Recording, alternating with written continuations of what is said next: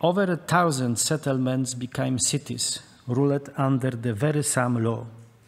This law started to be called Magdeburger, or simply Teutonic, or German.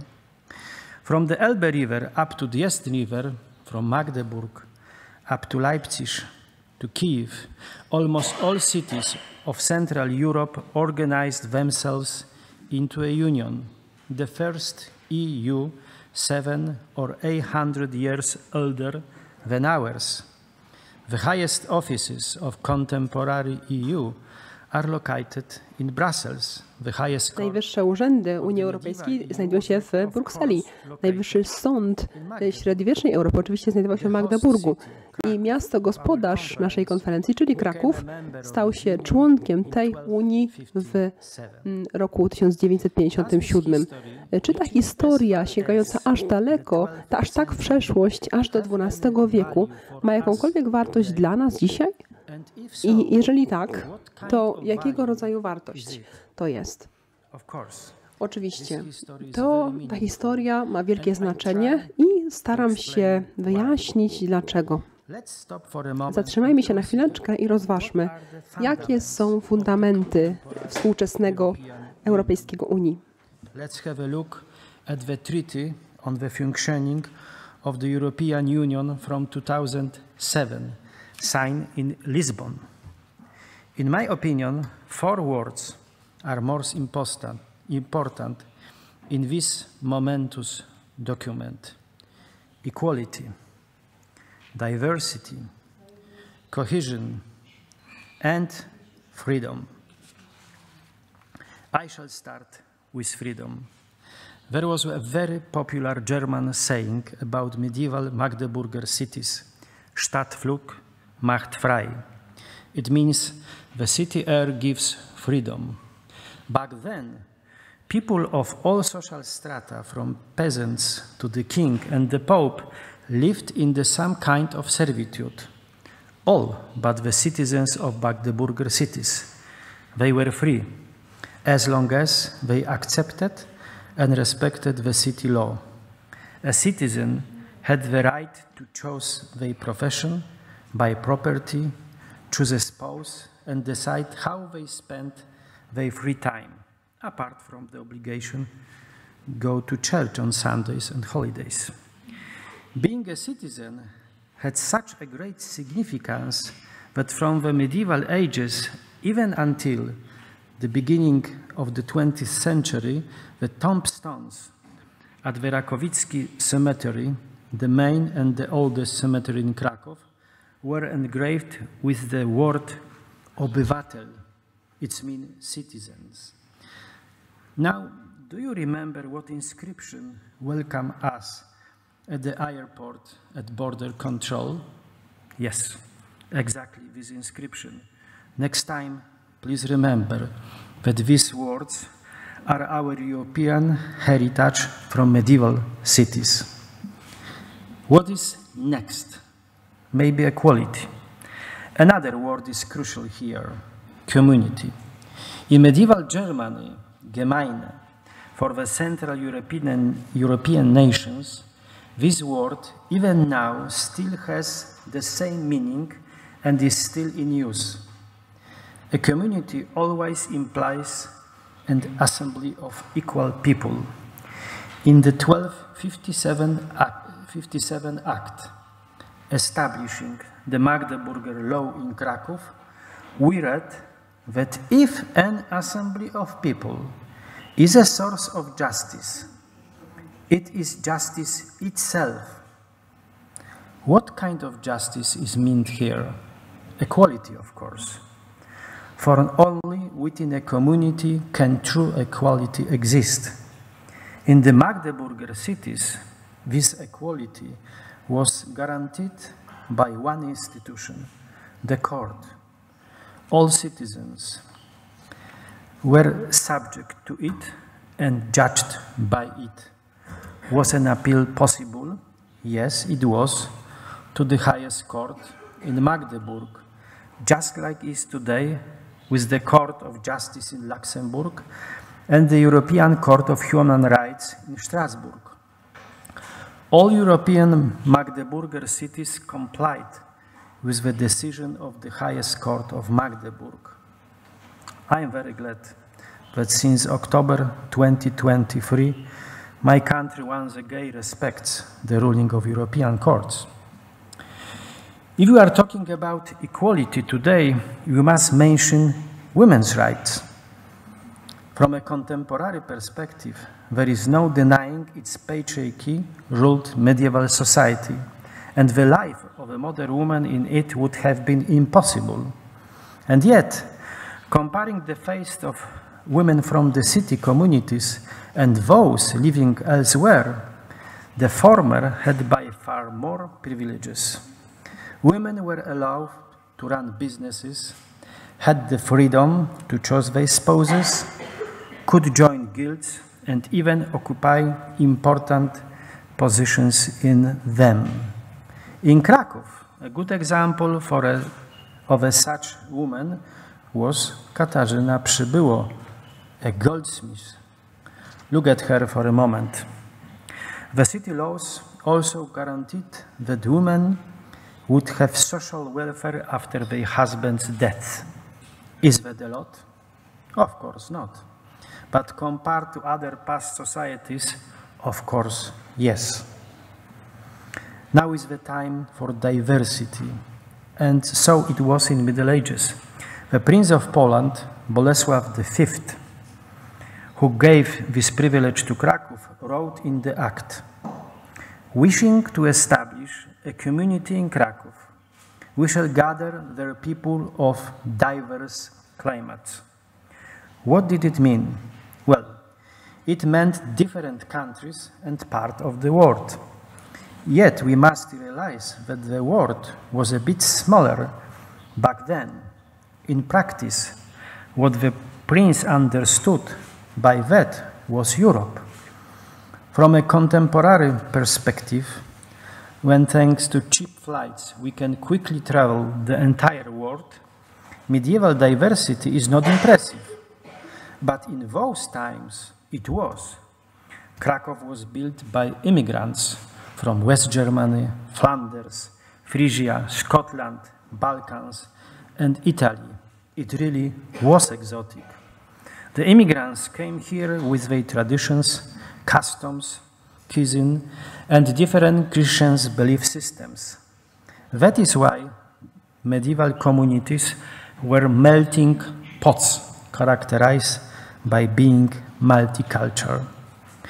Last but not least comes cohesion. This word does not always sound positive to us. On the one hand, we sometimes feel a bit annoyed when Brussels imposes standards for even the smallest of things, like the size and weight of vegetables or the content of food products. In such cases, cohesion seems to be contrary to diversity. On the other hand, how can we create one society of many different ones? The balance between cohesion and diversity is always a challenge. In medieval cities, the tool for building cohesion was a traditional model of craftsman education. To become a master of a given craft, one had to spend several years abroad practicing skills in other Magdeburger cities. It is not a coincidence that goods made by carpenters, tailors, and shoemakers from different parts of the Magdeburger Europe family shared many similarities. It also true about architecture and urban planning. When visiting this city today, it is hard to say if they are more different or alike. This caused an atmosphere of closeness. This closeness was also built by a shared language, German. From the perspective of nation-states established in the 19th century, the domination of German language began to be seen as something pejorative, perhaps denoting the lack of patriotism. And yet, until the 16th century, it was a widely accepted norm. I told the short story of cities in Central Europe, but does it have important meaning for us today? If you are looking only at history, it does not. But if we interpret the heritage of Europe, it does. Why? Because I spoke about values that come from the past, but belong to the present and lead to the future. We can all look to the east border of Europe at the heroically fighting Ukraine to realize where the world of these values ends.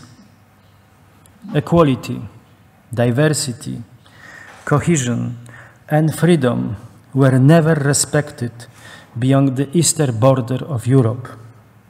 This world of medieval values was and still is important to us. I'm sure that as museum professionals, we have much to do save it, both for us, both for the next generation. Thank you so much.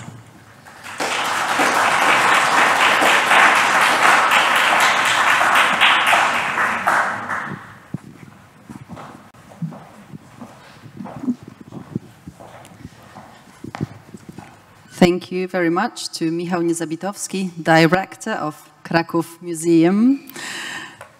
Yes, and you're giving back the power, right? Thank you for highlighting the fact that we've been a community for much longer than we realize, a community bound by European values. Before the conference, you also said, interestingly, those who are asked about the future are those who deal with the past, historians and museologists. And I believe that this perfectly sets the stage for our sessions, during which we'll be talking about the past, but also looking into the future. Yes, and I do think that it is a perfect introduction to our sessions. For it is time for the first session of the conference to begin. During this panel, we will delve into the topic of tourism and over-tourism. Some of the questions we'll try to find answer to are what local museums do to preserve the local and unique character of a given place and to protect it against over-tourism. How can they respond to the needs of tourism without compromising the needs of local communities? And finally, how can museums become case studies for studying tourism and its impact on a city? Let's find out. Let us now ask to the stage the first speaker opening the conference and the first panel, Zuzana Palicova, Director of the Bratislava City Museum, who will deliver a paper titled On the Way to the Local Museum. Let me just remind all of our speakers for today that each one of you will have 15 minutes. There will be a clock right in front of you, just over there to my right. So please, it's a kind request to all of you, try to keep the time. But we don't have to be that strict about it. We are family, after all. For better or worse. There's a lot of forgiveness coming, I'm sure. I will try to do my best, but I'm not sure if I can give any promises. Well, anyway, good day to everyone. First, let me tell you that it is a great honor for me to be part of this conference. And I'd like to applaud to our colleagues from Museum of Krakow to come up with the idea and make it happen. I have to be a little bit of political, so if you mind, please excuse me. Coming from Bratislava in Slovakia, I have a great appreciation of their colleagues from Museum of Krakow idea to collectively reflect on the 20th anniversary of our countries joining the European Union. Especially because these several past months, we have felt that the democracy and European values in our country are challenged, if not at risk. New Slovak government has shown us every single day of their ruling that they have very little respect for European values, for civil society, for law, and that they put their own interests above interests of our country. They are acting as a threat to our society, to justice, to our nature, and to culture. They represent some, but they do not represent all. And they do not represent us who cherish freedom and truth, fight for equal rights, require decency and professionalism, and see our country as a part of the Western world and the European Union. The situation in Slovakia is serious, but also, as one of the leading cultural activists just written, the people come together in our country. They use tools to co-create public policy, trust, support, and take care of each other. Such pressure we experience can bring people together and encourage processes of cooperation, and with support from colleagues on the international scene, of course. So, once again, I'd like to appreciate our colleagues from Museum of Krakow to bring us all together. And now, let's stop being political and let me get to my speech. I don't know if you've ever been to Bratislava. It is more of a tourist underdog. It doesn't seem to be a place which everyone feels the need to visit. Most of the visitors come only for a day on their way to Vienna, Budapest, maybe Prague, Brno, and they usually not even stay overnight. Our museum, Bratislava City Museum, manages several prominent tourist attractions in the capital. Some of them sometimes make a list of those top 10 things you have to see in Bratislava. Most of them are in the historical old town, but our major location, the one I will talk about mostly, medieval Děvín Castle, is on the outskirts of Bratislava in the Děvín municipality. And behind me you will see pictures of Děvín, but also of other side I will talk about. Having these beautiful and even breathtaking places with incredible history in our museum portfolio is truly an economic asset which generates significant income. And obviously, we depend on it, and sure, we would need the income to be going steadily up, even more so since the last 4 years of crisis and bad governance on national level have drained the city budget and therefore ours as well. Our museum welcomed more than 280,000 visitors in 2023. Circa half of them were foreigners, and circa 30 of them are locals from Bratislava, and rest could be from the rest of the country, Slovakia. We quite often face the opinion that our museum and these historical sites are here only for tourists. They are perceived as witnesses of local history and part of the city or even a national identity. But still, they are those attractions, just pretty places. So one wonders, are these historical sites still a living part of the city? Who do we preserve them for and why? And are they useful for locals? So these are the questions that interest us. The way tourism changes places, whether complex historical urban areas or single buildings, how tourism changes our own perception of them, how it directly leads to commodification and may cause alienation from local communities or even their resentment. And us, museum, as the caretaker of the cultural heritage, might sometimes be co-responsible for its commodification. So sometimes maybe we are part of the problem. If I speak too fast, just shout at me. Well, we know that there are cities which face far worse impacts of tourism than Bratislava do. We are no Venice, we're no Prague, no New Orleans, but still Bratislava has its issues. It's a post-communist city, while the 90s and early 2000s were years with little regulation and a lot of corruption. So the problems to deal with have piled up. Our museum, we are the public cultural institution, City Museum. We think of ourselves as a community museum, and we find it to be one of our purposes to do good for our community and our city. So any good we can do, we want to do it. And we want to try to prevent alienation of local community from the heritage we take care of, especially the mentioned Děvín Castle, and to take care or if it is needed to restore the sense of place and relationship to places which we manage. We would like to be perceived not as the museum only for tourists, as mere attractions with its only goal to be to entertain. We ourselves want to have relationship to people who live in Bratislava. We wish to preserve and manage heritage in our care the way it is good and useful for the city. Bratislava does not really have any tourism policies or strategic documents concerning tourism. So, and while tourism and tourism management doesn't seem to be an issue for the city administration at all, focus on citizens, communities, and quality of public spaces sure is.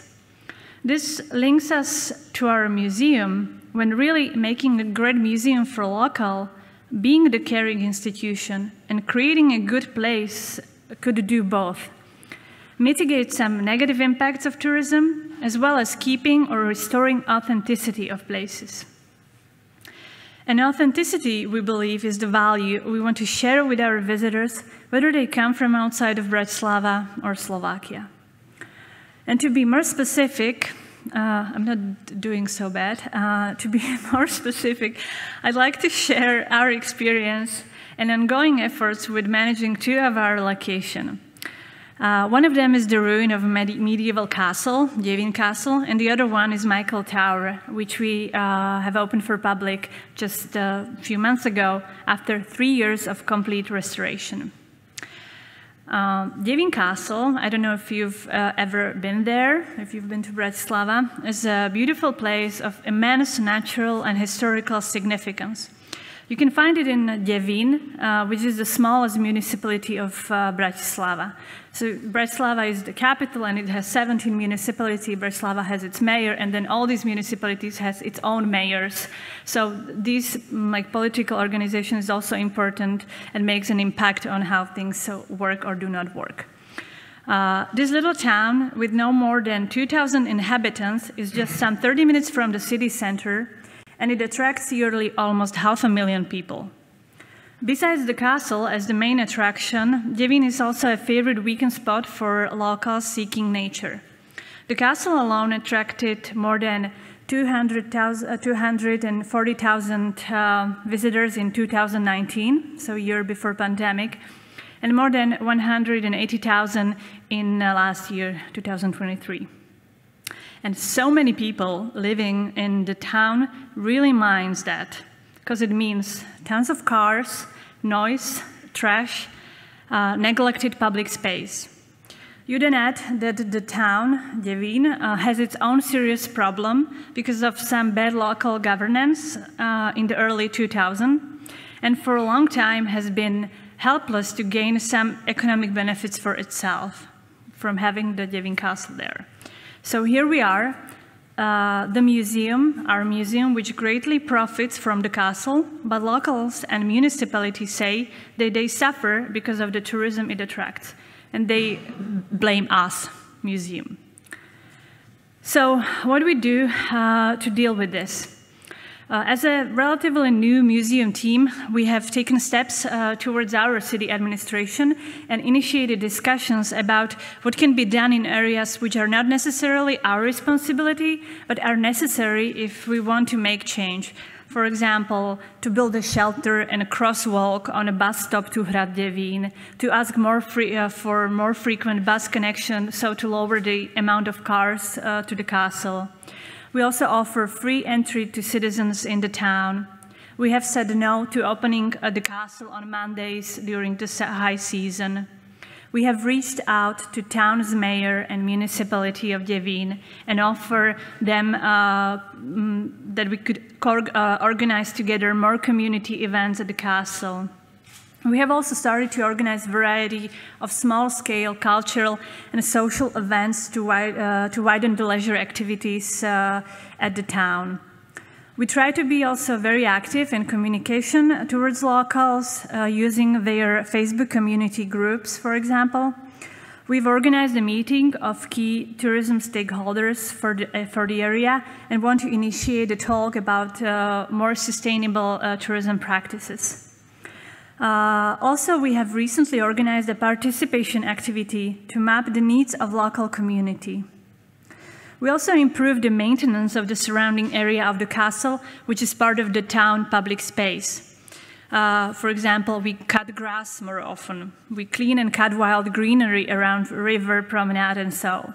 All these because that's our responsibility. We are caretakers of the property, but also we are hoping that it will cultivate people who visit the municipality and spend time in Děvín. We also try to show up, come at the mayor's meeting with citizens of Děvín and give a statement if needed and so on. So, has it been working? Yes and no. We get a lot of appreciation for frequent communication and for showing up, both from citizens and from the Děvín municipality. Locals come to the castle at our events more often and appreciate the variety. They like yoga, they like DJ sets, they like Eastern egg hunting, they like kids' kite contest, and so on. The participation I mentioned, the participation we have organized had great attention on Facebook, but unfortunately much less attendance when it came to it. Only 6 people came. Good thing is that one of them was the mayor of the municipality. I mentioned that we show up at the annual city mayors meetings with citizens, the capital mayor. When just a few weeks ago, this meeting was happening, the citizens were asked in what way is Děvín Castle important for them, or what good they can have from the Děvín Castle. And they said, in no way and in nothing. So, which is really sad. So the conclusion might be that the bad stuff is still stronger than the good one, but we believe that we need to keep doing what we do. We're still at the beginning, I'd say, to be active, to communicate with politicians. I think that what is important, what is the most important is to strengthen the cooperation between all the stakeholders in the town, on the Bratislava scale, political scale, and so on, and just put more effort into smoothing the lines, or keep doing it, because I guess it takes time. The other case studies. Oh, I'm late. Sorry. It's not going to be long. Second case I'd like to talk to you about involves our locations in very old town, Michael's Tower and Red Crawfish Pharmacy. Michael Tower is one of our major locations. It's the last standing tower of former medieval fortification system. It's located on one's historical route and represents a real icon of historical town. Although the tower is a real jewel after the restoration, historical Michael Street and surrounding streets are different. They suffer from the tourism and gentrification impacts, with highly commercialized public space, tourist traps, or low-quality kind of restaurants and pubs. Almost no regular everyday services, busy in high season, and are dealing with security problems in the evenings. Next to Michael's Gate, we manage historical Red Crawfish Pharmacy, which used to be a small pharmacy. Should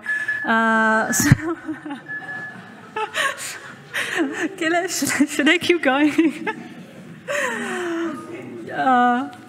Do you want me to keep going? We've decided, so there's this pharmacy, which used to be a small pharmacy museum with very little attention and visitor numbers. So we have decided to turn it into public space, which will be a cafe and lounge, space for learning about the history, about the old town, medieval old town, working or leisure for everybody. It will also work as a visitor center for those to whom the tower isn't physically accessible. The pharmacy can be connected to a pretty public garden. There was a picture of it as well, which is managed by our sibling institution, City Library. So in this case, we leave off former museum function and bring a variety of new functions to create an accessible public space on one of the busiest tourist streets in the old town. This place will require neither a ticket nor a need to consummate at a cafe. The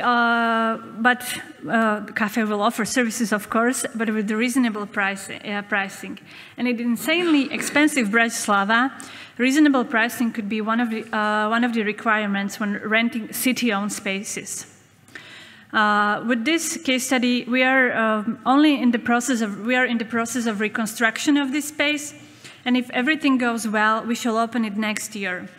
So at the moment, it is a work in progress, and we are wondering about the results. Whether, when we created this public, very low-key, very accessible space on a very commercialized street, whether it can make a difference. Our hope for the future impact would be to cultivate the public space around the pharmacy and the Michael's Tower, to create accessible public space for diverse visitors, offer good quality, authentic, and useful service, and bring more locals back to the old town. So that's it. Later on, I would be very interested in hearing what you think. What are your experiences in situations like this?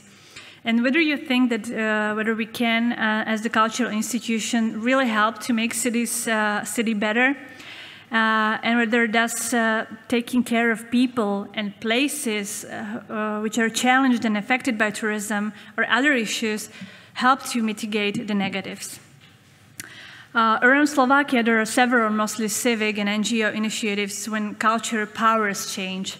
Not so often, change is powered by public institutions, or specifically by our museum, but we want to try. Thank you.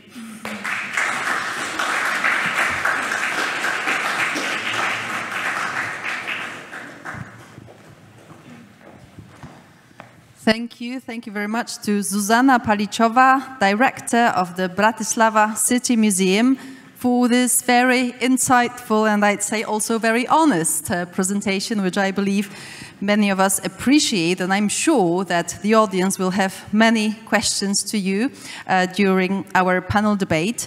But for now, let's, ladies and gentlemen, move from Slovakia to Romania, and more precisely to Brașov County.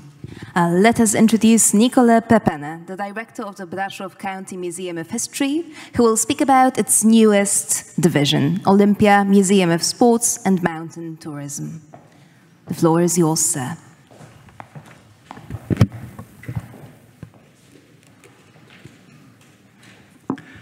Good evening. Thank you for the invitation made by the colleagues from Krakow, from Cracovia in Romanian.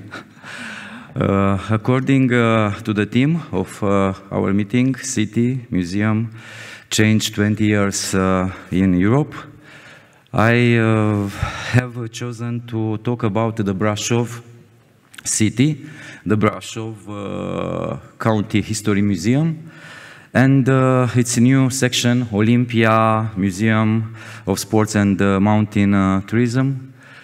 The youngest museum in Romania opened a month ago. Brașov City, historical landmarks.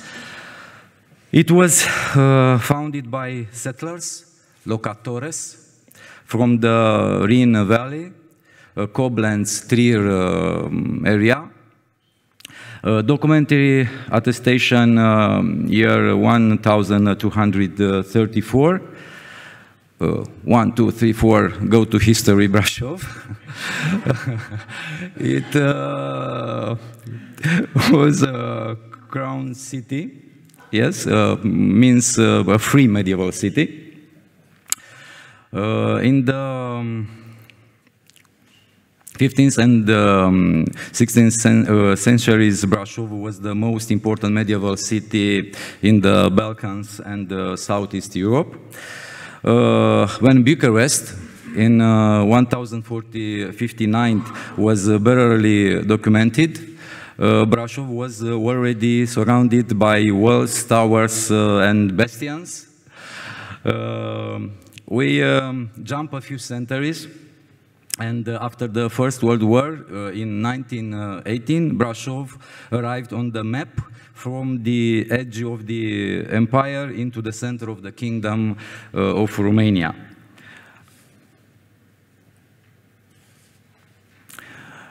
This is our city, Brașov, Kronstadt in German, and Brașov in Hungarian.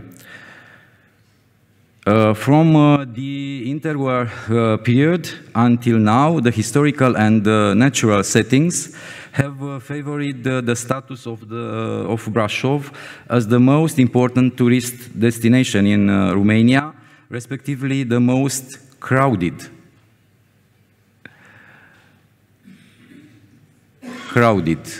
Historical Center 2023. Yes, tourism and over-tourism. The tourist congestion of the last 20 years has generated problems for which the local, county, and the national authorities were not prepared.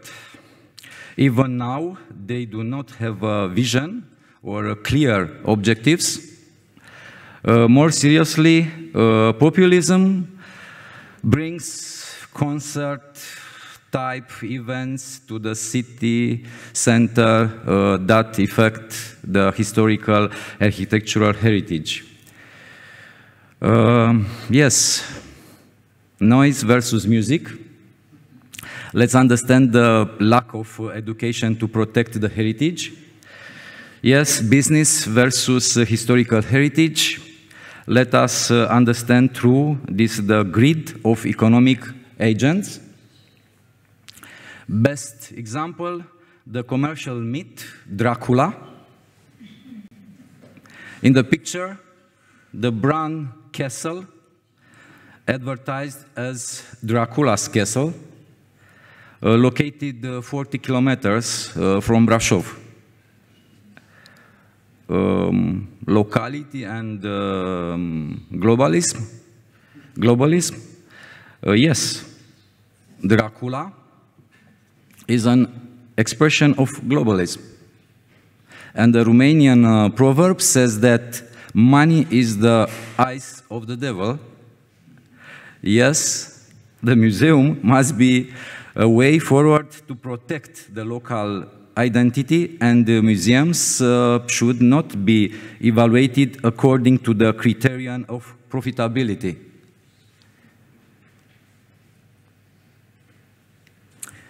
In this context, the educational role of the museum in the society is very, very important for us, but also the battle for the free time of the general public.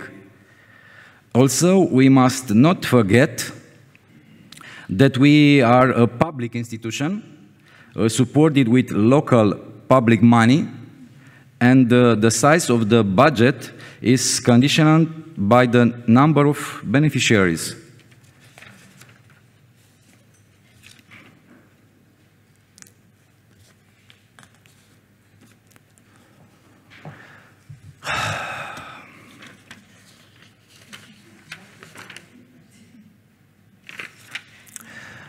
Specifically local, we consider that our museum is the historical ID of Brașov.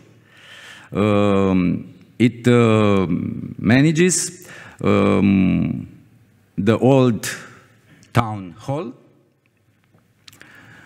the medieval weavers' bastion, and Olympia, about which we will talk later. Brașov County means above all the passes of the Carpathians in the south. Hence the configuration of the museum's collections, archaeology from prehistory and the ancient history to the medieval period. The contemporary history, communist period, for Brașov, an important working class city, has two important milestones. Brașov was the Stalin city in the period 1950-1960. In Poland was Katowice. And in November 15, 1987, the most important anti-communist revolt in Romania took place in Brașov. Strategy for the development of the public included, in addition to the classic tasks, care for heritage, scientific research, the status of a cultural operator. For example, the Weavers' Bastion, a section of our museum, is the historical monument in Romania with the richest artistic summer season, starting even from the year of the pandemic, 2020. Regarding the exhibition and educational activities dedicated to the general public, from students to seniors, they are focused on local history. Our museum vision, we have identified notions of local history that have national and international value. In this sense, our chance was to receive into administration a historic building with a superb story. I am referring to Olympia, or the Skating Association House in Brașov, built between 1894 and 1897, sorry, and opened in 1896, the year the first edition of the modern Olympic Games took place, Athens, 1896. When Olympia was built in the Belle Epoque, people dreamed of a new world. Linked to our roots, then care for historical heritage appeared, archaeology becomes science, pleasure trips begin, but people relaxed by practicing the first sports and mountain tourism. In its early days, sport was primarily a leisure activity. Thus, we connected to Olympia people's passion for sports with curiosity for the history of sports. 5 examples.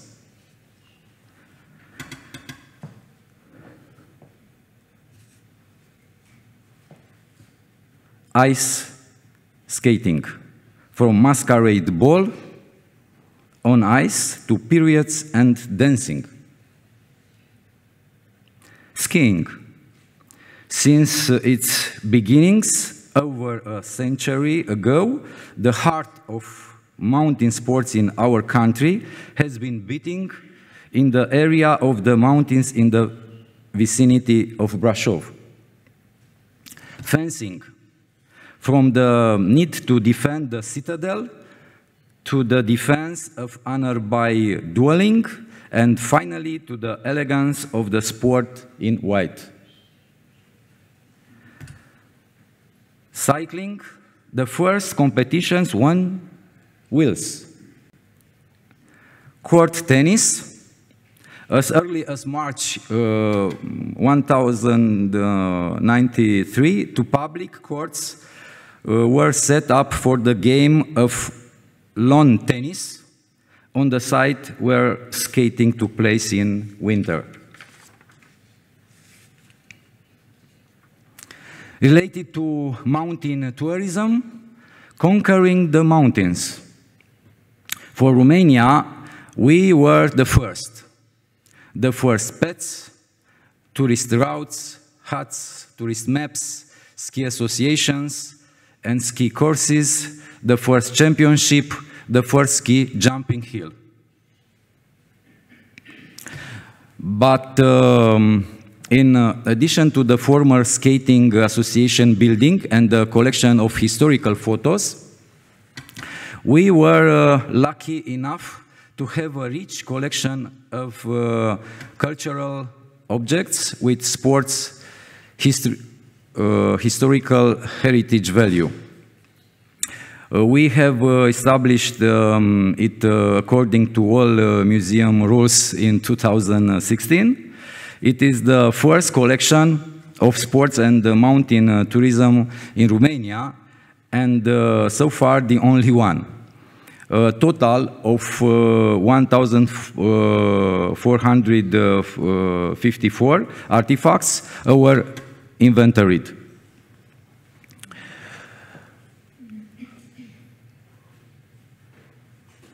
And we are talking, as I said, of local heritage, goods of international value. Some examples: 19th century skates,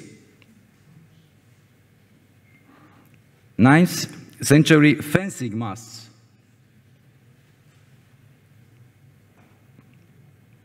national athletics champions medals, the beginning to the interwar period, gold medal at the 11 player World Handball Championships 1956.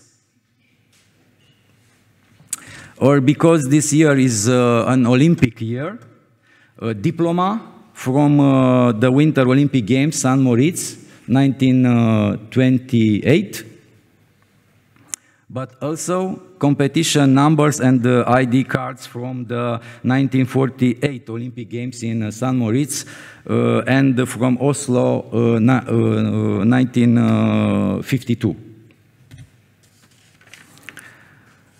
The sources of this collection were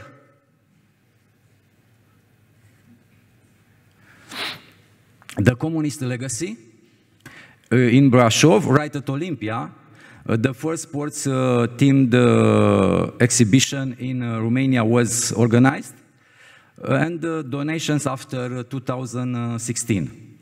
All the pieces included in the Olympia exhibition have been restored. Our goal for Olympia is to be more than a museum. This is museum.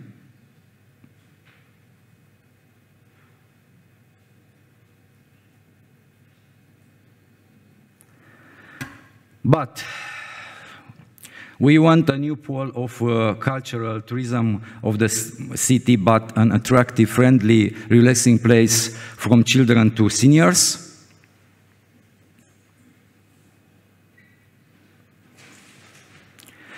A meeting place for enthusiasts of the history of sports and mountain tourism,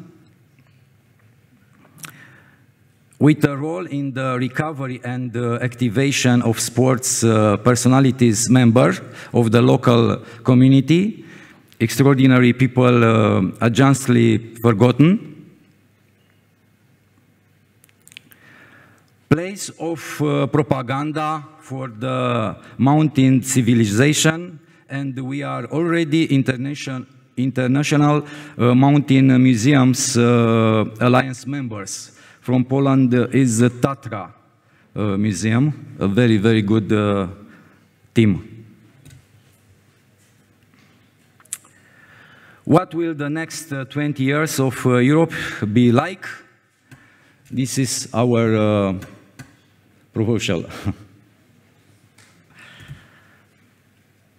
Models for the community and the mountain civilization. Thank you very much.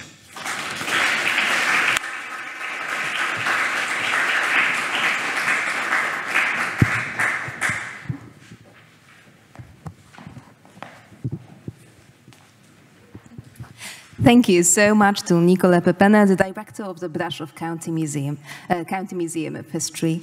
It is with shame that I must now admit that when I was a teenager, I might have been one of the tourists who have visited Dracula's castle. And I didn't even pay with blood. So I apologize, but thank you all the more, sir, for introducing us to the larger context of Brasov's tourism.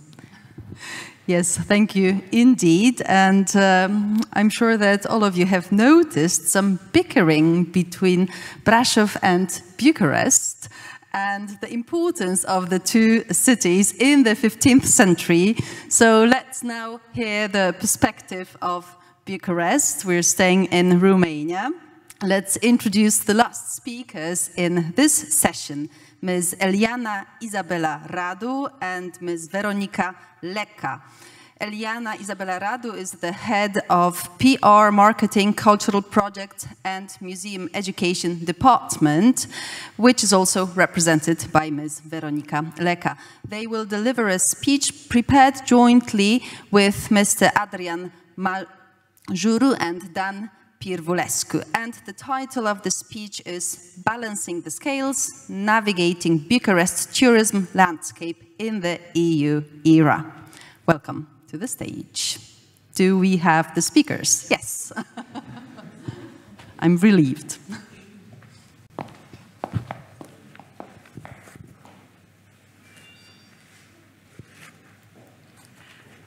Good day to everyone. I'm Veronika Leka, not Izabela Radu, and I'm the museum educator from the Bucharest Municipality Museum. I'm delighted to be among so many experts from various fields today. Please allow me to introduce my team. Mr. Adrian Majuru, who is the general manager, Mr. Dan Pirvulescu, who is the deputy director, Ms. Theodor Ignat, the Preventive and Systematic Archaeology Bureau, and of course my colleague Eliana Radu, heading the PR, Marketing, Cultural Projects and Museum Education Service. Today we will explore the complex interplay between tourism dynamics, cultural heritage preservation, and urban transformation in the dynamic city of Bucharest. Let's begin with us. At the beating heart of Bucharest's cultural heritage is the Bucharest Municipality Museum. The Bucharest Municipality Museum is the first museum of urban history in southeastern Europe and was founded in 1921. Over the decades, it has evolved into a dynamic museum complex, offering visitors a captivating journey through the city's past, present, and, of course, future. Currently, the Bucharest Municipality Museum includes 12 museums and memorial houses, none of which are open to the public. With a collection comprising nearly 400,000 objects spanning from ancient times to the present day, the museum stands as a testimony to the Bucharest's rich history. At the core of the Bucharest Municipality Museum's mission is the preservation and collaboration of the city's diverse identity. Visitors are invited to explore the city's evolution through immersive displays, artifacts, and interactive experiences, offering, of course, insights into its architectural, social, and cultural development. But the Bucharest Municipality Museum is more than just a repository of artifacts. Through a range of educational initiatives, workshops, conferences, outreach programs, temporary exhibitions, and cultural exchanges, the museum is also a hub for cultural innovation. As we navigate the complexities of Bucharest's tourism landscape, we must also acknowledge the broader implications of our actions. Our exploration transcends geographical boundaries, resonating with European cities that have crossed similar paths of economic and cultural transformation. By bringing together local insights with inspiration from EU counterparts, we strive to foster a dialogue and transcend borders and fosters collaboration on a global scale. Romania's entry into European Union in 2007 sparked a series of economic and cultural changes throughout Bucharest. These changes have initiated a fresh phase of potential and development, but have also revealed a significant dilemma, balancing the surge in tourism with the preservation of the city's profound cultural and historical heritage. January 2024 marked the 17th year anniversary of Romania joining the European Union.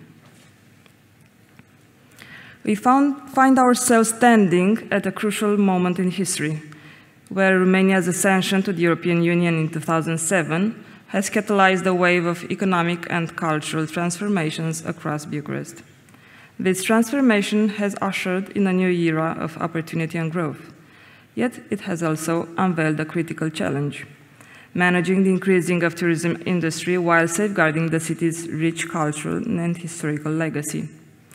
The issues of tourism sustainability and urban development have become major priorities for public policymakers across the globe. As we reflect on Bucharest's EU journey, we are reminded of the imperative of collaboration and innovation in shaping its future. From sustainability-driven initiatives to cultural exchange programs, the key to balancing the scales lie in our joint efforts. As the city continues to attract an increasing number of visitors, it grapples with the delicate task of striking a balance between economic prosperity and cultural sustainability. According to the National Institute of Statistics in 2007, the first year Romania became the EU member, 1.55 million foreign tourists arrived in the country, marking a 12.4% increase compared to the previous year. The global economic downturn of 2009-2011 had repercussions on Romania's tourism sector, both domestically and internationally. However, the recovery has been robust, witnessing consistent year-on-year growth since then. After 10 years of EU membership, 2016 marked Romania's incoming year, the best year since 1990. Foreign tourist numbers for the first 10 months marked a 10.8% rise compared to the corresponding period the previous year. From this moment, Romania has become increasingly renowned as a destination, with many airlines expanding to and from EU countries. The year spanning 2018 to 2021 presented unprecedented challenges for the tourism sector, accentuated by the onset of the global COVID-19 pandemic. But things have returned to a normal course. According to data from the National Institute of Statistics, Romania earned over 400 million euros from foreign tourists visiting the country in 2021. Tourism management in Romania presents a complex landscape shaped by historical infrastructural, economic dynamics, and the country boasts a rich tapestry of historical buildings and artifacts, which serve as significant attractions for tourists. However, ensuring their preservation and maintenance poses a considerable challenge. Current situation. In 2022, Romania saw a significant increase in the number of tourists from the European Union. Specifically, around 70% of all tourists visiting Romania were from EU countries. Among them, Bulgarians comprised 35% of EU tourists to Romania, followed by Hungarians, Italians, Germans, and Poles. These statistics underscore the diverse range of European travelers drawn to Romania's cultural, historical, and natural attractions. The Minister of Tourism recently shared positive news about tourism, announcing a 26% increase in the number of foreign tourists who visited Romania last year. And of course, Bucharest, the favorite destination for foreign tourists. Bucharest ranks as the 8th largest city in the European Union by population within city limits, trailing behind Warsaw and ahead of Budapest. As of January 2023, there were 1.74 million inhabitants residing within the city limits. The growth and development of Bucharest can be traced back centuries, with its origins as a medieval fortress evolving into a bustling metropolis over time. In terms of urban structure and amenities, Bucharest offers a mix of historic landmarks, modern architecture, green spaces, and cultural institutions. The city, known for its eclectic blend of architectural style, ranging from Belle Epoque buildings to communist era structures. Despite its status as one of the largest cities in the European Union, Bucharest faces challenges common to many urban centers, including traffic congestion, pollution, and socio-economic disparities. Efforts to address these challenges often intersect with initiatives aimed at sustainable development, urban renewal, and improving quality of life for residents. In the last few years, Bucharest experienced the highest growth in overnight stays among European cities, surpassing destinations like Lisbon, Berlin, or Amsterdam, according to the Mastercard Global Index of Urban Destination. Data from 2023 confirms that Bucharest continues to be the favorite city for international travelers visiting Romania, underscoring the global interest in the attractions of Romania's capital. And now, I invite my colleague Eliana Radu to continue our journey, positioning the Bucharest Municipality Museum in this framework. Thank you very much. Part two. Let's see how much time we'll leave. Okay, less than half. So we're going to go through this a bit quicker then. So for the Bucharest Municipality Museum, EU brought with it, of course, as for many of us, EU funding, which led to some new opportunities. We have three important objectives that were restored and reintroduced into the tourism circuit thanks to the Regional Operational Program. These three museums are important to the cultural environment of Bucharest, which at that moment only had about 33 public museums open, so state-owned museums that were open. So the Filipescu Cesianu House was reopened in December 2016 after being closed for over 70 years. It houses the Museum of Ages, which is the first urban anthropology museum in Bucharest. The Nicolae Minovich Museum reopened also in 2016 in May, 110 years after it was first opened to the public. It houses the traditional art collection of Dr. Nicolae Minovich, who was the founder of the Salvarea Society, which was the first ambulance service in Bucharest, the founder of the first emergency hospital in Romania, and the principal of the Forensic Medicine Institute. The Vasile Urseanu Astronomical Observatory also reopened in 2016, the same program. It was a private observatory in the 1910s, but it later became a municipal observatory accessible to the public. Why is it important? It's the only observatory that's in Bucharest open to the public, the only place where you can go see astronomy exhibitions and do observations on the terrace, not inside, as many people ask, which is strange. The Regional Operational Program, which is what we access to reopen these museums, is a regional development program in Romania aimed at developing infrastructure and the business environment.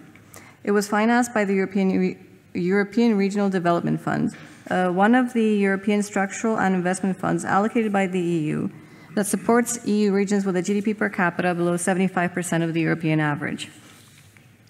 Moving on here, we have some numbers, some achievements. So the Filipescu Cesianu House, the Nicolae Minovich Museum, and the Observatory have allowed for a surge in visitors, events, and exhibitions since their restoration and reopening. These numbers reflect not just footfalls, but a renewed interest in Bucharest cultural tapestry, both by members of the public and by national authorities, which confirms the utility of their efforts. In 2021, as you see above me, Cesianu had 6,000 visitors, 2022 over 8,000 visitors, and 2023 over 10,000 visitors, considering also that there was the pandemic before. There was also 560 events since its reopening, which is quite a lot for a museum, and over 50 exhibitions. This reminds me of the first presentation today. We also get complaints about the events, and we have tried to do a partnership with a private company that does weekends that are sort of like chill weekends for a local community, and they can access these the space or garden and eat their lunch there, or just look at nature, and maybe not complain so much. Then we have the Nicolae Minovich Museum, which during this period, 2021-2023, had over 15,000 visitors. The museum is a bit further away from the city center, so it's in a greener area and has a large garden as well. It hosted over 130 events since its reopening and over 30 exhibitions. And the observatory, of course, is the most popular. In 2021, it had over 15,000 visitors, 2022 over 19,000 visitors, and 2023 over 25,000 visitors. 90 events, and as I've said, the only observatory open to the public in Bucharest. Also, because of the fact that there's a lot of people, the observatory, since it was constructed in the early 1900s, the building is small. It cannot really accommodate so many people. So you can imagine the queues that were formed outside. And in order to appease the local community, we decided not to open on Sundays so that people can have a rest day in the area. So for new challenges, of course, with new opportunities come new challenges. We have increased competition because Bucharest now competes not just nationally with other cities like Brașov, but with cities in EU member states. How can we differentiate? We can focus on unique events and partnerships. For example, it makes me think of Prague with all of the little museums that keep appearing with immersive experiences. Then, of course, we have compliance to regulations and standards. EU standards ensure quality but demand careful adherence, and this could be a challenge for smaller institutions who maybe do not have the legal support or the financial support to ensure that these standards are met. Balancing cultural authenticity with commercialization. So as Bucharest cultural sites gain popularity, over-commercialization risks diluting the cultural experience, while underutilization limits economic potential. So you're damned if you do, you're damned if you don't. Finding the right balance requires careful planning and community engagement. We have the scary beeping. Okay, going faster. Infrastructure development. Supporting tourism growth requires good infrastructure, including transportation, accommodation, visitor facilities, and digital connectivity. We also have, of course, skills and training requirements. Managing and promoting cultural heritage sites effectively requires a skilled workforce. Training and preservation, tourism management, and digital skills is vital for staff to meet industry standards and deliver quality experiences. Sustainability and responsible tourism practice. Of course, with growing awareness of environmental and cultural sustainability, tourists may even seek destinations committed to responsible practices. Here we may think of countries that are traditionally seen as sustainable, such as Norway, Sweden, or Denmark. Bucharest can maybe adopt similar practices in the long term. And then we have digitalization and innovation demands. Embracing digital tools like apps and virtual tours can enhance visitor engagement and maintain a competitive position. So, of course, addressing these challenges requires a multifaceted approach involving collaboration between public and private sectors, engagement with local communities, continuous learning and adaptation, strategic investments in infrastructure and technology, and a steadfast commitment to sustainable and responsible tourism practices. As we discuss Bucharest's journey, we must also consider the broader context of EU tourism trends. Common funding standards, cross-border promotion, marketing collaboration, and facilitated mobility, since we are now also in the Schengen area, are shaping the future of cultural tourism across the EU. And with this, I end. Thank you.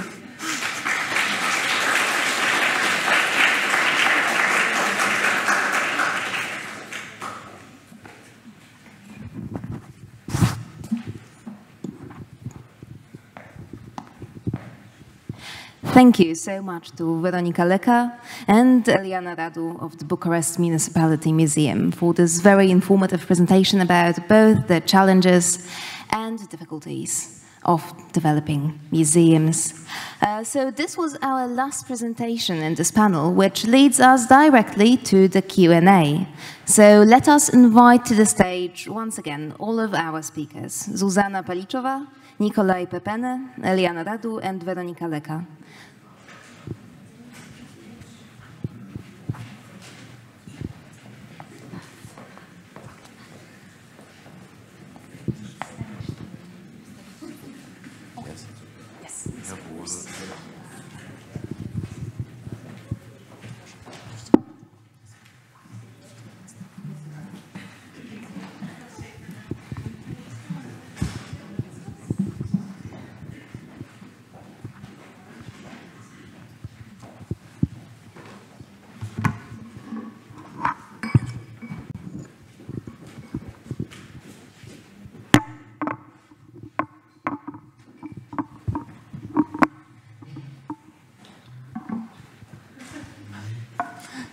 Yes, we're all set for the panel. Thank you very much for very insightful presentations. And as we promised, ladies and gentlemen, this is the very moment when we give the floor to you. I'm sure there are many questions burgeoning in your heads, so you can fire away. Just please wait for the microphone because the seminar is being interpreted into Polish. Do we have questions? Please.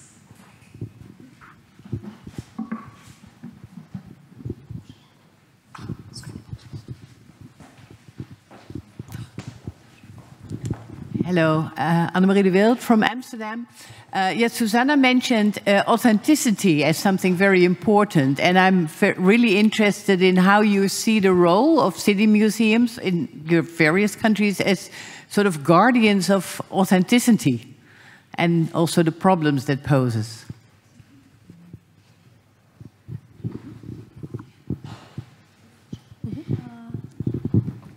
Is it on? Can you hear me? Yeah. Well, it's not an easy question.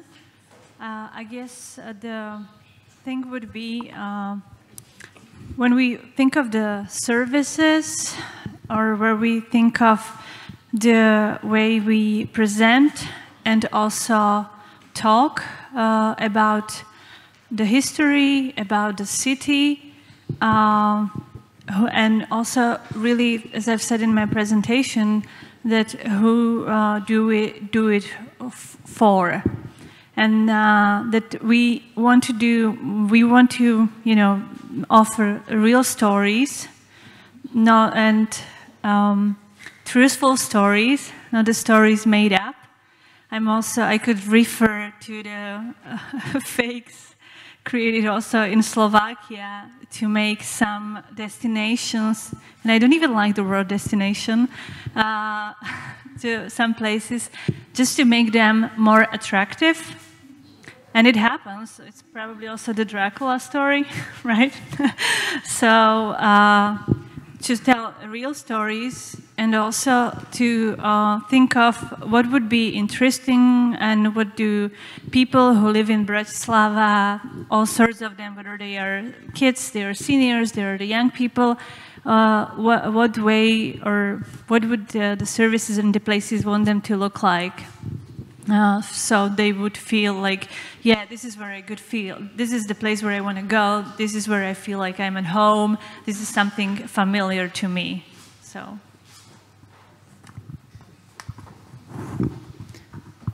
Please. The question is for all? Okay.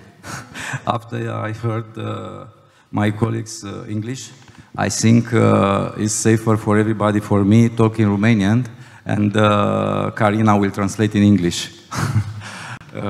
So, for me, autenticitatea face diferența. Authenticity is what makes a difference. Așa cum am spus, toate expozițiile muzeului nostru, as I've previously mentioned, all the exhibitions in our museum au la bază numai noțiuni de istorie locală, are based solely on local history notions, dar care au legătură, au impact, pot fi înțelese în context cu noțiuni de istorie europeană sau universală. However, they can be understood and further linked to an European international context. Un exemplu. An example of this. Expoziția despre istoria antică. The exhibition about ancient history.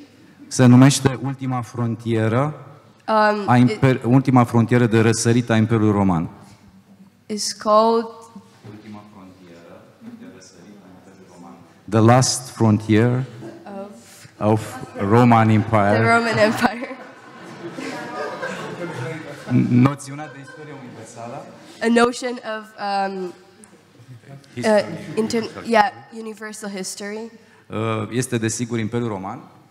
Is obviously the Roman Empire. Din Groenlanda până în Africa de Sud, din Statele Unite până în Japonia, toată lumea auzi de Imperiul Roman. From Groenlanda to the United States, from Japan to any corner of the world, anyone has heard of the Roman Empire.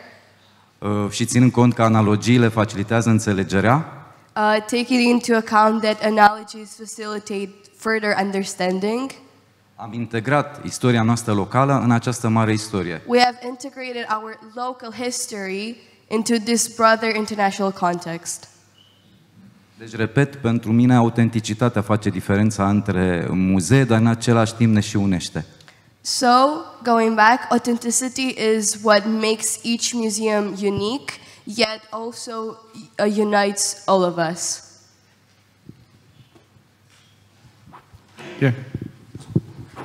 In our case, I would say that we're in a way lucky because we have, as my colleague said, 9 museums currently open to the public, and each of these museums is based on a person that had a story that's authentic, and they did something for our country and for the world in some cases. We have a museum that's the house of Victor Babiš, who worked on a vaccine for, how is it called, rabies.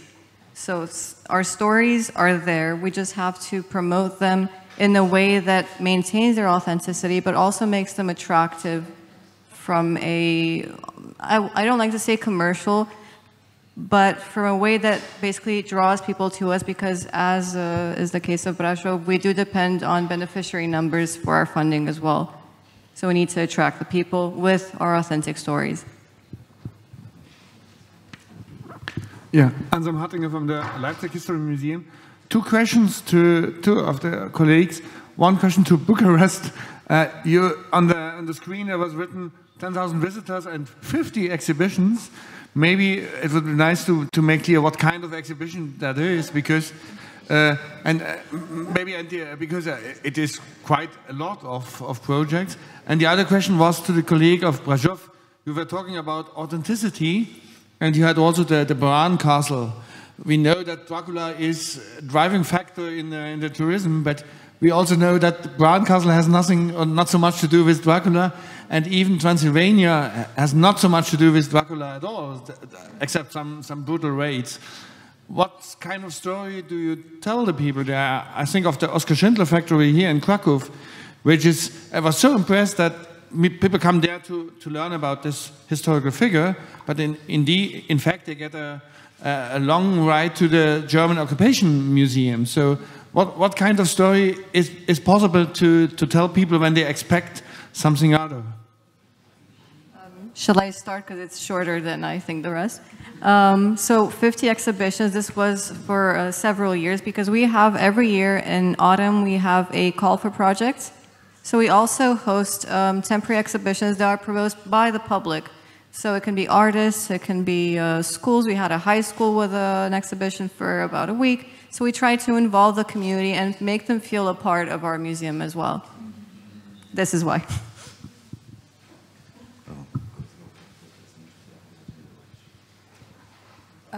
He is currently working on a book titled Dracula.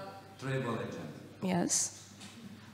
Pentru că Dracula este un mit comercial inventat de securitatea română în perioada comunistă. Because Dracula is basically a myth which was invented, a commercial myth which was basically fabricated by the communist regime.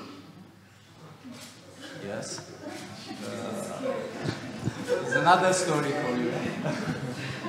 Yes, we could elaborate on this. Îi las pe ghizii privați să spună, să inventeze această poveste neadevărată despre prezența lui Dracula la Castelul Bran. Therefore, I will let the private guides, the private tourist guides, further propagate this story that was basically made up. Pentru că oricum ei spun ceea ce vor să audă turiștii. Because they will keep on going and to further say the story that the tourists want to hear, not the actual truth.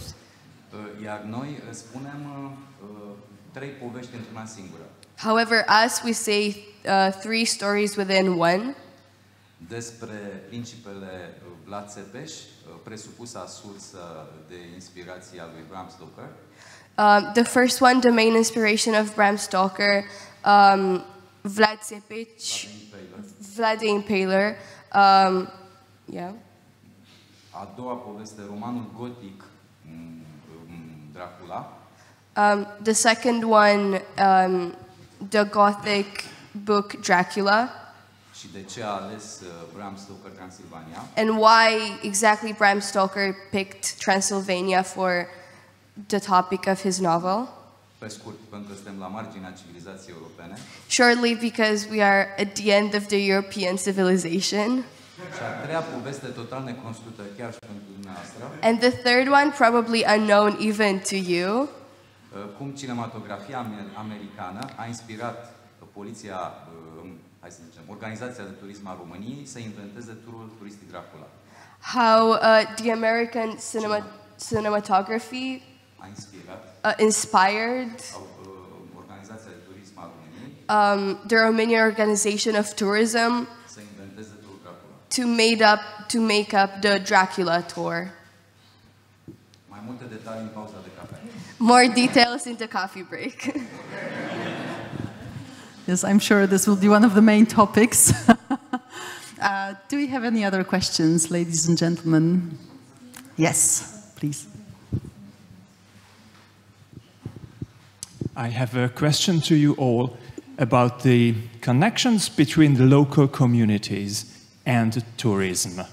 In the museum, did you face any time any conflicts between your local audiences and the tourism?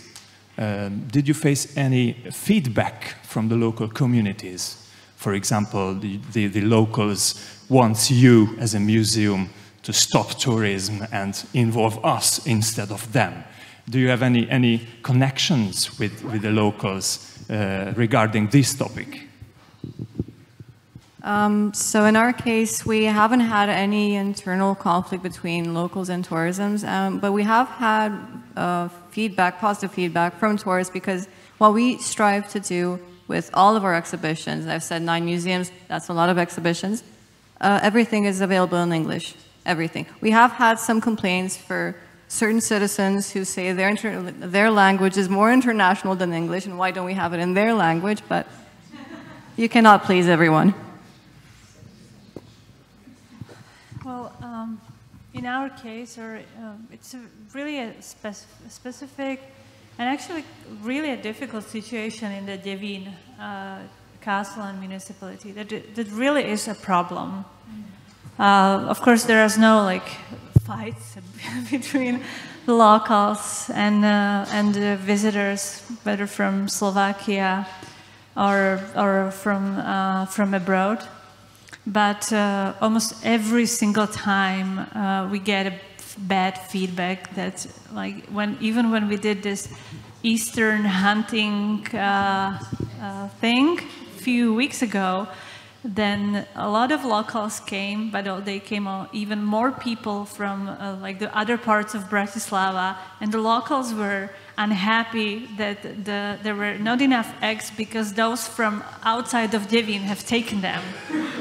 And I know it sounds ridiculous, but it just, and please believe me, I do not want to laugh at them, because I just feel like it's a lot of long gathered frustration, because the municipality really had, because of the reasons too complicated to explain, they really had no ways how to, at least take some good impact from, they have so many people coming there, so at least to turn it into an economic impact, and at least make some money out of it. So even this possibility was not there, and the city and the municipality could not invest in improving the public space, and opening the public toilets.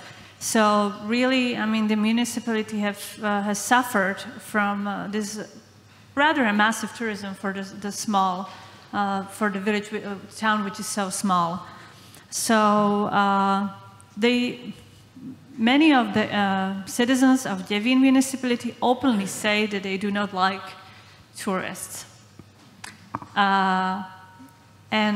But what we really wish, or what we want to do, is that do as much good as we can in the area which we can influence, and bring more and more activities or initiatives for them to change or for them to feel better, but also there is a lot of political work which has to be done there, which is beyond, and that is beyond our possibilities. And also one more thing I'd like to say is that I became a director in 2021, and the city, our city museum had much smaller staff. I'm the lucky one because I have now a big, a lot of colleagues who can do great work. And also in other locations of ours, we have 9 of them altogether. We are actually able to really offer better services, do a nice programming for families and kids.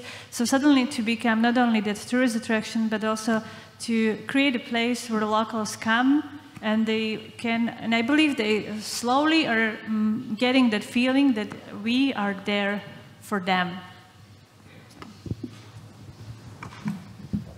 Pentru că ortodoxii săptămâna asta sunt în săptămâna mare, înainte de Paști, și adevărul vindecă. Because for us, Eastern Europeans, we are in the week that is prior the Orthodox Easter, and because truth heals. Și se pare că nu am fost suficient de clar în prezentarea mea în privința raportului între comunitate și turism.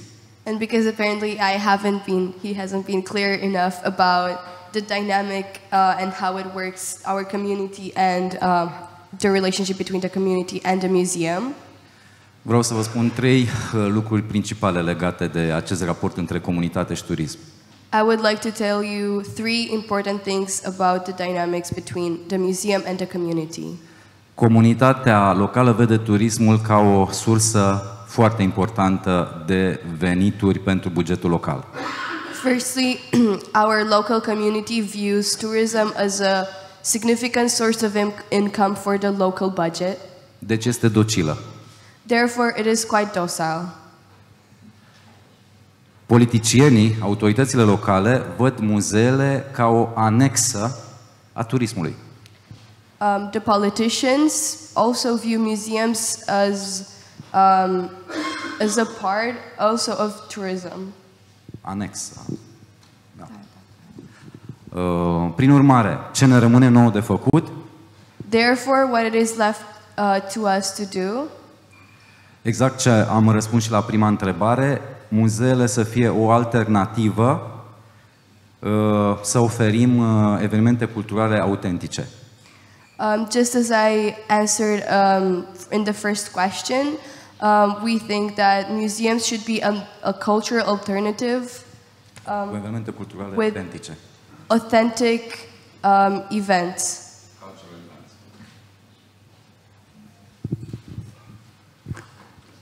Do we have any questions? I believe we have time for one last question, if there is such.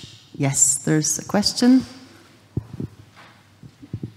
Zbigněk Scholz, City Museum of Brno. I have a question for you all. Since you have, I guess, the similar problems. On the other hand, we have the museums, which are the professional institutions, which have some goals to make research and the work and make the exhibitions on the topic, which are important for the public. And on the other hand, we are the culture institutions where people are coming, the tourists are coming to the institutions and looking for something totally different. For example, to the Castle Spielberg, it's coming 700,000 people a year as a tourists. For the Casemates and for the tour guided tour, we have 100,000 people from 700,000 who are in the Spielberg. 100,000 people are inside, but for the museum, for the exhibitions, are just 50,000 people who are in. So how you handle the problem, the tourists, the offer for the public and for the international and local tourism, and the professional institutions which should do something different to historical work and et cetera, inside.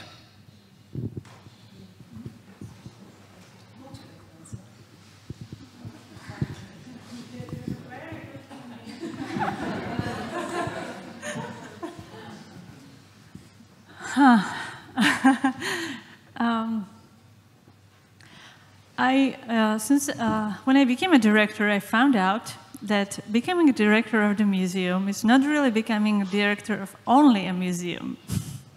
That it's so much just to know that there's like so many things we actually have to do the research, as you've said, and education and ta-da-da, but also be these attractive, hospitable, welcome, and friendly places, right? But I think I said it in, or maybe I wrote it, but then I left it out, that what do? We of course try to focus on research and all these tasks we have. We focus on what we do mainly we focus mainly with the purpose that it will be useful and it will serve for Bratislava. For citizens. We do the research, we do the education program, or any other cultural program. We create exhibitions, create them in Slovak, create them in English and German, because we're on Austrian border as well. So there's also some our audience. But our main goal is to tell stories which will be relevant and useful for the local community. And we hope that it will become a standard. I believe that should be some sort of standard to do it first for the local community.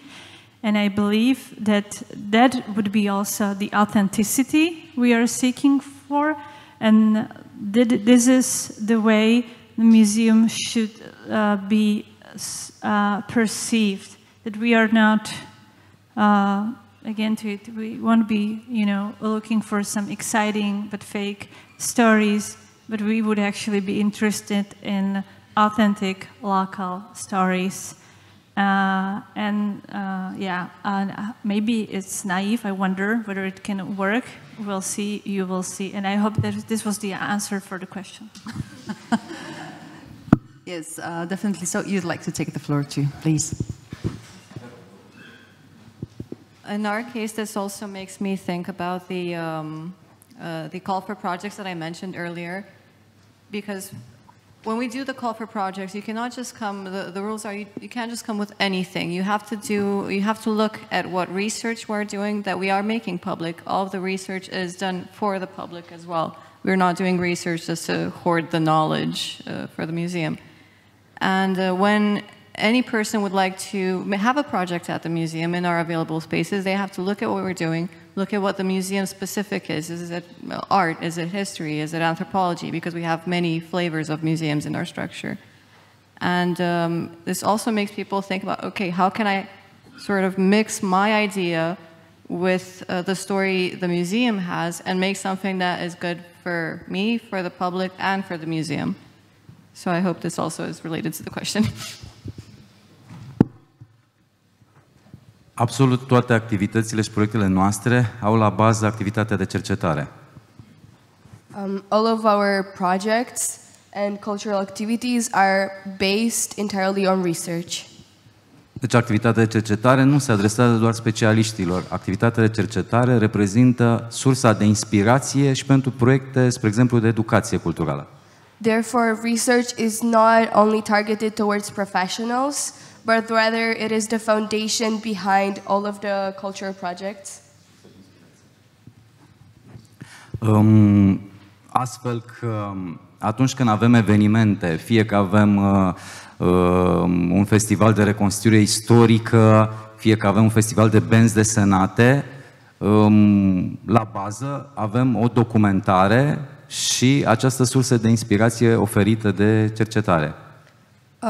So, no matter what type of events we have, that being either historical comics festival or reenactment festival, historical festival, all of those have a basis in research and also an inspiration which lies in research as well. Spre exemplu, anul trecut, acum 2 ani am avut un festival, noi organizăm din 2018 un festival de benzi desenate istorice. For instance, 2 years ago, ever since 2018, at our museum, we have been organizing a historical comics festival. În anul pandemiei, în 2020, tema a fost frica în istorie. In 2020, the year of the pandemic, the theme of that festival was fear in history. Anul trecut a fost istoria Balcanilor. Last year, the theme was the history of the Balkans. Și artiștii au avut la dispoziție o activitate de cercetare făcută de cercetătorii noștri. And the artists had, as a laying ground to start with, research work done by our researchers. Practic, evenimentele de fiecare dată au avut, într-adevăr, în vedere comunitatea locală, dar, așa cum am spus, s-a urmărit să fie subiecte care să aibă impact și asupra turiștilor, să fie înțelese de turiști. Therefore, all the activities that have taken place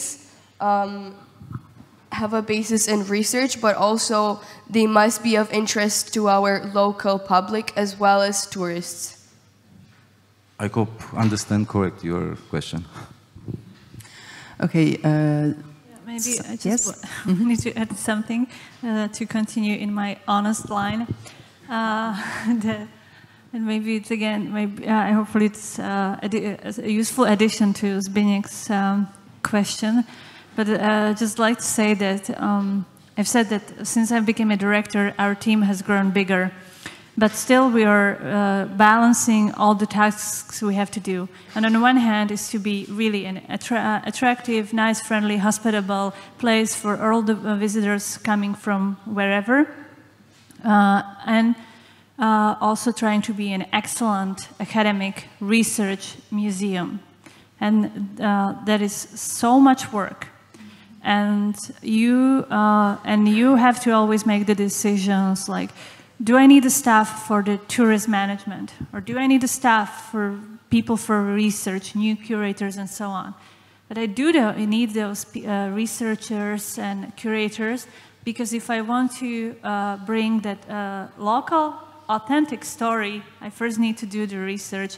And some of the stories we have previously told were not so authentic, or maybe were not so authentic. So, you know, we are chasing or are trying to gain so many goals because we want to do that change. But really, it is very difficult because you have to do it on so many levels. Yes, and okay.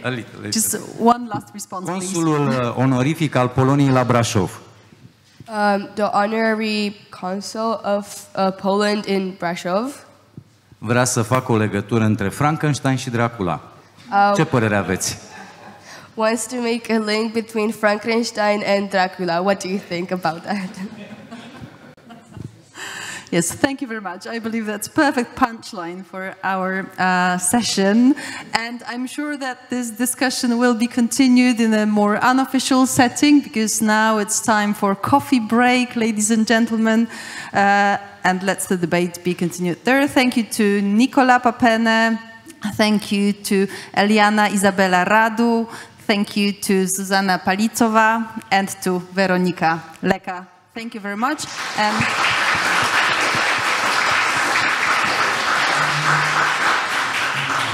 we will reconvene, ladies and gentlemen, at 1 p.m. sharp. Thank you.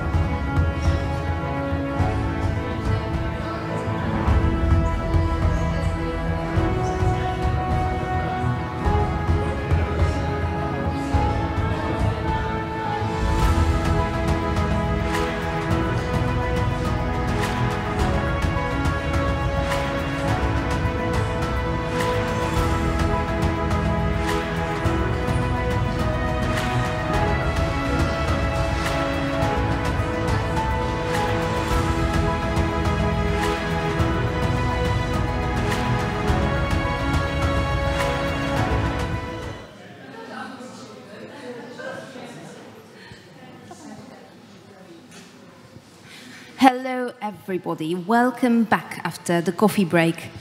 Before we begin, let me just remind you that it would be truly wonderful if you could try to keep to the time limit. We are already a bit over the time. We will prolong the session, of course, but if you could remember to keep your papers to 15 minutes, that would be lovely. And if you forget, the scary beeping will indeed remind you. Yes, the scary beeping, as we've been told. But to start with the coffee break, we just hope, ladies and gentlemen, that you've all rested and that you're ready for the second session of the day, devoted to the very relevant topic of tangible and intangible heritage. So traditionally, museums tended to focus on particular artifacts, physical souvenirs of the past that we know how to display, catalogue, conserve and restore, so that they can be kept for the future generations unchanged.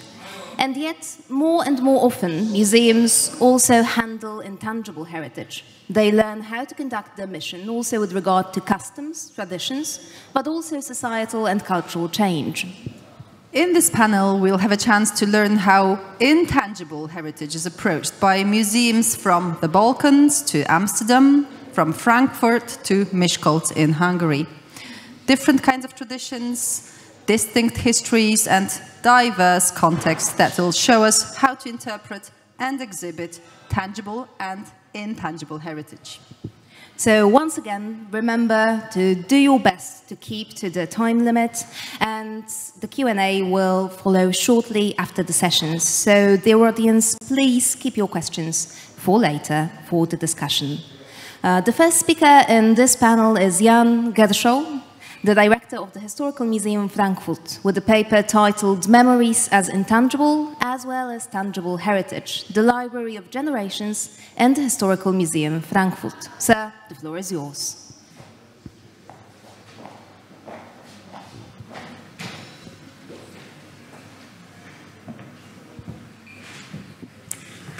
Hello, everybody. Let me make a general remark as to the occasion of this conference, 20 years. I think it's not only about the enlargement of the European Union, it's also about city museums, because city museums attract since more or less 20 years new attention. They have developed innovative concepts, and big developments have been taken place since about 20 years. And this may have something to do with the enlargement of the European Union. And in Europe, especially the cities, to my view, in the Near East or in the Middle East of Europe, the new European countries, especially the cities in this region, they were the most dynamic. And Krakow is a really very good example of this. And this has changed the entire European museum scene. And thank you, Michał, for inviting us to this conference, and by this conference also to cast a view on the development of city museums in the last 20 years. Well, my topic is, my theme is a tiny element of the new Historical Museum Frankfurt. In 2017, we reopened our museum with a new complex of buildings. And part of this new concept is the Library of Generations. Here you see it as it was installed in 2017, but we have it as an installation, as an institution since 2000. It is presented as a house in a house, a permanent installation in the top floor of the new exhibition house. It occupies only 35 square meters of 6,000 square meters of exhibition space in our building, but it's a very important part of it. It distinguishes our museum, I think, from all other historical museums, at least in Germany, because it collects subjective knowledge on the city of Frankfurt in this case, in a multitude of perspectives of meanwhile over 150 individual authors. The idea comes from the oral history movement of the 1980s in Western Europe, but its participative structure and practice makes it to a typical hybrid institution of the 21st century, linked to a museum, but living only through a growing group of people, of volunteers, who form a network of memories of a city, of Frankfurt. This is where, in the end, all their memories and contributions meet. This is the city is their common ground. It is part of a big gallery, 1,000 square meters, called Frankfurt Now, Frankfurt Jetzt, about the city of nowadays in the Historical Museum Frankfurt. And that's the space where the citizens of Frankfurt present their themes of the city, together with us, the museum professionals. The City Lab exhibitions surround the house of the Library of Generations, and we try to connect both elements every time as far as possible. In Frankfurt Now, in this space, the City Lab is a kind of working space. It discusses themes, prepares exhibitions. The visitors of the museum can observe this and follow the development of our participative projects. This is a view into the inner of the library, the inner form of the Library of Generations, as it is shown since 2017. It's shelves. Basically, it's shelves. Like in a library, shelves for cassettes and books, and these cassettes and books can be created by the individual or collective authors of these contributions. And the contents can be searched in a database. The library is open every opening day of the museum and for users every Tuesday. This is the gallery, photo gallery of the authors who have so far contributed to the library. The library is not only an archive of private contributions, subjective contributions about Frankfurt, a sort of informal city archive, or alternative city archive. It is also a permanent generator of talks, of presentations, of events, also of exhibitions. We can open the doors of the library, as you see here, of this little house, and make it a stage. Here, memories of participants, of authors, are shared and discussed with other authors or with the public. This can be a very sensitive space of emotions and personal memories, and this has to be looked after with a lot of care. And this care work, so to say, is mainly done by a team of museum professionals and volunteers, mainly volunteers, many of them also authors of the Library of Generations. They care for the contributions, they keep in touch with the authors, they inventorize and describe the contents, and they guide the public and users of the library. This is sort of the grammar, again, of the library, the shelf, the cassettes, and the books. Books are only one form of contributions. They are open, especially they are open to individual creativity of the authors. And we are also offering workshops and so on for people who want to enhance their own ways to be creative in dealing with their contributions. Cassettes can also house, contain personal documents, but it's also objects, three-dimensional objects. Of course, the size of the cassette is limited, and so you can't deposit your entire cellar sort of into this cassette, but still it's also open to classical sort of museum objects, personal objects. And exhibitions, as you can see here, it's one of our historical showcases. Exhibitions in the library are one way of presenting the contributions to a wider public. Personal memories opened to a public, but in a kind of safe space. That is the idea of the library. The authors, the contributors themselves have become a group. They meet regularly when we open exhibitions or when we have events in the library, but at least once a year we invite all authors and participants to get together and well, keep up the relationships. There is an artist behind all this, Sigrid Sigurdsson, a German artist who lives in Hamburg. She was born in 1943 in Oslo, Norway, studied art in Hamburg, and started her artistic work with a visit to the Auschwitz trial in Frankfurt in 1966.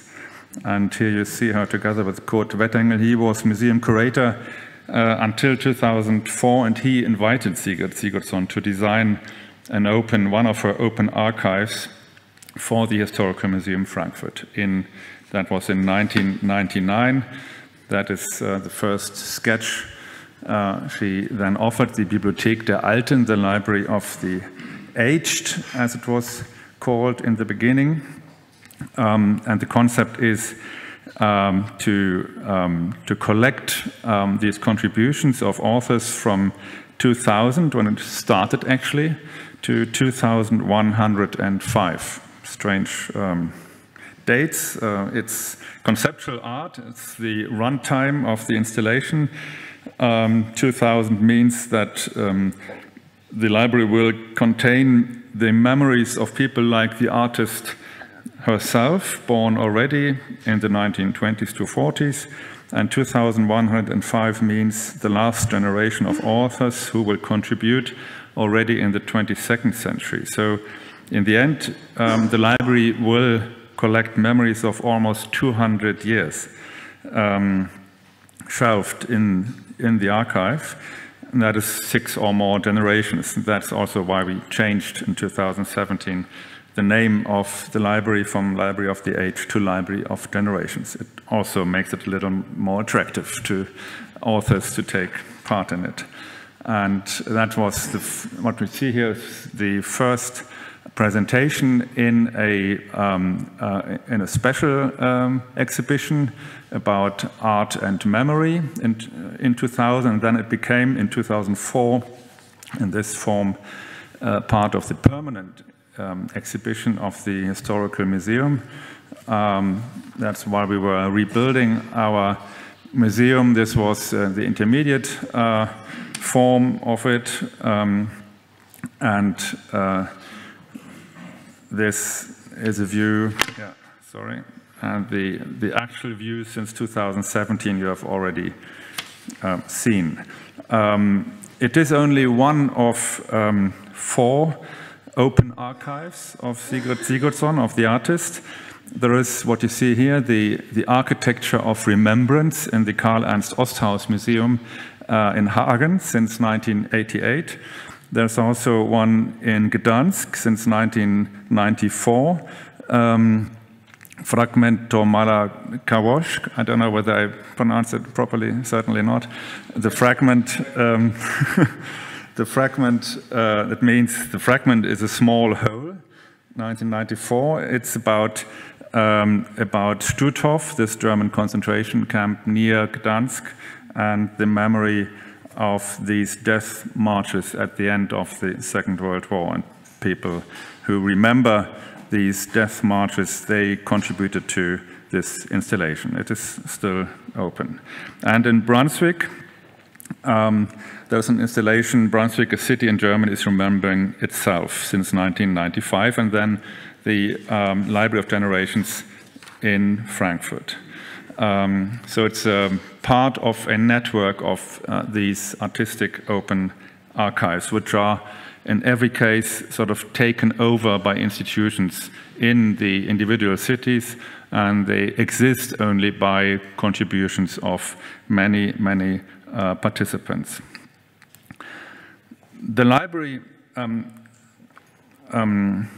the beginning was focused on victims of the Nazi period. And you can see that from the description of the 4 archives I just mentioned, on Jewish survivors, on witnesses, or politically harassed people. Since 2011 in Frankfurt, we opened our archive to the diverse city population of the 21st century, to immigrants and their communities, finally to refugees. We are always trying to connect the Library of Generations to the city laboratories, which take place around it, and which we stage every 6 to 9 months with a new changing topic. And this image shows women from immigrant groups to Frankfurt from the 1960s onwards. They took part in the City Lab exhibition, Hardly an Ordinary Life, Stories of Work, Migration and Family. That took place to 1920. And it was focused on the second generation of female labor migration from the 1960s onwards. So that's just one example how we try to connect the Library of Generations to these ever-changing City Lab projects around it. The Library of Generations now has about 150 authors, which are mainly individuals, but in some cases groups taking part. Every year we recruit 2 more contributors, individuals or groups, and they have years to finish their books or cassettes. So in 2105, there were certainly more than 200 contributions. Yeah, that's my presentation, and I'm just in time. Thank you very much.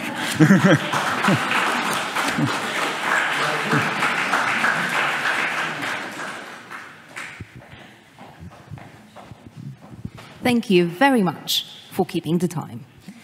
And also for the wonderful, wonderful presentation. That was Jan Gershow, the director of the Historical Museum Frankfurt. Thank you for a presentation about the Library of Generations. It is certainly one to remember, hopefully also by the next generations. Yes, thank you indeed. And our next speaker is Vesna Bolic-Baketic, director of the Split City Museum. And her paper is titled Split City Museum, The History Rediscovered. The floor is yours. Dear Director of Museum in Krakow, thank you for having us in this really special occasion.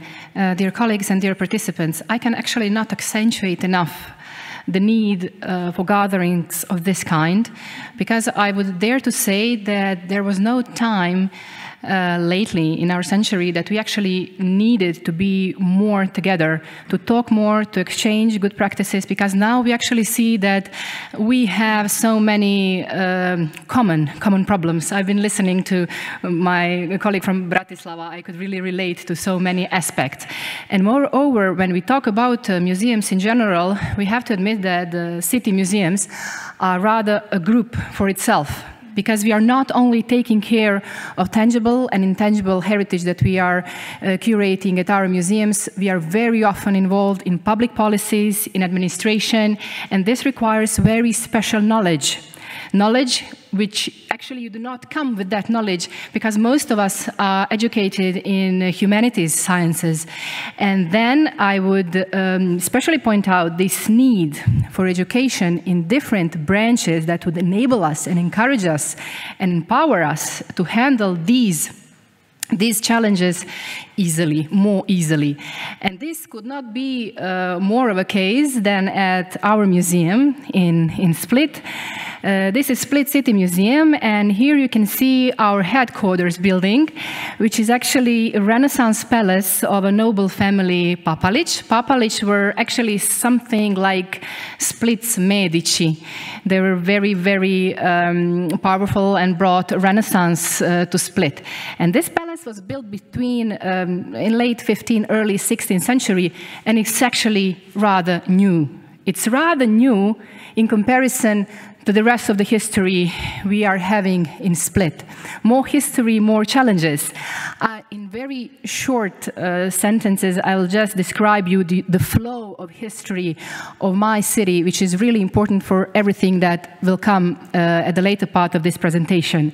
So, when Greeks from Syracuse in Sicily, when they came to Dalmatia, which is eastern coast of Adriatic, it's just opposite of the Italian coast, the complete southern part of Croatia, they found prehistoric Illyrian tribes who lived there. After Greeks, Romans came and built the biggest Roman city in the eastern coast of Adriatic. It was Salona. And then, in the late 3rd century, early 4th, the first Roman emperor ever to abdicate, who was actually born there, Salona, and his name was Diocletian, he decided to retire. So all other emperors were killed or died, but this one said it was enough, and he actually came back home, and he built a palace. And that palace is the city. So the Split City Museum could not be closer to the city, because the city grew out of the palace, and the museum is in the palace. And then, in this northern part of Diocletian Palace, Renaissance and medieval palaces literally are on top of Roman heritage. So when I'm saying that our building is new in comparison to others, it's really literally like that. This is a beautiful Gothic hall, and our beautiful quadrifora. We are just now going through a process of restoration. And these are all locations which are under the management of the Split City Museum. Starting from this side, these are subterranean, substructure rooms under the southern part of the Diocletian Palace, which is a very presentable and very important archaeological site, literally under the city. And that's probably the location which is most challenging, because at the same time, it's an archaeological site, and we have the whole city above. So when I say that the Split City Museum is governing Split City, it really, literally, it is like that. Then we have Emanuel Vidovic Gallery. He was Impressionist and Symbolist painter of the 20th century. Then we have Roman military passage with medieval construction above the northern entrance to the Diocletian Palace. Then we have Old City Hall, which is actually a complex of Gothic palaces and the place of a first city administration. And we have two towers: original Roman tower, which is situated in the southeastern part, and Venetian tower. As you can see, the Split City has a very long and continuous history, because in early 7th century, Slavs came. Slavs and Avars from east. So they really created this amazing melting pot with the Greek and Roman cultures which were developing already there. Then during medieval times, we have Croatian kingdom, then we have Venetian rule, then Austrian-Hungarian rule, then we have this 20th century Kingdom of Yugoslavia and union with Yugoslavia, and then finally at the beginning of the 1990s we have an independent Croatian state. However, when it comes to heritage and identity, it's rather amazing how Croats managed to keep common identity through all these changes. And if you follow the whole process, we will receive different kinds of influences, and we will incorporate it into our culture, but the main identity will remain intact. And I believe that is one of the recipes even for contemporary Europe. I must say to our hosts that in many areas I feel the same when it comes to Poland. That's why I probably feel so much at home when visiting Krakow. Here you can see these blue lines, these are the perimeters of the Diocletian Palace, which is actually not too big. It's 220 meters one way and 180 meters the other way, which is a very good thing for a director. But the only thing the director is always wearing sneakers, because you have to run from one location to another. This is just to point out how all these locations are completely different each from one another. At one point you have history and archaeology, and you have to think about UNESCO archaeological site and conservation and restoration. And for instance, in these subterranean rooms, we have really challenging situation, especially when it comes to climate change and the sea which is coming in and the growing city on top. So very often you have to even handle the new inhabitants on top of very, very delicate structures below.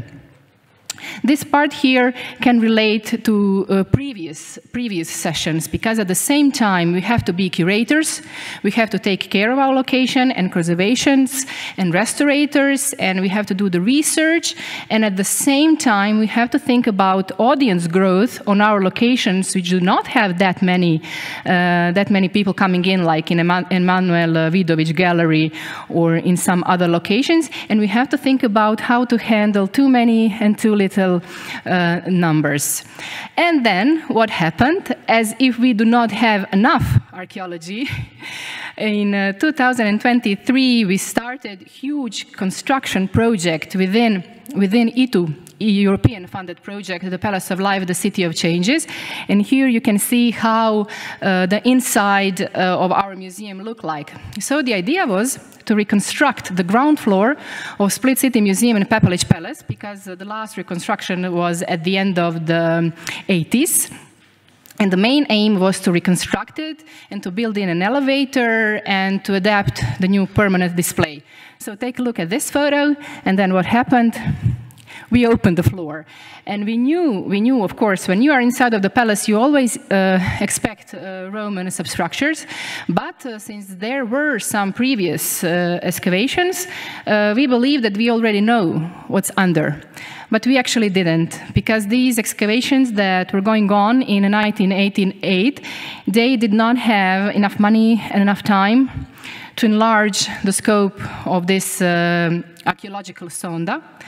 But now, when we started digging, the sonda became bigger and bigger until we reached all the walls of the whole palace and until we reached the floor.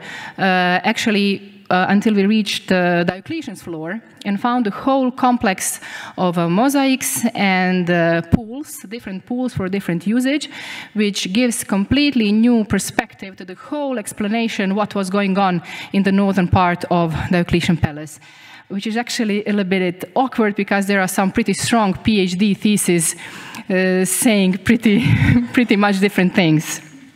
So these are some photos where you can see, here you can see the elements of the mosaics and Roman walls.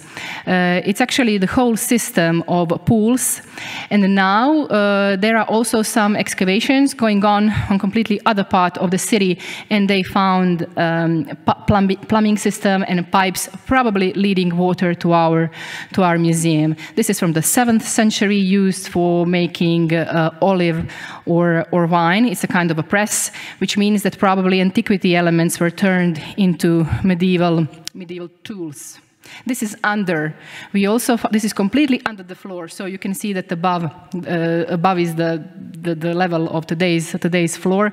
We found a whole set of cisterns, and then when it comes to something else, to the power of the managing position.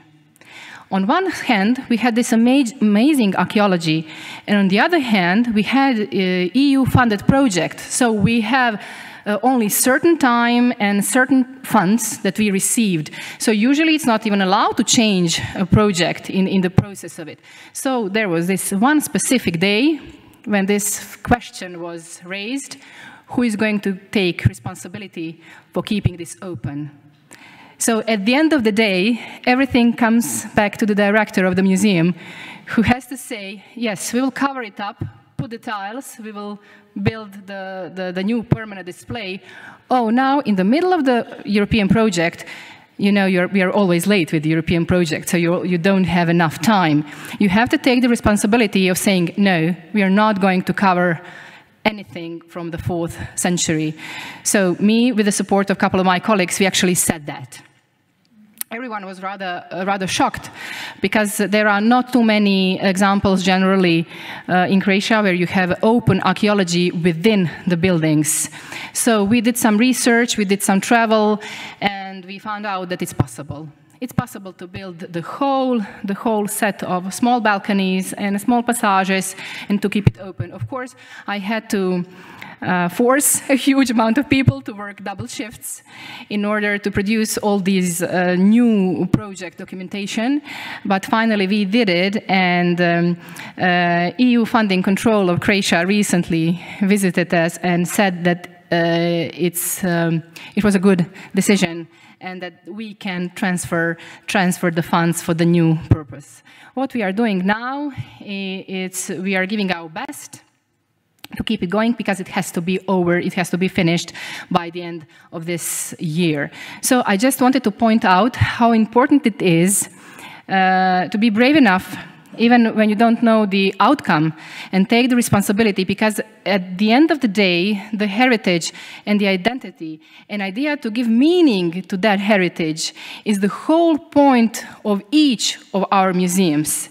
On one hand, these are only stones, but on the other hand, if we interpret them, and if we give them the full meaning, it will become something completely different and turn the whole museum into new direction. This is what we did. So there are no floors. Now we are actually getting some of the floors, because the construction works are in the process, and this will definitely mark the whole new era in Split's archaeology. As I said, the whole culture of this city is based on Roman antiquity and early Christianity. And these are the two most important influences and heritage. We are actually building everything else. So I believed that it was worth it, that this will give a completely new perspective on how to build your permanent display. How can you interpret it? And it will give a huge amount of work to all future generations who will develop their PhD thesis and try to explain what Diocletian actually did in Split. Since I have so many locations and just around 40 seconds left, I hope that I manage to give you, I would say, feelings for the city, feelings for the heritage, and the power to go on. And something else, it's extremely important to have someone to hold your back. In this case, we have an excellent mayor, even though when he was not a mayor, he was a professor of physics at the Split University, but he has incredible feeling for culture.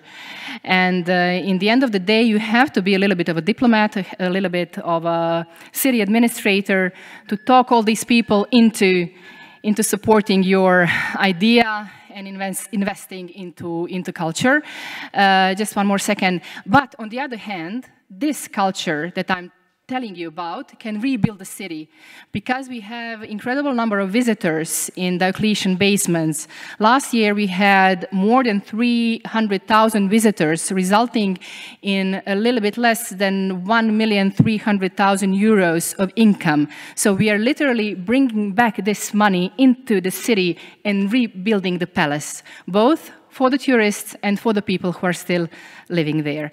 Thank you very much for your attention.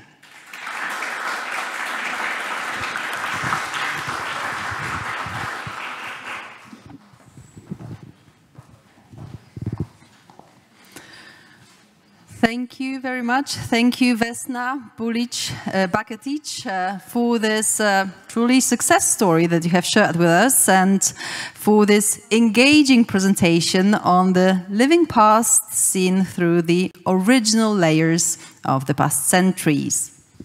And now, to take us even deeper into the subtleties of tangible and intangible heritage, Blaž Vodnik, the head of museum curators at the City Museum of Ljubljana, who will tell us about the ring around Ljubljana, between tangible memory and intangible heritage, from the communist propaganda to the message of peace. Sir, the floor is yours.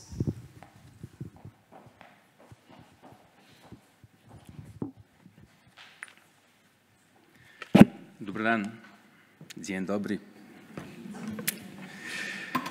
Hello, and first of all, thanks to the organizers for inviting me and for organizing this wonderfully organized event.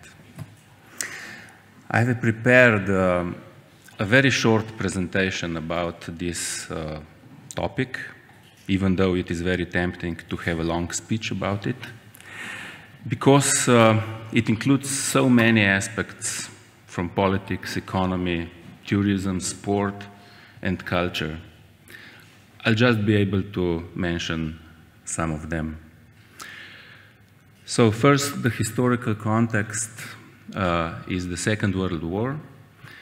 Ljubljana was occupied by Italian army in the April of 1941, and after the resistance was formed, the Italians decided to build a ring around Ljubljana, which was first just basically a ring made of barbed wire. Why would they do that? The idea was to prevent the resistant movement from communicating with their commanders in the city, because the partisans were outside in the woods, and there were many activists and other people who were working for collecting help and money and food and clothes and so on in the city, and which was then transported outside. So this was one reason why they built this ring, and the other reason was because there was always a possibility of partisan attack to Ljubljana, where the center of Italian occupational forces and authorities was. First of all, as I said, was this ring of barbed wire, but it was built on and on during the occupation time. So at the end, there were also somewhere between 70 and 80 bunkers built. Some were built anew. The others, as you can see in this photo, were just normal houses which were rebuilt into the bunkers. The houses which were close enough to the ring. People who lived there were basically forced to move out of these houses, more or less. They were sent to the concentration camps. Also, this ring was changing a bit on different sectors. It was moving outside or in, depends on the needs, because first of all, there were many strange, even tragical situations.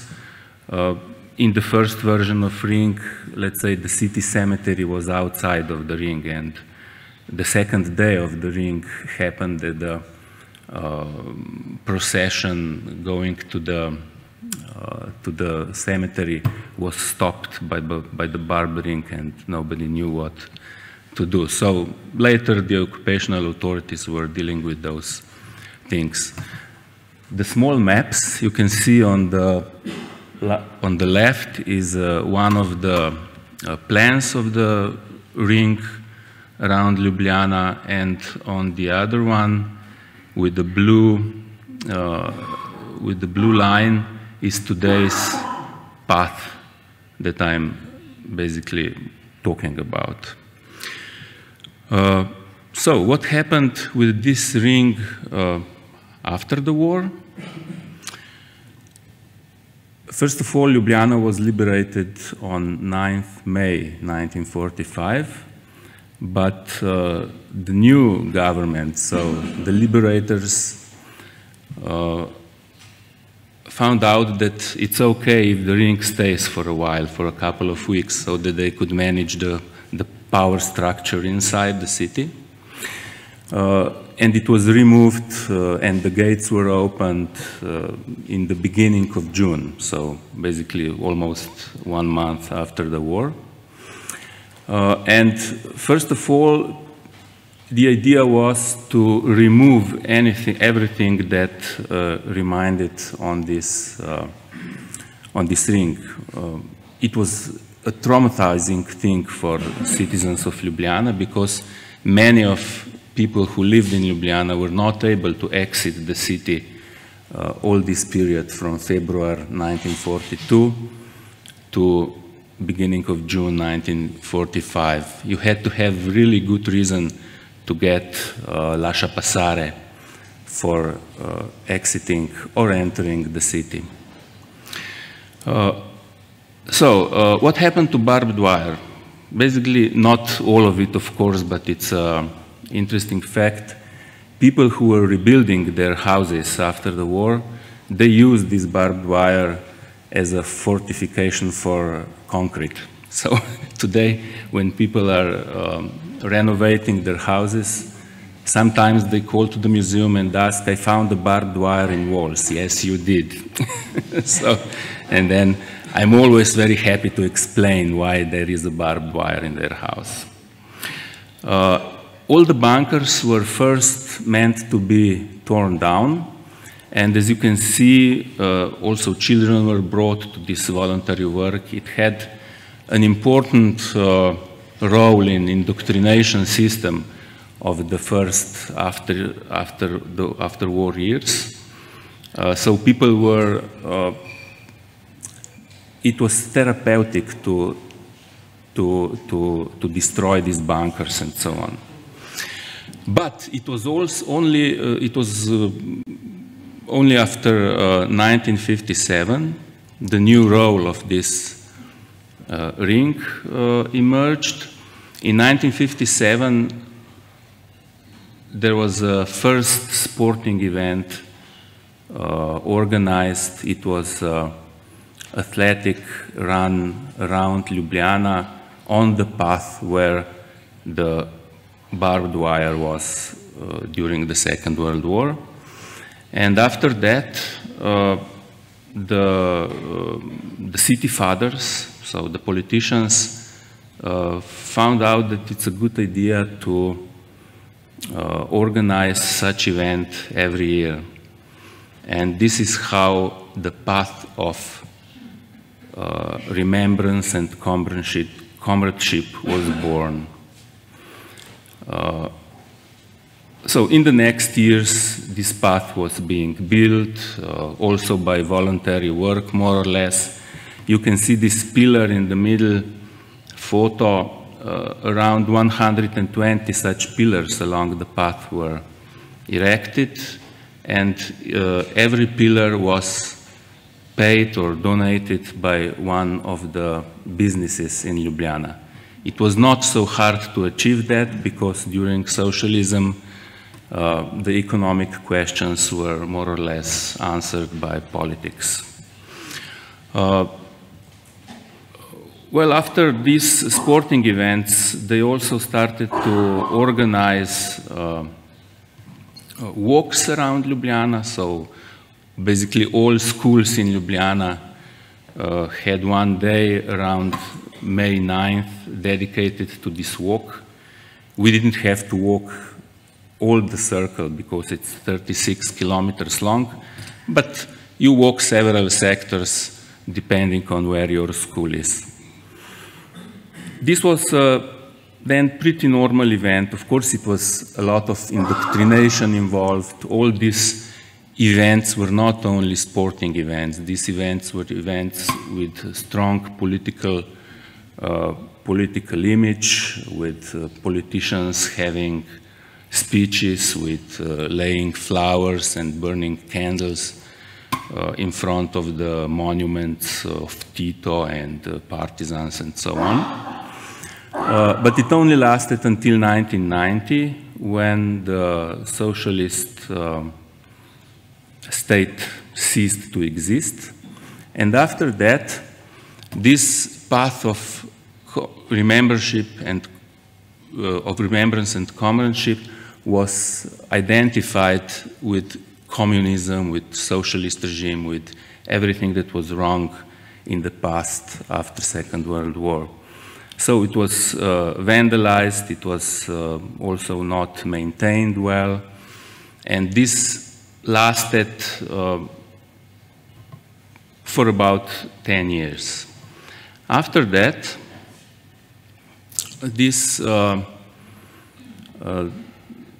the society organized and the city authorities again organized this not anymore as a path of remembrance and comradeship, but simply as a path and as a green ring around Ljubljana. Actually, today this is one of the biggest, if not the biggest, sporting building, not a building per se, but well, location for having leisure, for sports, for hanging out with friends and so on. Every year is again organized this walk around Ljubljana. There is special app for iPhones and smartphones where you can check on different locations and similar things. One of the details that I will mention, and there are many more, is this where you see the picture of children. They are planting a tree.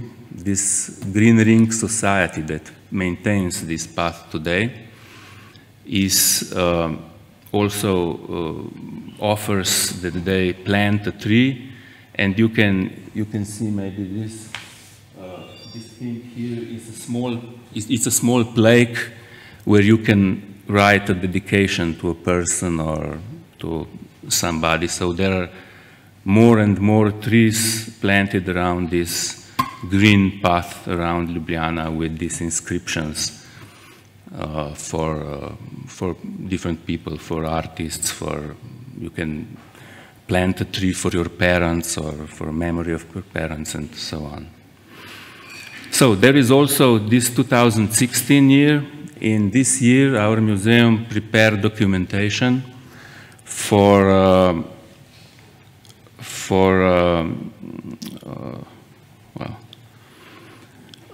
this path to be included to the register of the intangible cultural heritage of Slovenia, which is maintained by the Ministry of Culture, and we succeeded. So today, this is one of the intangible heritage locations and of Slovenia. So the Green Ring Society, as I mentioned, is doing a great job by maintaining this path. It's clean, it's always rebuilt if something is destroyed, because the vandalism is still present, which is just an indication of how divided our society still is about Second World War. But that's another thing. So thank you.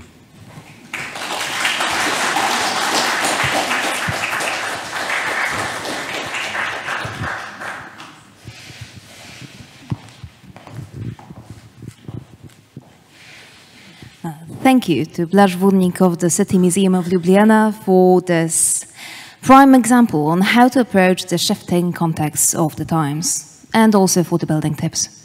Yes, and the next speaker is Arnold Toth, an ethnographer, historian, and museum curator at the Hermann Otto Museum in Miskolc, with a paper on museums and intangible cultural heritage in northeast Hungary. The floor is yours.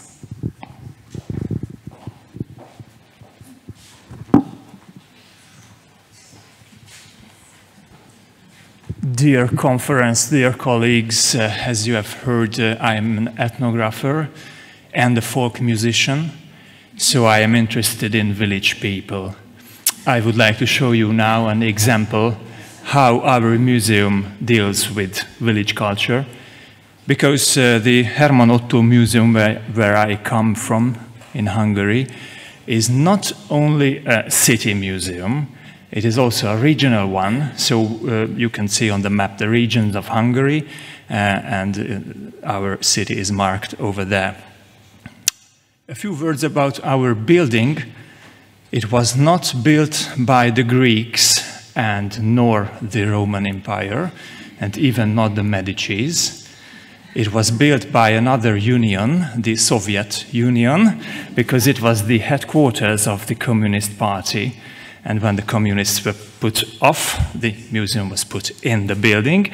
So we have a very special heritage among our walls. But our museum is 125 years old this year, so we have a very nice anniversary. And it is named after Hermann Otto, who was an ethnographer and scientist in the 19th century, a very multicultural and multi-language and multi figure of the Hungarian history, because he was born in Brezno, which is Slovakia. His mother tongue was German, but he became the biggest ethnographers of the Hungarian culture. A few figures about our museum. I think two important things just to summarize. Our museum is absolutely not threatened by over-tourism.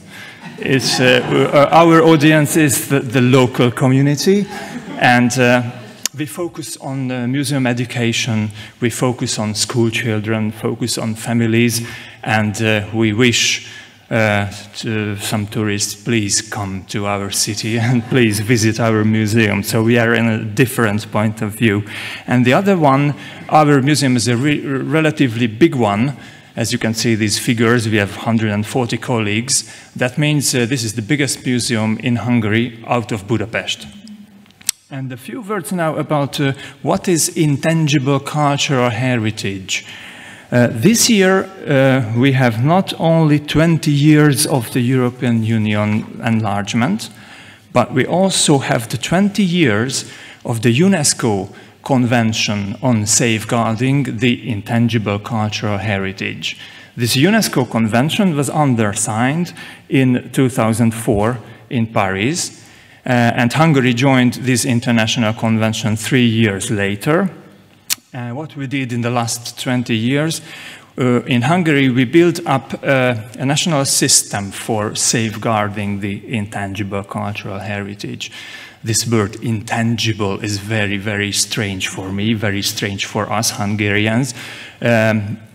Literally, we say spiritual cultural heritage, which is, I think, a little bit more close to our way of thinking, as I am a folklorist. We have a center, we call it the Directorate or Administration Office of Intangible Cultural Heritage. A very special thing. In many countries throughout Europe, this administration is in the Ministry of Culture. In Hungary, not. This administration center is in the open-air ethnographic museum in Szentendre, near Budapest. And we have a system of regional coordinators. We have 19 regions in the country, and in each region there are one coordinator who is responsible for the region's intangible cultural heritage. So me personally, next to my normal museum job, I work for this intangible cultural heritage network as a regional coordinator. We have a national inventory of the elements. We have some 50 or 54 elements now on the national inventory. And we are very proud of that. We have a very democratic bottom-up system. That means if a community feels that I have or we have something to be preserved, they can make an application. They start themselves the initiation. Not the ministry says, and not the ministry picks up some communities, but the locals themselves in the villages, they say that they would like to be a part of the intangible cultural heritage of the UNESCO. I have chosen one of these. In our region, we have 4 elements on this national inventory of the intangible cultural heritage, and this is, we call it Matyó heritage, living traditions of embroidery, costume, and folklore. Matyó, this is an ethnic group, or more exactly ethnographic group, because they are also Hungarians, but by denomination, they are Roman Catholics. But everybody around them are Calvinist Protestants. And these Calvinist, very kind people say, yes, they are Matyó as Roman Catholics. So that is a nickname, but they are very proud of that nickname, because they have a very colorful folk art since the late 18th century, 19th century. And in our national identity, these three localities, you can read here, Mezőkövesd, Tard, Szent István, 40 kilometers from Miskolc, became the symbol of the Hungarianness. So the Hungarian national identity. In our museum, the first items of the ethnographic collection came from this community, from the Mezőkövesd Matyó people, some furniture, textiles, traditional room and fieldwork and photographs from the age of Hermann Otto.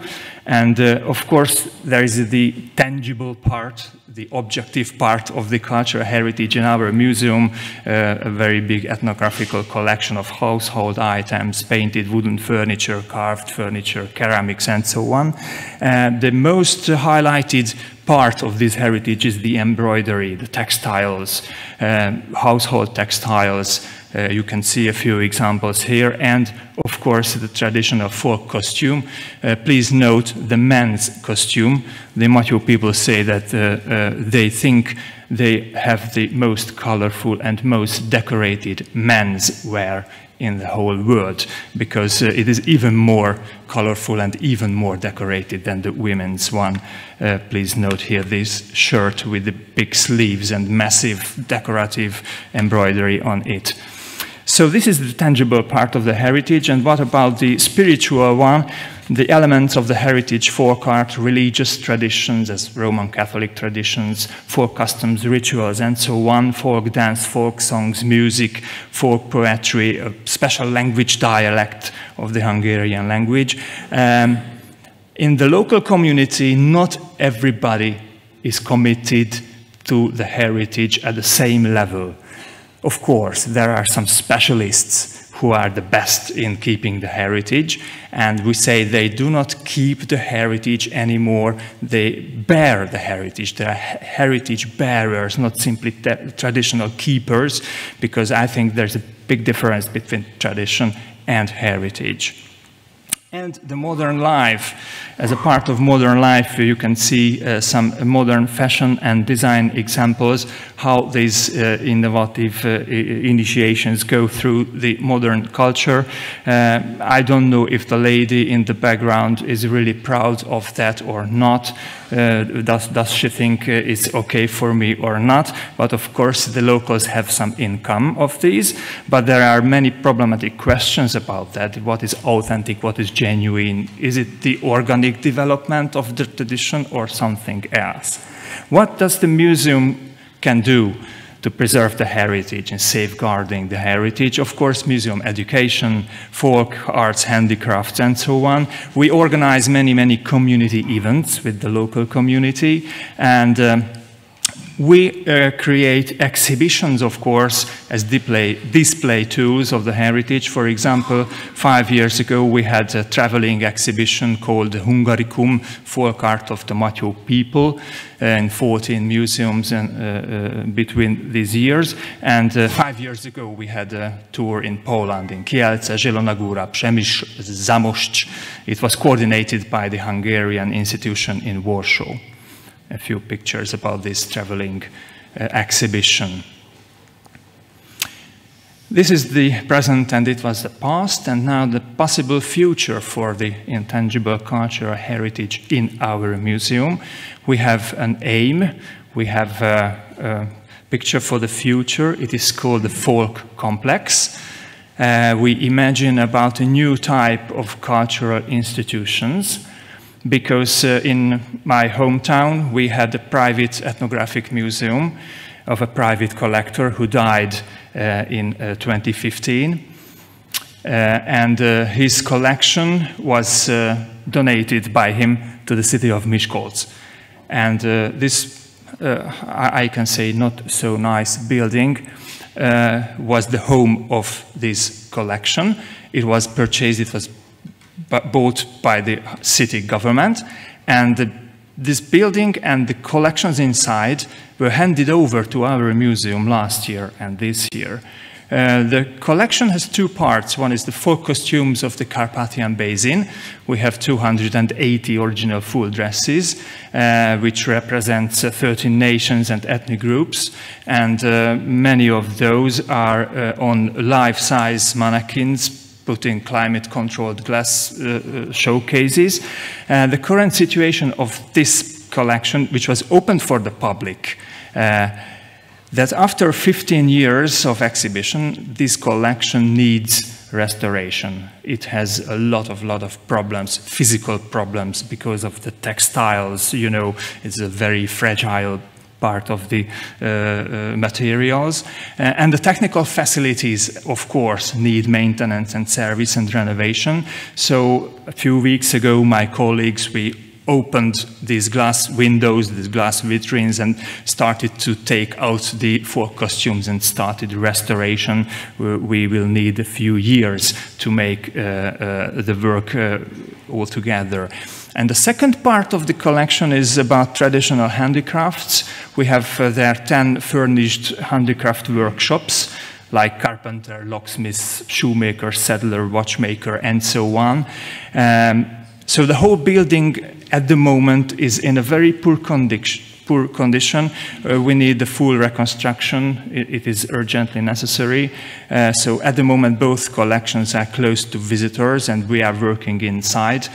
But the folk complex should be more than a museum, should be made together with the communities. And it is a little bit about the sustainability, green future. We had a concept last year. We tried to get some money from the EU in the new European Bauhaus project, but unfortunately our application was not shortlisted. So at the moment we are out of finances. But we plan, of course, ethnographic exhibitions inside there, and open collections, open research service, open databases, open storages where anyone can go in and see the whole collection, not only the exhibited part of the collection, but everything. We also plan community spaces, meeting points, and handicraft workshops as well. As a musician, music studio is very important for me, so we plan concert hall and dance floor, folk music, world music, folk dance sessions, and so on. Of course, cafe, museum, shop, bookstore. And we have a very good example, which we would like to follow. It is the Oodi in Helsinki. Last year in the NEMO conference, the European Museum Conference, I had the possibility to visit this brand new library in Helsinki, which is opened to the public and opened for a lot of programs, not only books and not only library. It's much more than a library. So this is the point of view for us. We would like to follow the path of the Finnish colleagues. So thank you very much for your attention.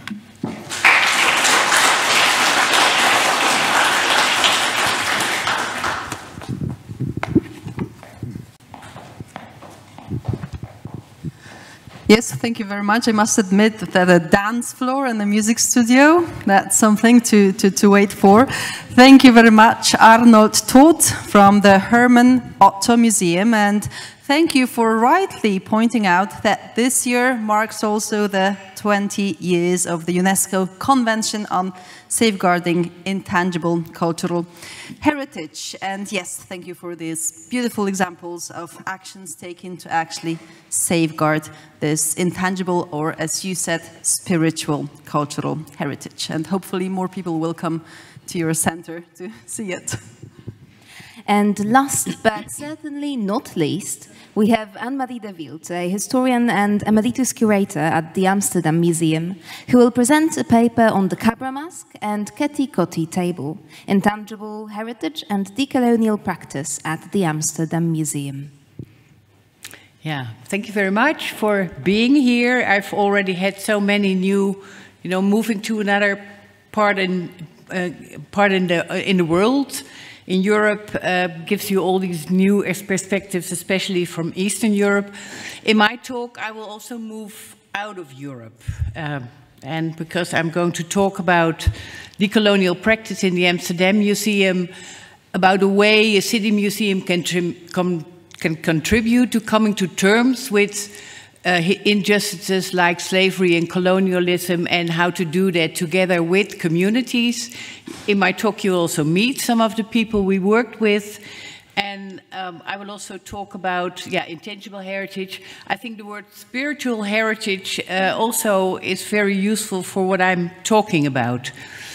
So in what way can a museum do that? I'll talk also about the changes in our case in the last 10 years or so. In 2013, we had an exhibition, the Gouden Eeuw, the Golden Age. At that time, we still unapologetically talked about Golden Age. A few years ago, we decided not to use that term any longer. This was an exhibition which, in a sense, showed the pride in this famous circle of canals, which had just become World Heritage. But that year was also a year which celebrated the abolition of 150 years of the abolition of slavery in the colonies in the Dutch colonies in the Caribbean. What to do? We decided in this exhibition to have a sort of intervention to invite people that were descendants from the enslaved people and talk to them about the way they looked at that history. And in a sense also introducing a very subjective way of looking at history. This is one of the examples. Maria Markelo, she's a Winti priestess, we'll meet her further on also. Who said, when I walk around these canals, I see something else. I see the hard and unpaid work my ancestors did. So in the exhibition, we introduced these statements with a photo. We also added this Nu met zwarte bladzijden, now with the black page, to the poster of the exhibition. And we also moved out of the museum. I think this is a tendency of a lot of museums, but working especially around this subject taught us very much, how you can do that. We started to research the traces, the visible and not so visible traces of slavery and colonialism. We worked together with the woman you see in the boat, Jennifer Tosh. She was one of the co-authors with me and 3 others on this guide. She started the Black Heritage Tours. We were invited to take part in this Memory Waka, a memory walk that takes part every June. And for the first time, it sort of was in 2013. It moved through Amsterdam and visited these places that are connected to slavery. We also organized with people who initiated it this Ketikoti meal. It's a big meal where people sit together on a table, talk about slavery in the past, but also what it means to them now. 50% white, 50% black is the idea, and of course there's more and more mixed people now, but it's exchanging experience. This is in the gallery of the Amsterdam Museum. And we organized it on May 5th, which is traditionally related more to the history of remembering the liberation, remembering the Holocaust. But we wanted also to connect these two events, the Holocaust, Second World War, and slavery.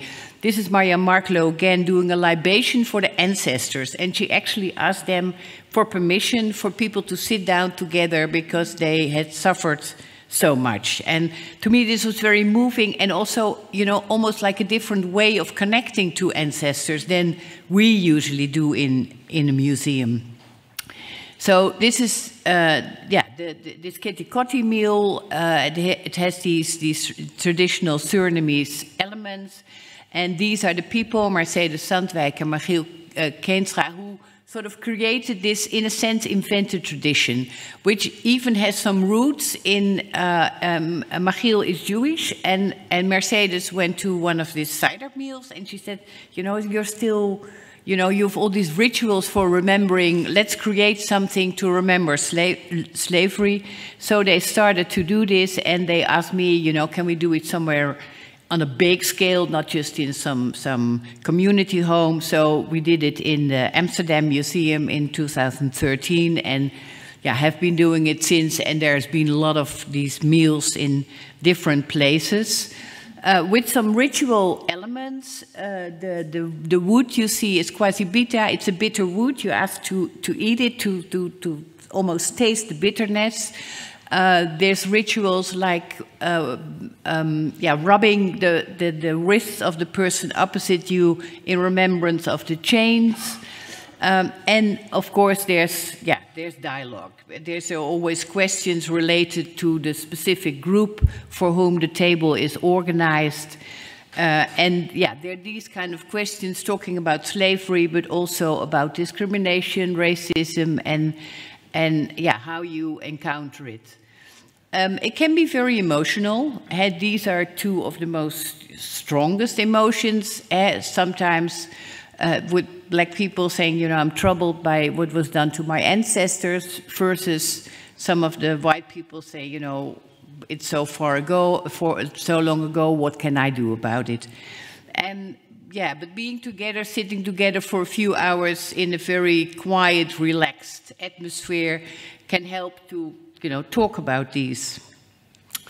And as a museum, we thought it's so interesting, so we collect it as intangible heritage. We've done long interviews, we collect some of the objects, we've registration of some of the tables, the songs that are being sung, slavery songs, and yeah. But it's an ongoing tradition, and it changes. So we still have to see, you know, how it changes, and also how that changes into the museum. The other example I want to talk to you about is something that's also started in 2013. On July 1st, it's the official date of legal abolition of slavery. That year it was 150 years ago. There's always a commemoration, which every year, I mean, gets bigger and bigger. This year, for the first time, was a really big one.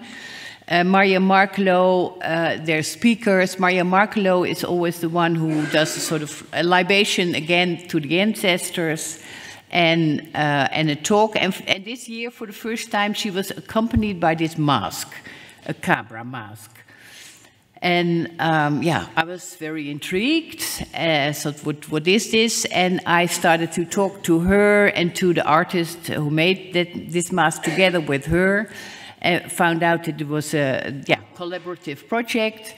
And this is how they did it. Maria Markelo, it came out of her wish. She said, when we were forcibly moved to the Americas in the Middle Passage, we couldn't take our statues. We only could take our statues in our head, but we weren't allowed there to make them, especially not in this very Protestant Dutch surroundings. Countries like Brazil was a little bit different.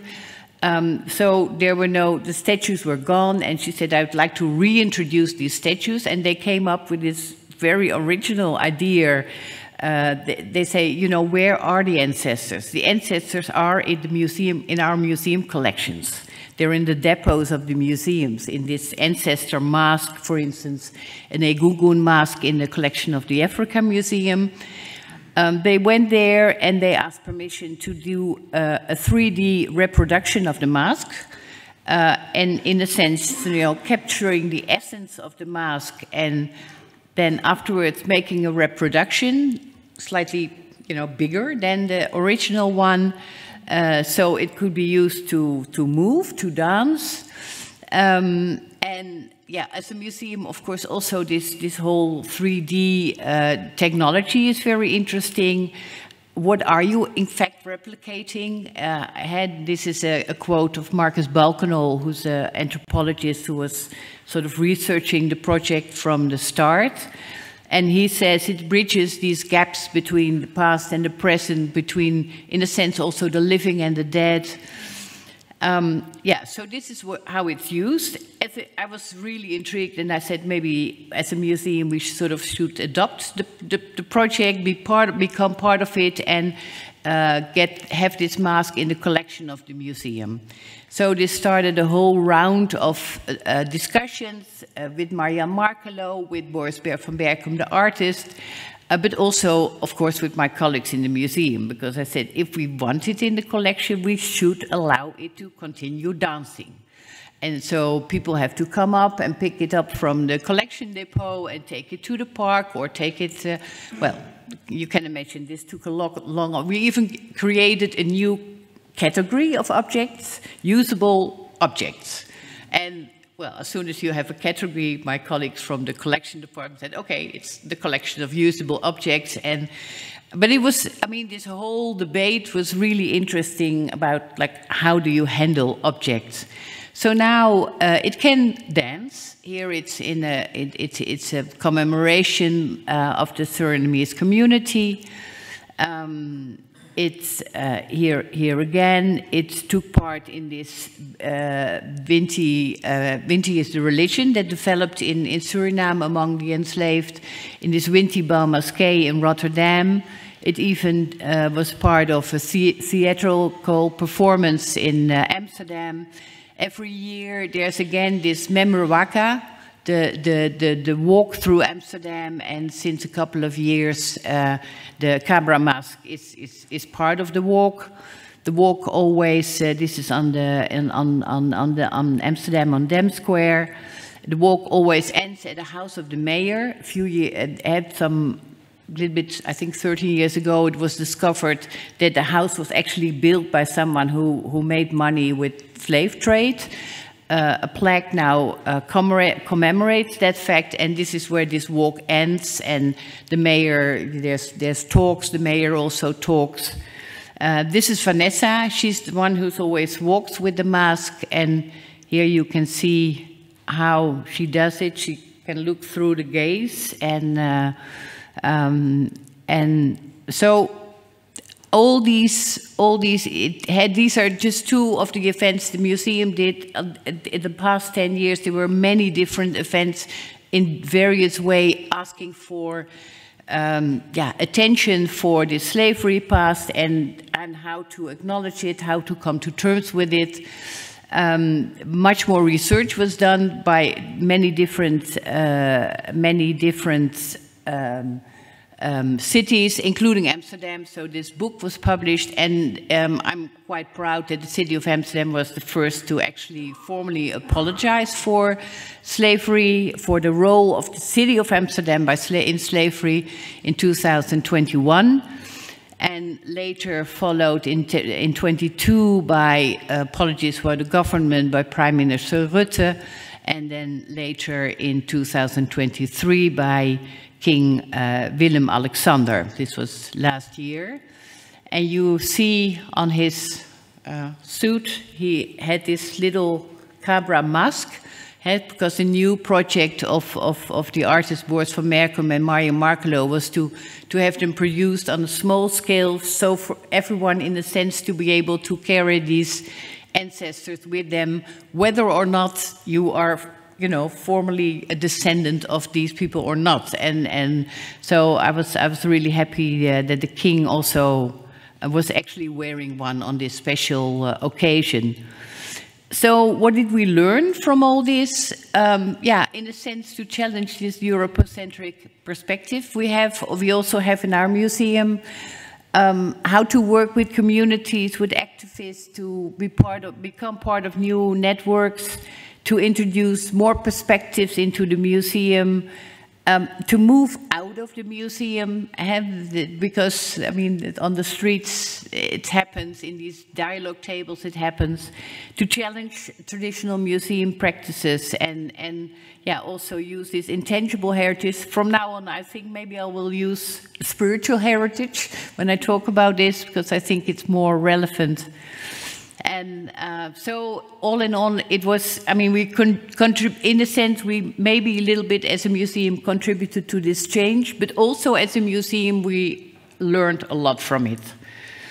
Before I finish, I would like to pay attention to, ask your attention. Some of you probably already know of this conference. It's great to have these kind of conferences to exchange perspective. This one will be even more on a global scale in Amsterdam in October. I hope to see some of you there and to continue these discussions. Thank you very much.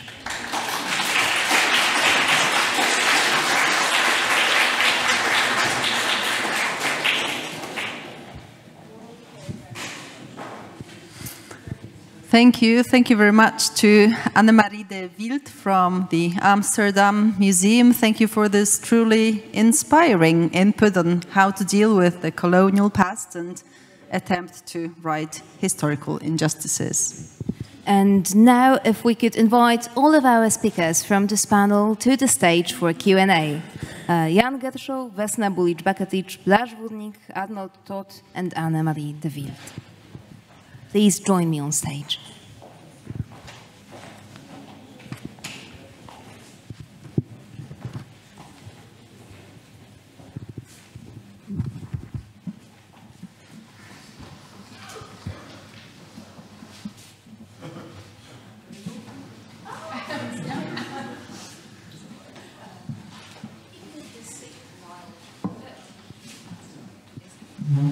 So, after such an absorbing session, I'm sure that the audience will have plenty of questions, so I'm sure that I do. But let me just remind the audience that if you have a question to our panelists, which I do strongly encourage, please remember to raise your hand and wait for the microphone. So, do we have any takers for the first question to this wonderful session? I think that we have someone there already. If I could ask for a microphone, please, to be passed.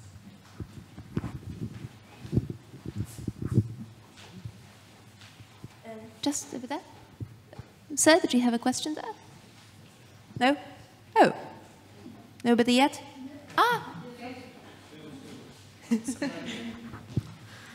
Dzień dobry Państwu. Ja nie jestem muzealnikiem. Good afternoon, ladies and gentlemen. I'm not a museum person, that's why I waited. Perhaps you, as experts, could actually say it first. Czy mogłaby Pani, proszę, dać mi sekundkę, to ja może będę tłumaczyć, bo nie jestem... Maybe I will translate if you can give us a second, okay? And I will translate in the meantime. So Thank you. the lady was saying that she's not a museum professional, so she wanted to wait a while before she would ask a question, but she decided to do it now. Mnie niezwykle zachwyciło to, proszę Państwa, przede wszystkim, że dwa panele, pierwszy z drugim, niezwykle się połączyły. Czyli I was truly amazed that the first two sessions had so many points that they shared. Czyli to, co potraktowaliśmy w poprzednim panelu jako nad turystycznością, jak radzić można sobie z tym, w tym panelu mamy trochę odpowiedzi.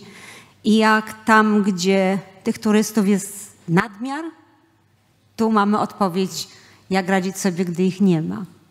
So in the last session, we talked about the problems that come with over-tourism. But in this session, we actually got some answers to this problem. And also discussed about what to do when we don't actually have those tourists. Ja pochodzę z małej miejscowości, choć urodziłam się i przez 40 lat mieszkałam w Krakowie. I dzisiaj tak fajnie mogę zobaczyć i to, co dzieje się na wsi, i to, co dzieje się w mieście. I come from a small village, even though I was born and also lived in Kraków. So it was wonderful to see both what's happening in the big cities and also in small villages. I stąd moje pierwsze, jak gdyby, pytanie do pierwszego panelu, do pierwszego wystąpienia w tej drugiej części, czyli do pana z Frankfurtu. Tego niezwykle dla mnie pięknego pomysłu włączenia lokalnej społeczności w działalność muzeum. So this is where my first question is coming from, and this is a question to the representatives of Frankfurt. That is, where did you come up with the idea of including the local community into what is being done in the museum? I nie ukrywam, że mam szczegółowe pytanie. And I also have a very, very detailed question. Chodzi mi przede wszystkim o to, kto był pomysłodawcą powstania Biblioteki Pokoleń. I mostly am interested in knowing who was the creator of the very idea of establishing the Library of Generations. Mówił pan o pewnej kobiecie, ja przepraszam, nie odnotowałam nazwiska, która była pierwsza, która wystawę zorganizowała, ale chodzi mi o to, kto pierwszy u państwa wpadł na pomysł utworzenia tej biblioteki. So you spoke about a person who came up with the idea, well, at least organized it first, but who was the very, very first person who came up with this brilliant, splendid idea? Well, the whole museum concept, which we developed in the from 2009 to 2017, was focused on participation, on involving the public, the local public, into the museum, because we thought knowledge in the 21st century is no longer an academic or administrative matter. Knowledge is producible by everybody, especially in the times of the internet and so on.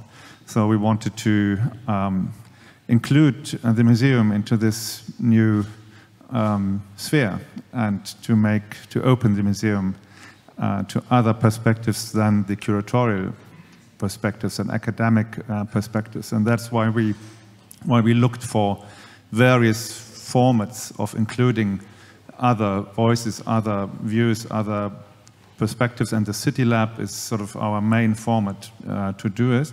And that was a team project. We developed it in the museum team. And of course, we looked for examples in the Netherlands, in England, and so on, where this has a certain tradition.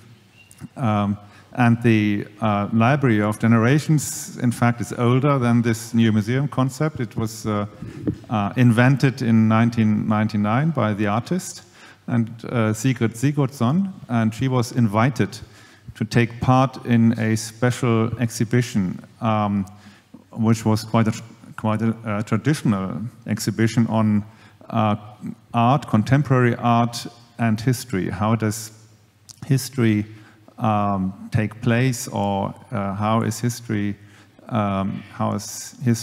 present in contemporary art?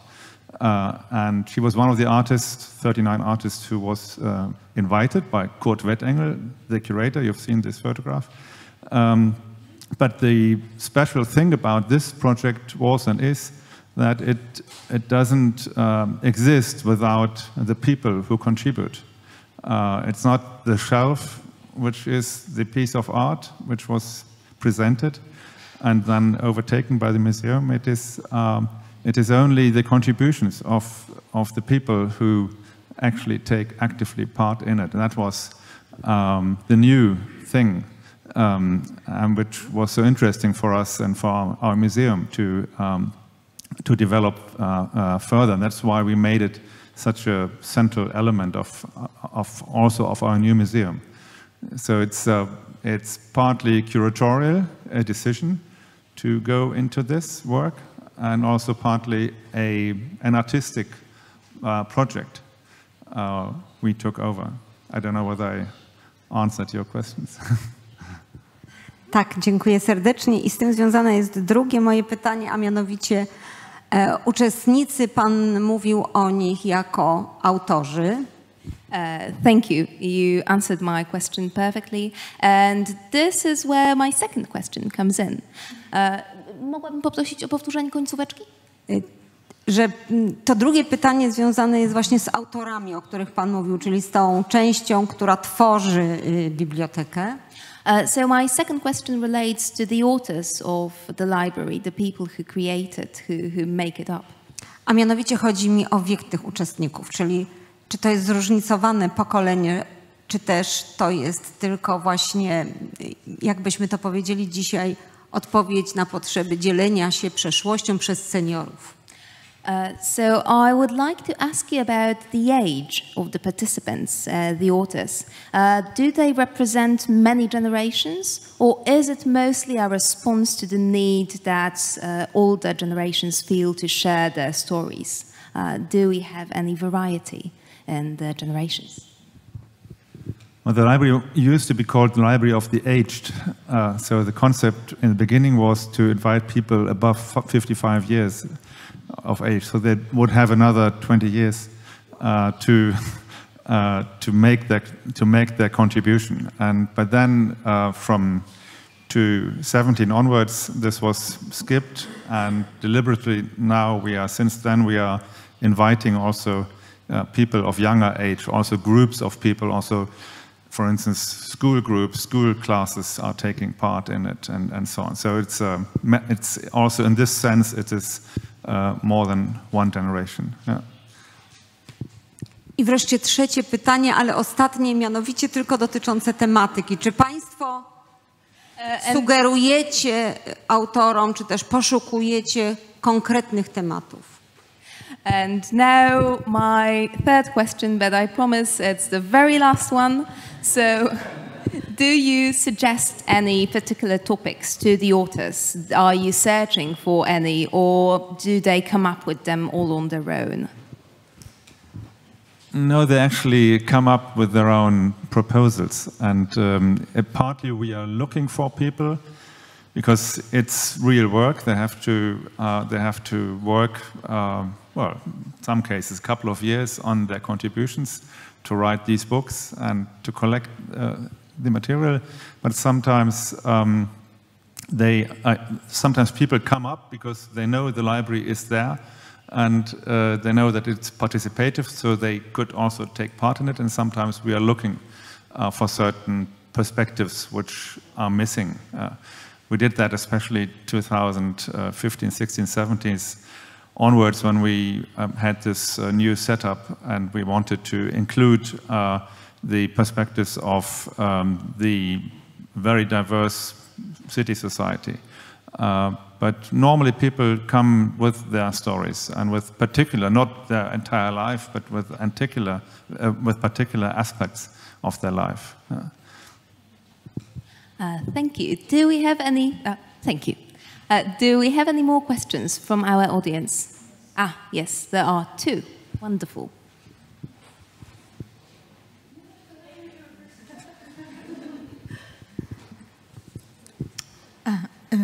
Joana Monteiro, Museum of Lisbon. First, not a question, but a comment to Vesna. Thank you for sharing that very lively experience, and congratulations on your very risky but clearly effective decision in showing all the layers beneath the pavement and enhancing the history and the accessibility of the very important part of history for your territory, your urban territory nowadays to everybody. And I was just wanting to remind you about your first comment when you started your presentation about how good it is being discussing things among colleagues. Of course, this is we need only to thank to the Museum of Krakow and to Michał Niezabitowski in particular. But just to remind you, there is ICOM and NEMO and Emma and EMIA. So there are many other forums of discussions, and yes, we have so many things in common. It's more the case than the opposite. So I had a question for you, Jan, but maybe later after this. So many questions on the Library of Generations. It had to do with how I'll do it anyway, because I've been there before, and I was curious about how are the scope of the topics different now from after when it started. I mean, like 1 or 2 years after it started. Because in the beginning, there was a part driven to elder people, women, migrants from specific parts. Have it enlarged a lot, or how do you perceive or view the near future of the contents of the library, in short? Well, in the beginning, the first years, it was mainly victims of Nazi terror and emigrants, and we sort of included people who no longer lived in Frankfurt but who had to emigrate and collect their stories. That was the main aim or interest of the artist. She started, with the Auschwitz trial in Frankfurt '66. That was the first idea she had, creating her open archives. But then, after, say, 6-7 years, we were changing this very narrow field of memories, and now it's really the entire population, which in Frankfurt there is no longer a majority of German people. It's I don't know, the people born in Germany with origins in Germany. It's only 45%. So and I think we managed more than 50% of the contributions now are from people from all other origins. Of course, there is an academic bias. It is you have to be somehow close to a museum, to the idea of a museum, of a cultural institution like that, to writing and so on. So that makes it a bit socially biased to an academic or well-educated population. But of course, under the migrants or the non-Frankfurt or non-German origin people in the city, there are a lot of people with this educational background. So it is quite a big variety. And we also have school classes now. Since 3 years, we have entire classes as authors. And so that's, and not only gymnasiums or higher level education, but also sort of ordinary school education, middle classes, and so on. So that makes it a bit broader. Yeah, but it's well. Great, thank you.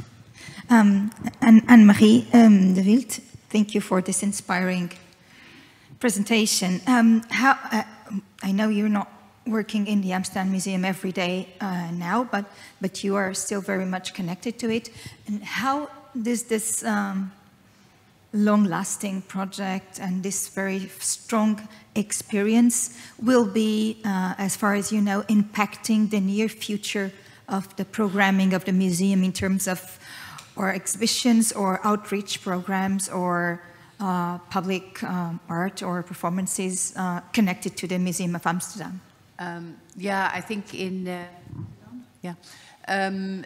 like 10 years ago or 2013, when had this attention for slavery and colonialism started, there was a fear that it would be like a passing thing, but now it's incorporated very much in the DNA of many cultural institutions, especially in the big cities. So like every year there is something around the 1st of July. The fact that this Cabra mask is in the museum means we're always in communication, like where does it go and how do we organize it. We organize this kitty kotti meals, and I think that's true for a lot of other museums, that this whole shift of in 2013 was, okay, let's do an exhibition, but now it's part of I think in general of museums. So yeah, that's a good thing, and it's also other things. It's in how do we look at collections? How do we deal with looted art? How do you tell the stories of paintings, even paintings or objects, even if on the surface they seem not to be related to colonialism? So in that sense, it has been almost like a paradigm shift in the past 10 years, fortunately. Thank you. So now we have another question from Zuzana. Zuzana from Bratislava City Museum. Maybe my question was partially answered now, but this question is for Anne. It's fine, no worries. It's for Anne-Marie, but also from Mr. Director. I forget the name, from Ljubljana.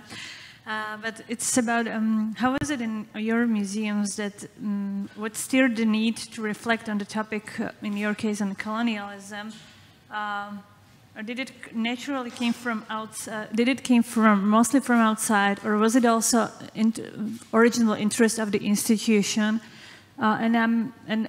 That's why it's shared questions for both of you. Is that also for our institution, it's not always easy to reflect on topics which are difficult or challenging, or which we actually do not always want to discuss because we are afraid, and so on. So how was it in your case? Yeah, no, that's true. But I think, those are the interesting topics. And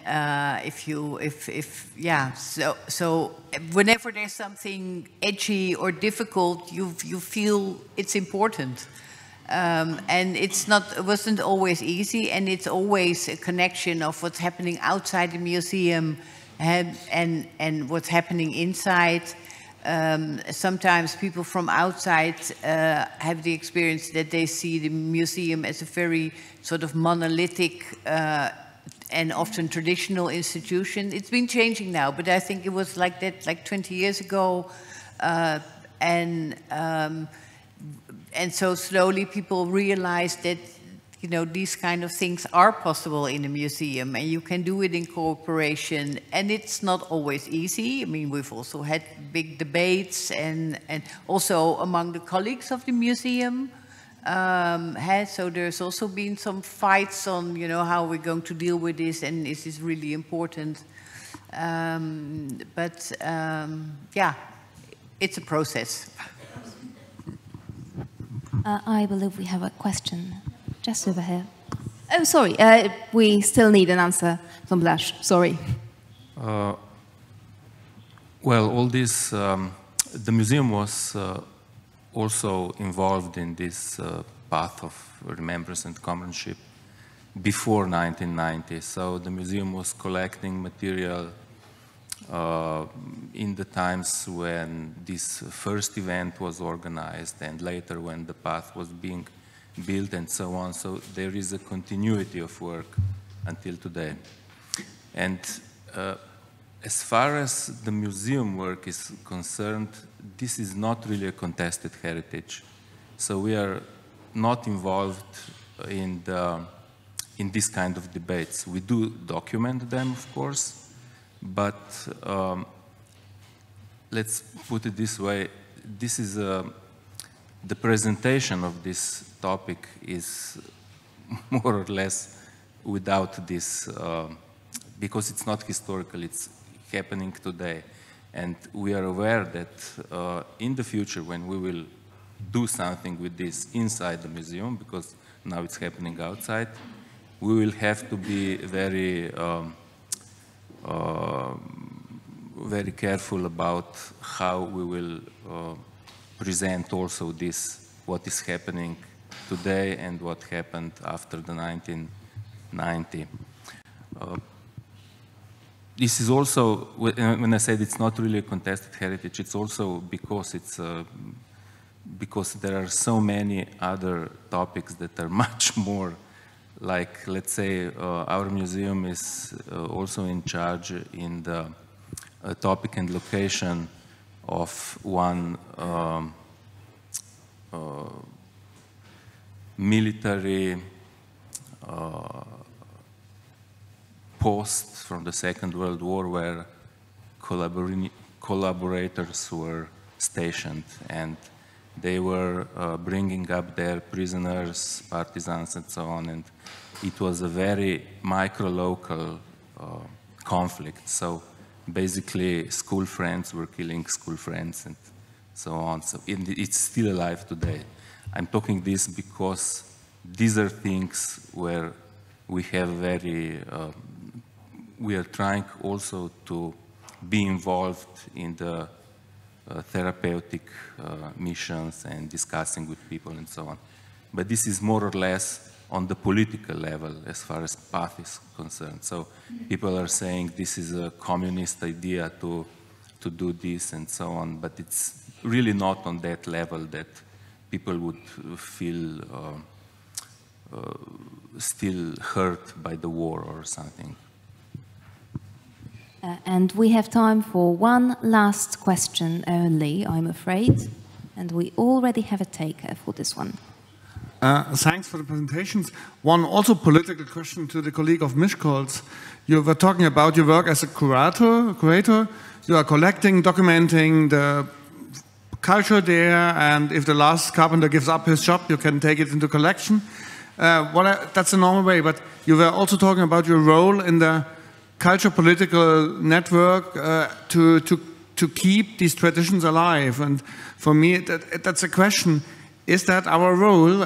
Because if all these people give up their traditional clothes, then it's up to them. So, or do you feel, or is it another idea to curate society? or is it a kind of a conflict in you that you are obliged to keep these traditions alive, whatever the people think about?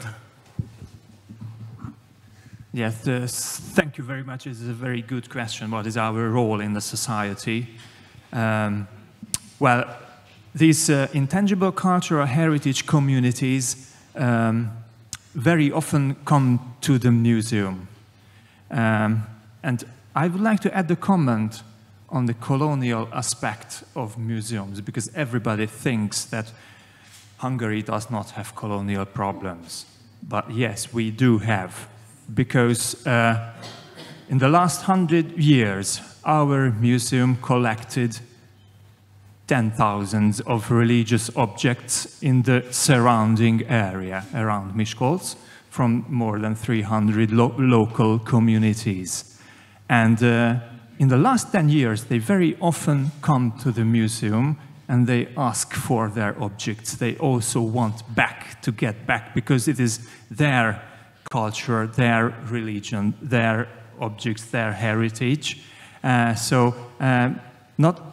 think the answer is not curating the society, but somehow help the society to curate themselves or itself, to help the communities, to give them tools how to do it. Because another comment on the Generations Library, I think we as public collections, archive, library, museum, we have responsibility because we have the knowledge how to preserve documents, how to preserve objects, how to preserve heritage. And this is a very good example that we can show the local people, show the society how to do it themselves. So it's a little bit more about that. And one more point, a very problematic question in connection with the communities. In my region, we have, I think, the biggest gypsy community of Europe. And in our museum, there are very, very few objects from the gypsy communities. The gypsy people throughout in Hungary does not have any museum at all. So they are absolutely out of the scope and out of the range of the museum's perspective. And I think it is also a big question and big problem, and I can say it is also somehow a colonial aspect. We are colonizers in our times as well as our ancestors was.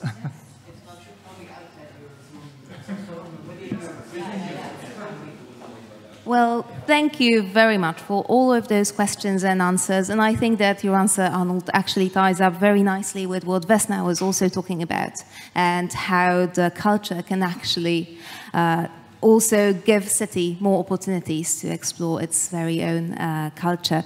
But I'm afraid that we are running out of time, so it's time for a lunch break. We will see you all back here very, very soon. Yes, precisely, ladies and gentlemen. We have almost 1 hour for lunch, so you can also use this time to pop into the museum's bookstore, and if you find any publication of the Museum of Kraków truly interesting, then just show your badge and you can have it with a 20% of discount. For now, ladies and gentlemen, enjoy your lunch and see you here at 4 p.m. And thank you again to our panelists.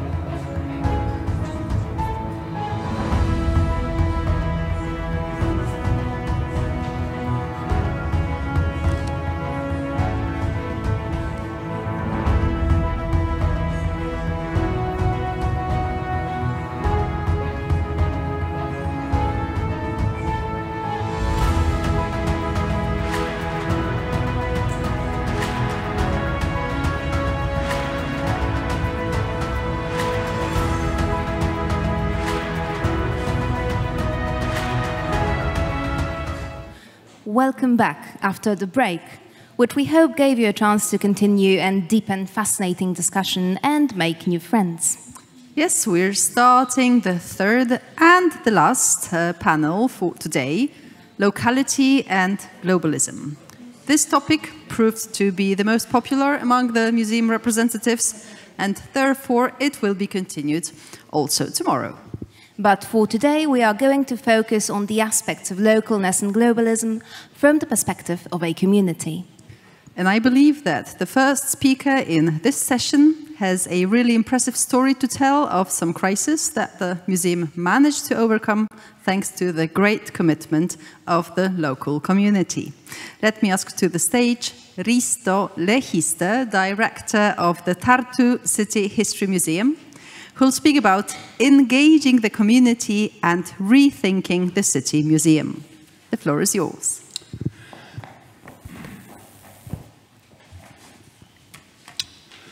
Thank you so much. This presentation is a story of how the Tartu City Museum is emerging from a difficult situation that began almost 2 years ago in the post-COVID crisis. I don't think I'm going to tell you 100% of what you haven't heard before, but maybe I can give you some thoughts and some inspiration. Well, we are a museum of Tartu City History Museums. That's altogether 5 museums, 5 different exhibitions, and 30 very dedicated people, my colleagues. About 2 years ago, we had a quite a large problem because due to a very hard economic situation, the city decided to cancel our renovation and exhibition project that was started already in 2019. So almost 3 years of work, and they postponed it. So. How to get over the crisis when you have not enough time and when you are waiting for the year of European Capital of Culture, and your present permanent exhibition is 20 years old, more than 20 years, and the audience expects the museum to welcome the visitors from Europe to tell the story of our city. So, tick-tock, tick-tock.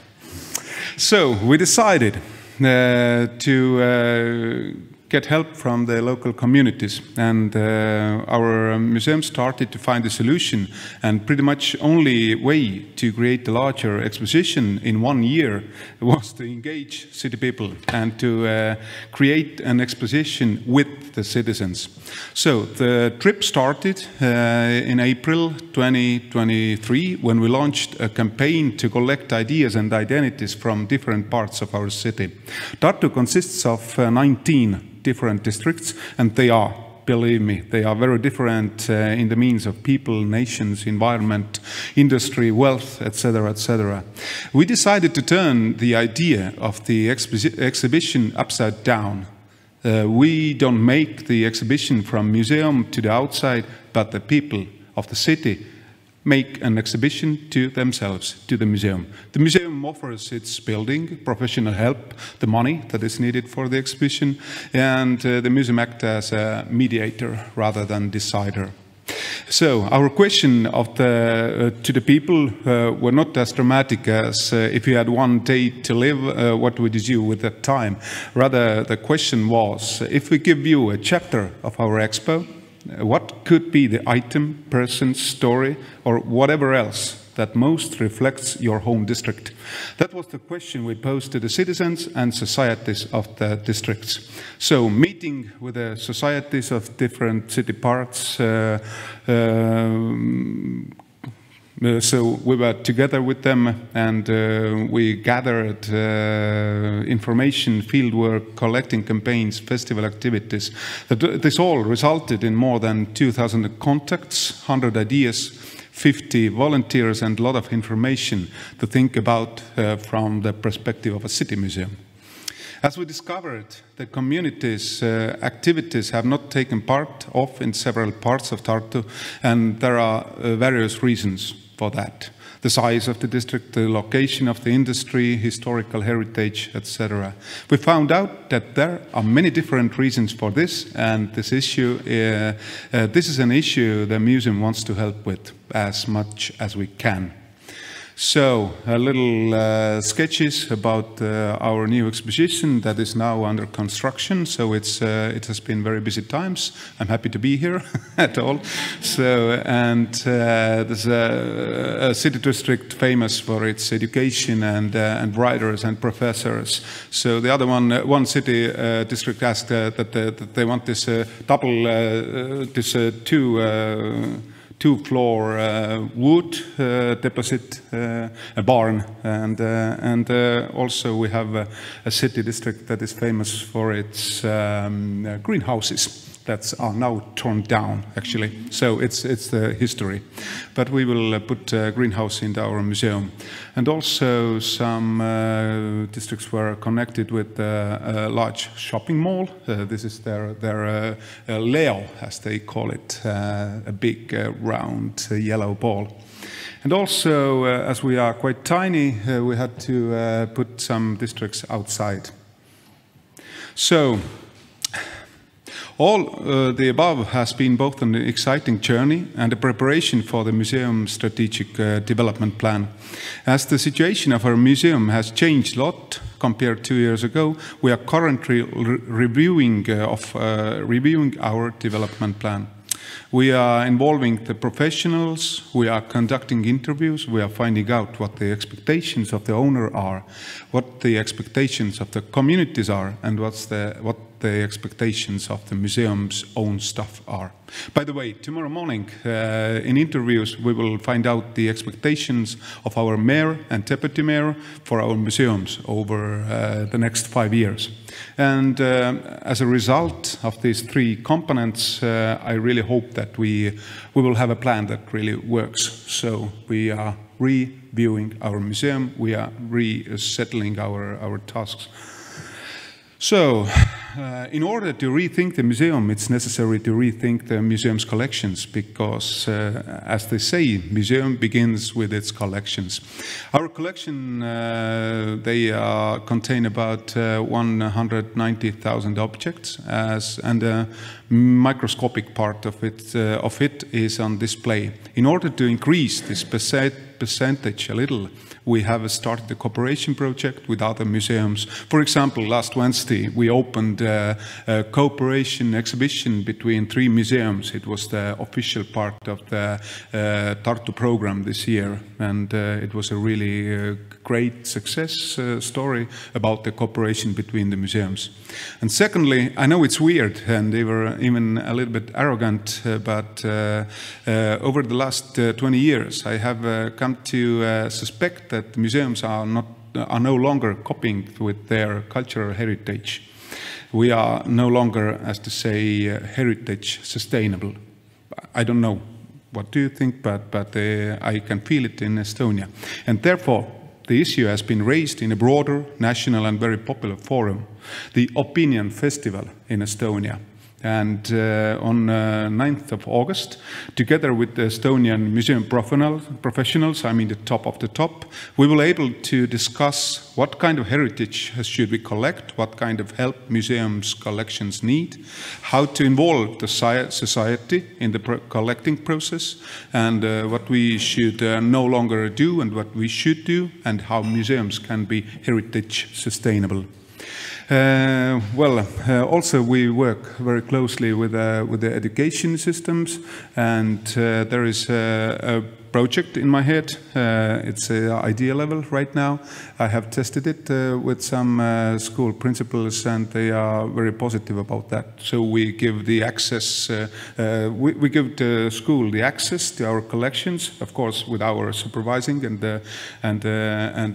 we will lead the process. But I mean, as a topic of school, history and social sciences, we offer the schools to make their own exposition with the help of our museum. And the temporary exhibition will be located into different schools.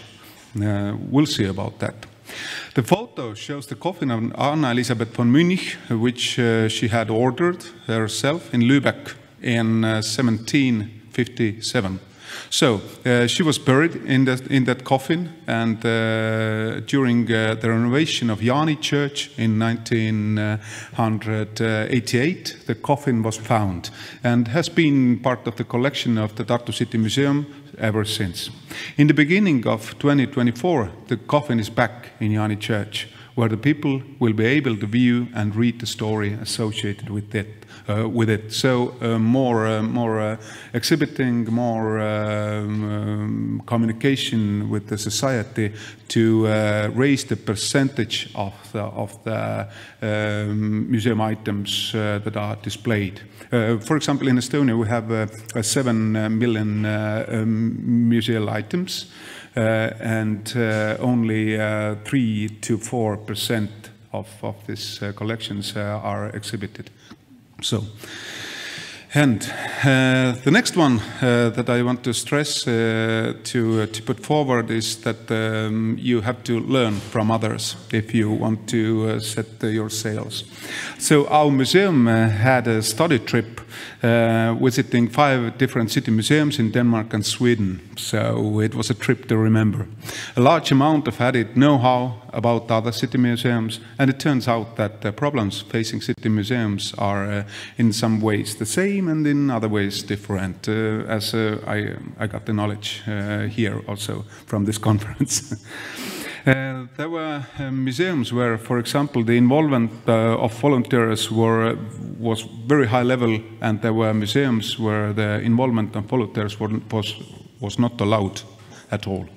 In some museums, the support of the city administration and politicians were very strong. In other museums, the museum management was accused of elitism by random politicians. So they are fighting now.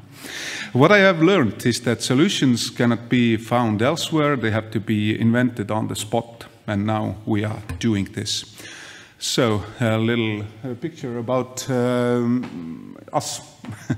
It was a really a crazy trip, but about crazy ideas. Compared to a lot of other countries, Tartu City History Museums options, I mean buildings, are rather limited. We have small houses. This means that getting attention with huge buildings is not an option. Instead, we try to be creative in our approach, to come up with a bit unusual ideas and to make them into reality. For example, the opening of the European Capital of Culture, which took place in January, we had empty exhibition rooms in our museums. And in collaboration with the Vanemuine Theatre, City Theatre Company, the Song Festival Museum's mixed choir, yes, we have a mixed choir in our museum, and the collaboration with volunteer folk dancers and the museum's own people, we created a spectacle called Phoenix. So more than 50 people volunteered their time, and tickets for 4 performances were sold out. It was a performance inside and that's outside the museum building, showing 8,000 years of Tartu history in 1 hour. Tartu, like many cities in Europe and the world, has been burned down many times in history, but has always risen from the ashes like Phoenix. So that's me celebrating the Tartu Peace Treaty and the darker side of our history, KGB cells, for example, and some other. This was the crew. So the main message is that if you are a small museum and your advantage is flexibility and speed, and to be in the big picture, you have to engage. So we have cooperation agreements with the higher art school, Pallas. We work closely with schools. Young people from the summer camp, for example, will come to help us with our museum in the end of July. And we have several promising cooperation projects with the city. So, of course, the exhibition we conducted more than 50 interviews, attended community gatherings, discussed creativity on car-free boulevard, and participated in community festivals. So we were there, as you see, midsummer event. So all of this, the crisis, the campaign, the exhibition, the development plan, closer cooperation with the municipality, team building with the museum, study tours, a broader voice on community issues, etc., will help to make the museum more visible without turning it into a playground. One of the city councillors asked me in March, when will the museum become self-economical? We will become self-economical when we throw away our collections and open up the museum buildings as a kindergarten. But then again, we don't have city museums anymore. And with the help of citizens and Tartu City, we managed to create a semi-permanent exhibition about the city itself. Almost got over the crisis, we'll see at the end of this year. We raised the visibility of the museum, the city, and made a lot of new friends. Turned a new page, hopefully, in the development plan. And we got an invitation to this great conference in Krakow. Thank you, that's all.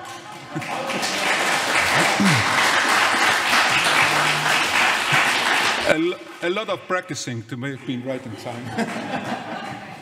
That was perfect timing. Thank you very much to Risto Lehiste of Tartu, which this year holds the title of the European Capital of Culture. And thank you for raising all of those important and realistic questions. Yes, I'm sure that many more questions will follow during our discussion panel. And now the next speaker in this session is Ms. Reetta Heiskanen, Director of the Helsinki City Museum. Let's find out what's hiding behind the title of her presentation, Helsinki City Museum as a Trailblazer of Locality. Reetta, please join us on the stage.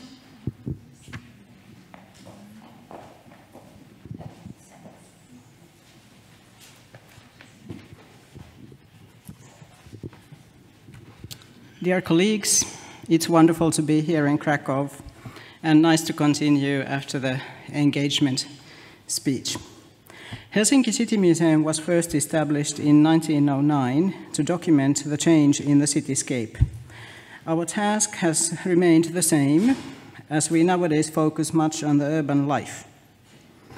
So we are very much a community museum, and just like Oodi, the Central Library of Helsinki mentioned earlier on today, we treat the museum also quite strongly as a social space. We cater to children and their companions. Our most popular part of the museum is called Children's Town. And we also create a program of exhibitions and education for young adults interested in urban phenomena. So to answer Mihal's question earlier on this morning, we follow the urban planners who say that a city that is vibrant and appealing for the population under the age of 20 are the most successful cities in the world. And to comment on the tourism and not so touristic scale, we state that live like a local, and so do also the tourists who come to our museum.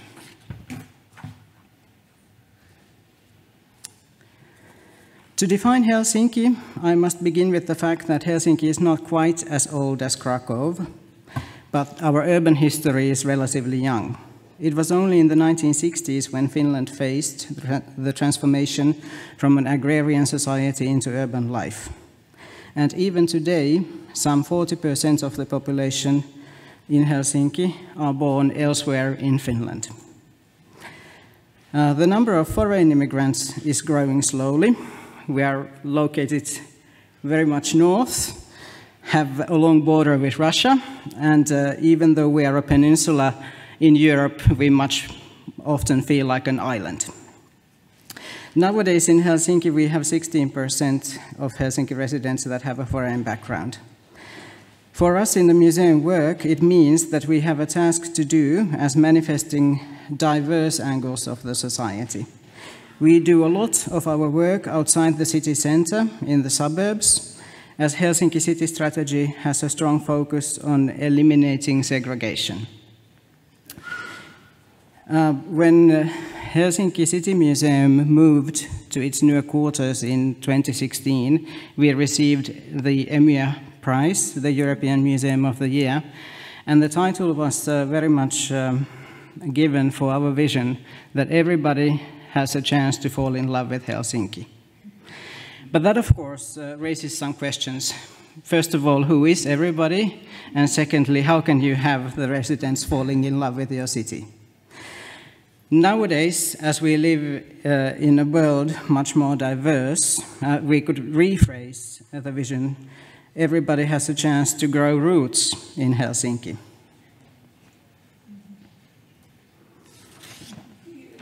Therefore, it is our aim to build a lifelong relationship with culture. That we start with Culture Kids program, where every child born in Helsinki has a cultural institution as a sponsor that offers every child and their family invitations to cultural events every year. There is a private foundation in Finland that gives an allowance or a grant to the city, approximately €1 per every resident, to enable this program. The program started in year 2000 with Helsinki Philharmonic Orchestra offering concerts to every child born in the millennium. Since then, the program has spread to other performing arts, such as theatre and circus. Helsinki City Museum has become the sponsor for every child born in 2023. That means that last year, starting on last year, our museum pedagogues have been puzzled how to reach the newborns that do not yet speak any language. It first seemed like a problem for not to be able to deliver any information. But at the end, we learned that it actually tore down obstacles from the parents and their families who also sometimes don't share a common language with us. The Culture Kids events are all free of charge, and they are being communicated to the families as part of national healthcare at the maternity clinics, using 16 different languages in their invitations. At first, we found out that the Arabi and Somali families hesitated joining the program. But then we learned that using the description in Finnish language, describing the sponsor as acting like a godmother or a godfather, was not approachable. Today, half of the families in Helsinki participate in the Culture Kids program. And as every city, Helsinki contains many minorities and local identities. Our museum pays particular attention to the communities whose voices are typically not heard. With such communities, we work in shared leadership and let the community to define the content in the museum collections and exhibitions. In our recent exhibition program, we have offered the voice for the people of color and the LGBTQ community, as well as the sex workers, and even the mentally ill, the homeless, and the alcoholics. Recently, our museum has been nominated as an ally of Africa for hosting an exhibition Being Black, showcasing the presence and contributions of Afro-Finns in contemporary Helsinki. In the program, museum visitors have been able to explore the history, traditions, and the experiences of the African community in Finland. And we have also provided a possibility to some individuals to build on a part of their identity that they have probably lost connection with. We had even painful moments in the exhibitions when we had, for instance, children who had been adopted to Finland trying to reach to their African roots. But whilst working with the sub-Saharan community, we learned that it was rather difficult to build mutual trust. We were lacking a common understanding of a museum as an institution, and we didn't even have proper terms of how to describe this community that actually holds several nationalities, several language groups, and several religions as well. We needed mediators from the community, just like Anna-Marie in her presentation showed. people who are active in their communities to find the right people to join the museum work. And this is what I liked about the panel discussion before lunch. It would be wonderful to share with all of you how we deal with the sensitive topics and the difficult issues in the museums today. And what we have learned is that as historians and researchers, we depend on our expertise. It is the solid foundation of museum operations and our most important asset, together with the academic world. But we have also learned that it means for us that when we want to be more active locally, it requires that we start to utilize the expertise of local residents. And we need new museum professions like participation planners and community pedagogues. Using the methods of participation is time-consuming, it is sometimes rather difficult, and we need mediators to find the key persons to join the projects.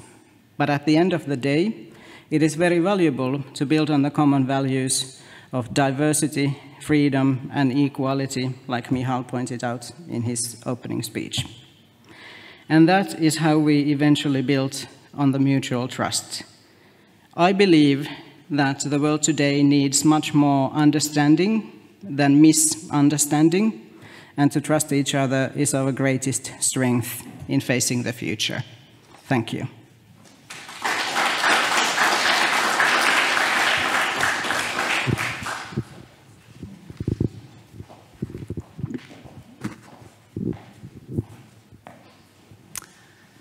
Thank you to Reetta Heiskanen from the Helsinki City Museum. I believe we already know what we're going to discuss during the panel. And ladies and gentlemen, today's journey through multiple European cities ends in one of the EU's founding states, Belgium. Yes, and our last speaker of the day is Brecht de Velde, a curator at the Gand City Museum, who will speak about voices of activism, documenting the pulse of Gand's urban transition. Sir, the floor is yours.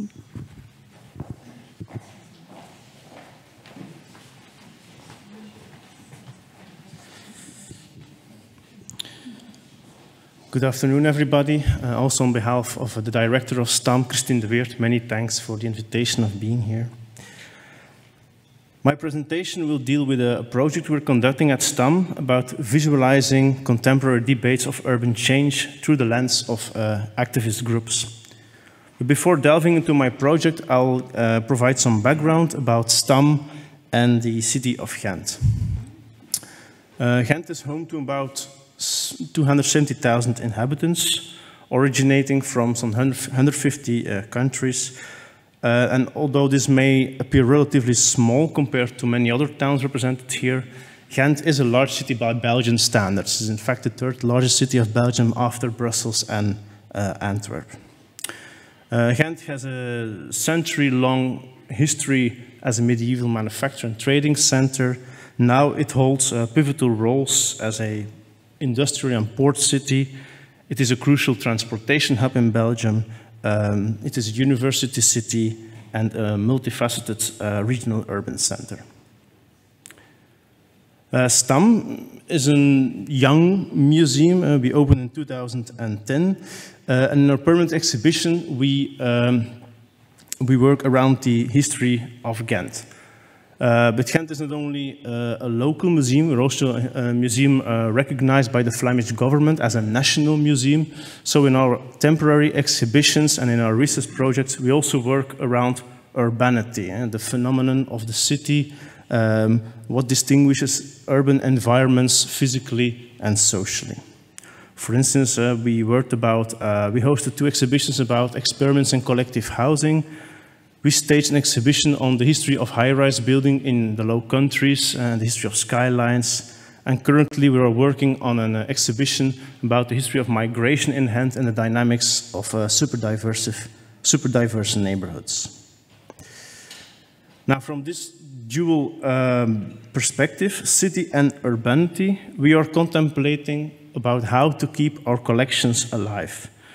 Because we believe as STAM, to maintain relevance, we must engage in contemporary collecting, adapting to the rapid evolutions of urban narratives and all these diverse voices shaping them, all the stakeholders in the city and in city change.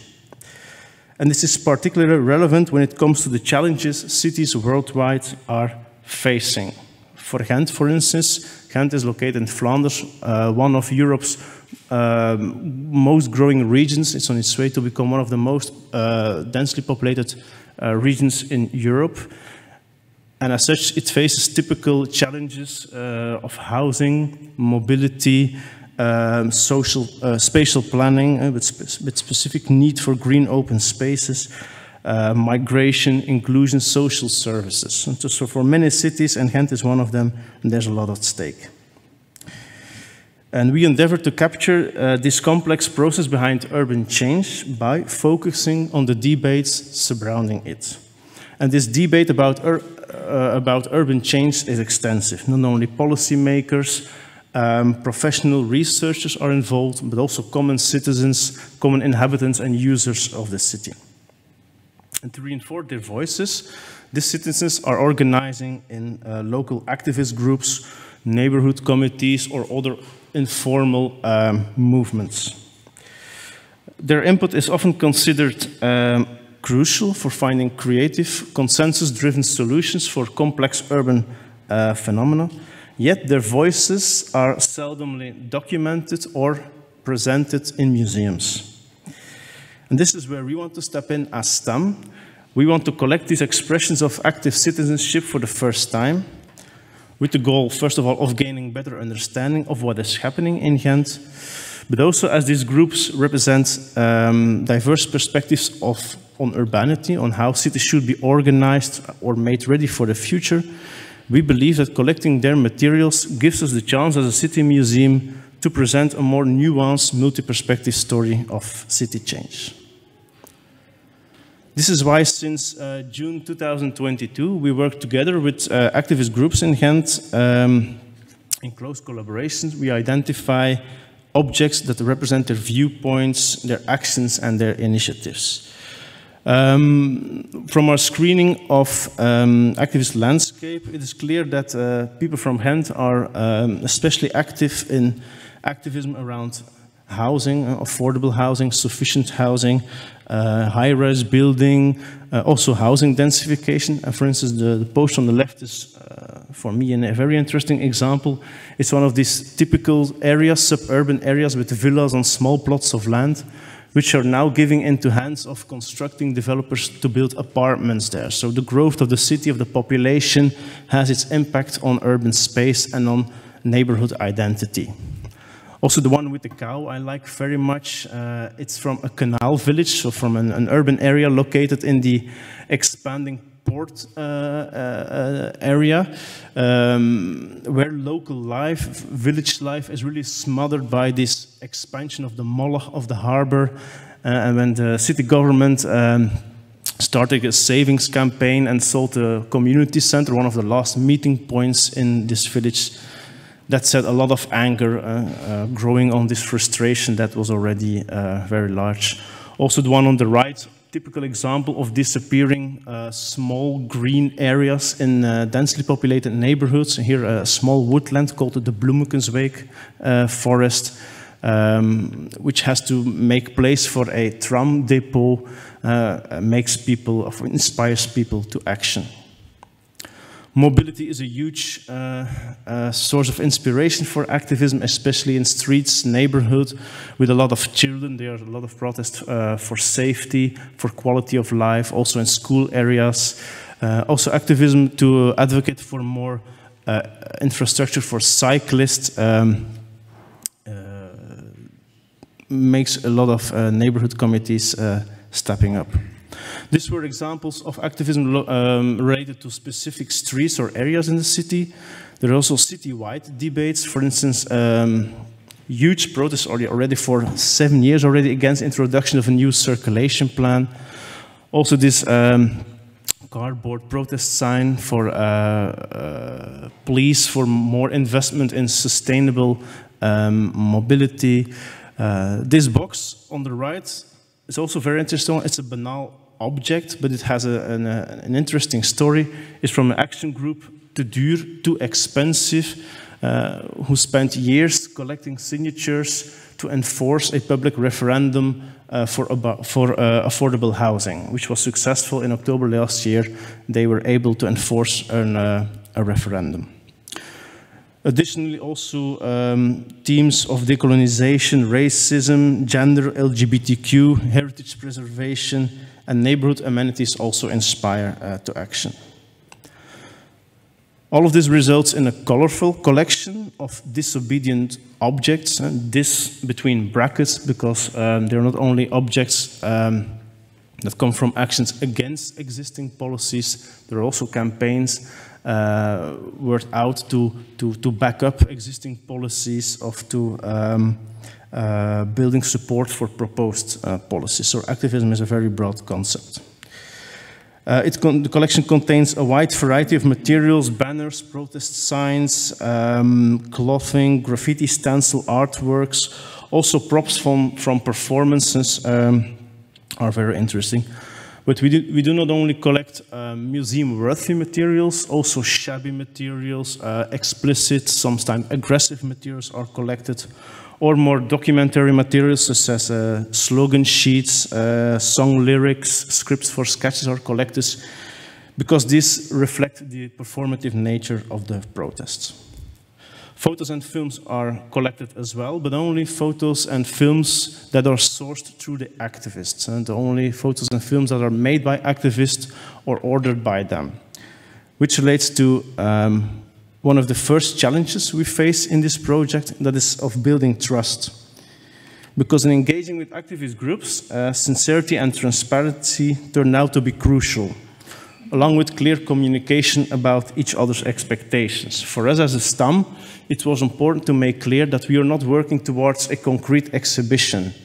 It was a long-term, it is a long-term project in which we, let's say, build a haystack from which we can choose and pick interesting objects to integrate in all sorts of projects and exhibitions to bring more depth, nuance, and multi-perspectivity. And our participatory method was very important because as a museum related to the city, there were some obstacles to overcome. For instance, in this graffiti protest against sexual harassment, the activists were very much disappointed about the treatment they got from the city, from the police. So building trust as an institution related to the city was difficult. But we succeeded, we are good friends now, but it took a few months to gain their confidence that their viewpoints would be represented faithfully. And this is why this participatory method, working through the activists, is important. And for instance, not starting collecting pictures that are taken by journalists, because, as is also clear from literature, this might contain biases, distortions of views, for instance, by focusing too much on extravagancies instead of the central message. So another challenge lies in the lack of distance in time, because we are working in real time. We are collecting materials while the actions unfold. Therefore, assessing historical and heritage value is not always straightforward. But this alert responsiveness is crucial for the specific time and material, as activist groups are typically informal, temporary organizations with not a clear view and infrastructure for their collections and archives. And that is why very soon after actions, activist materials disappears. It got destroyed, it got lost. Also, these activist materials are typically not made from sustainable materials, rather from paper, cardboard, so they are not intended for long-time preservation. So it is important to collect first and determine relevant seconds. Because in our experience, activist materials related to actions older than 5 years are already much more difficult to retrieve. Not impossible, but much more difficult. We are also well aware that activism is increasingly taking place online through social media. For most activist groups, street protests and digital activism is complementing each other. However, some groups rely solely on their online presence to generate impact, which blurs the distinctions sometimes between an activist group and a purely discussion platform. I guess everybody knows this swearing, shouting, yelling Facebook groups. The question, is that an activist group or not, is not that easy to make. And to cover all these various online forms of activism, we collaborate with AMSAP, which is the Ghent-based archive and research institute for social movements. They archive the websites and social media channels for us, which will be digitally linked to the STAM collection of physical materials.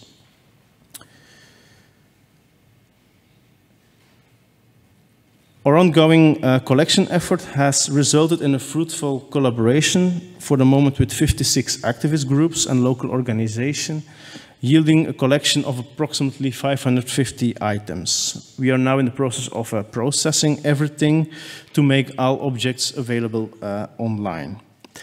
Further, we envision research partnerships with academic institutions in political science, communication science, performance studies, with our collection as a starting point, and to discuss the theme of activism in Ghent at large, or the performative nature of this protest, or the material culture of protest. There are a lot of future ideas about that. And of course, we also start integrating the collection and our new exhibitions on urban themes. For instance, now we have an exhibition, Ghent Lands, about the sale of public lands, in which we integrated this box with the petitions to showcase dialogue, discussions, and multiple perspectives on urban change. Thank you very much.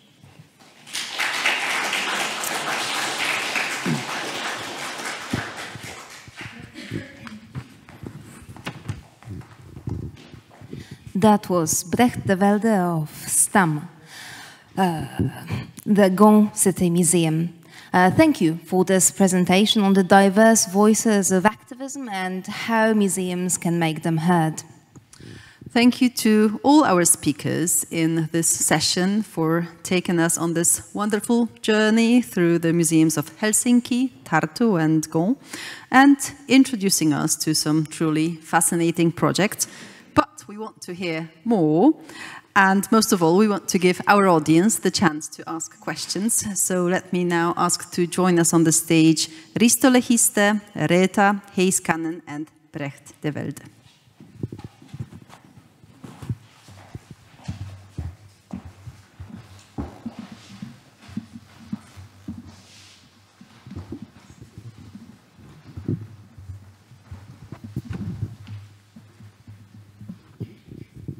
Ladies and gentlemen, let me ask straightforward. Do we have questions from the audience?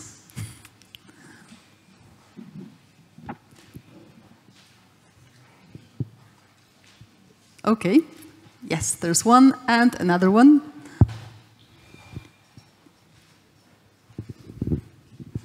My question is for our colleagues from Estonia. This year, Tartu is the European Capital of Culture. How is your museum involved in the program? More details, please. Well, as I told you, we created this spectacle, but it was not so widespread, but the enthusiasts could find the information and the house was full. Then I also told you about the joint cooperation project about the inventing and smart hacks. So it was in cooperation with Road Museum and Agricultural Museum, and we as a city museum, we were discussing, we were telling the story of the inventing that got us through the hard times. For example, Soviet times when you could not buy anything from a shop, then you had to be wise, you had to be clever, you had to be smart to make some fashion, to make some tools, etc., etc. So this was the second thing that we were in the program of European Capital of Culture with. And the third one is, it's not official program, but the opening of this exposition, this Our Tartu. about the city districts will be the biggest, I think. So we will give the city the possibility to tell the story about the city, and in kind of not, let's say, classical way, how the museums are telling, I mean, through the archaeology, etc. We are telling the story through the eyes of our citizens. Of course, we have the side of the history. We won't make some blah blah there. We will also give the right picture, and then but the most part of the exposition is about city and about the life of the citizens. For example, there are districts that produced cars, so we have a car outside. There is, as I told you, the greenhouse area. Then again, there is Center City. We renovated Rathaus clock from the year 1804. So we renovated it, and it will show us time. So that's short. Okay, maybe you create European networking, because the concept for this capital is this networking, a lot of networking. For example, this is networking here, I guess. Yes, I agree. But it's in Poland, not in Estonia. Yes, well, actually, you know, when they, I was not there when they prepared this program, and I can say there is not so many, not so much connected with the museum and cultural heritage. They are keeping this program rather contemporary, and so therefore not so much dedicated to the museums. So we will take care of our own, but however, this cooperation project about inventing, we will have quite a big scientific international conference in our National Museum in autumn, and I don't know if they are still looking for the thesis, looking for the abstracts. But yes, we are connected with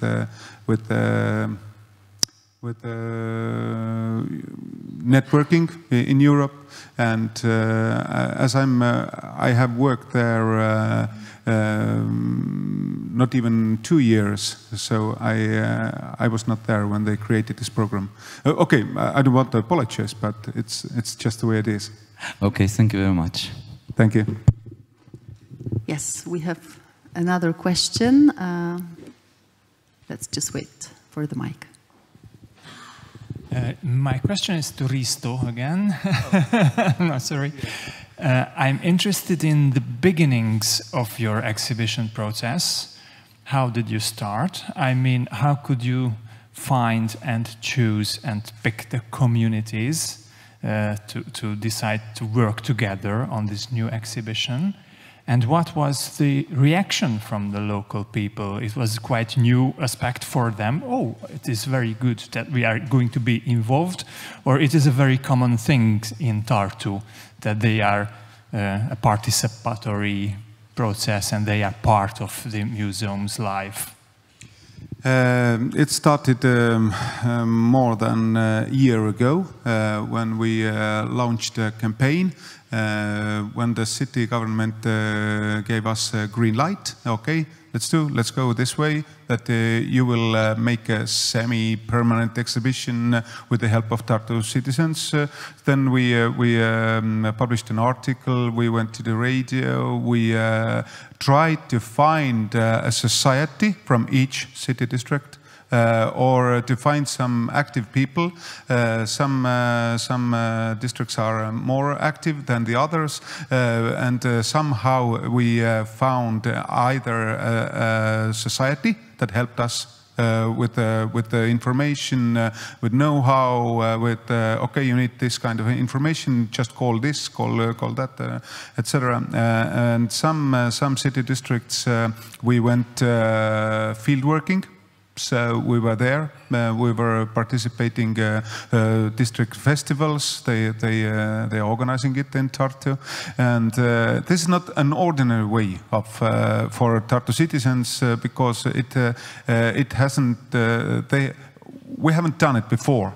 There are some research projects, for example, one city district, and they went in depth and published a book, etc. But not this scale, not so massive gathering of the information. And unfortunately, there was some districts were quite passive. So we just found some people who were the most active, and we tried to reflect our ideas. Okay, it seems to us, but we are not telling you how the things are. It seems to us that your district is famous for this and that reason. What do you think about that? Oh yeah, yes it is. And some districts said, okay, what we are? We are the most sportive, the most athletic district of the city. We have the energy central station. We are the energized sporting citizens, and so on. By the way, the core of this exposition is that it's changeable. If somebody, after we have opened it, I know I will get slaps there and there because not all the citizens may agree with us. But if she or he will come and tell, oh, that's a BS, it's not so at all, then if he or she tells us how it really is, and if it seems logical to us, we just get some reflections from there and there and there, then we can change it. It's not a permanent exhibition, it's semi-permanent exhibition, and with the possibility, with empty slots, for the people to bring their own items and stories into our museums. I have absolutely no idea how it's gonna go, but at the end of year, I'm smarter. Did I answer your question? Okay, cool. So you have some kind of an emergency exit, yes? Yes, it was. The engaging of the society was a helping tool for us. That's for sure. Otherwise, we haven't made it. There's a question, yes.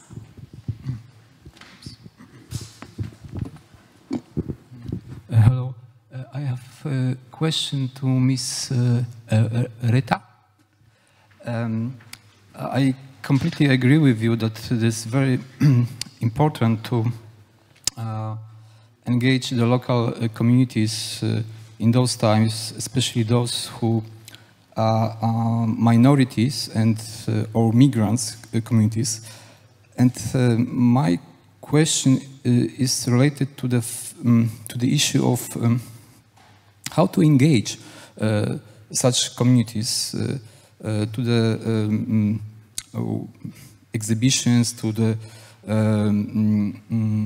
work of museums, especially those communities which are reluctant sometimes to be the part of the local community. Do you have any ideas how to enhance their willingness to show themselves in the local communities, to be more open, to enhance their activity, social activity in the local communities? So, thank you. Thank you. Well, like I mentioned already in my speech, we found out that some of the communities lack trust with the authorities, and we as a museum are part of the institutions and the city. So what we do is that we first of all try to find key people. If there are like some NGOs or residents associations or any organizations that already are activists in their own role, then we can find key people who can act as mediators between our museum and the local communities. I don't think we could do it alone. We need people that we can trust and who can create trust within the communities. And the methods that we use they always vary on the occasions. With the Be in Black exhibition, we started working with the children that are like elementary school age. We organized workshops for them during skiing holidays. And we wanted to do interviews that have been videos, and they are part of our museum collection now. We wanted to talk about daily life, celebrations, friendship, and the kind of things that are close to their heart. So that's how we kind of warmed them up. And then once we had made a connection with the children, we also approached with the families, and then we could interview and share stories of immigrants and refugees. And in this project, we also had a curator who is from Sudan, so she could represent also the community, and she was the one who gave us vocabulary that we were missing, and also the community was missing.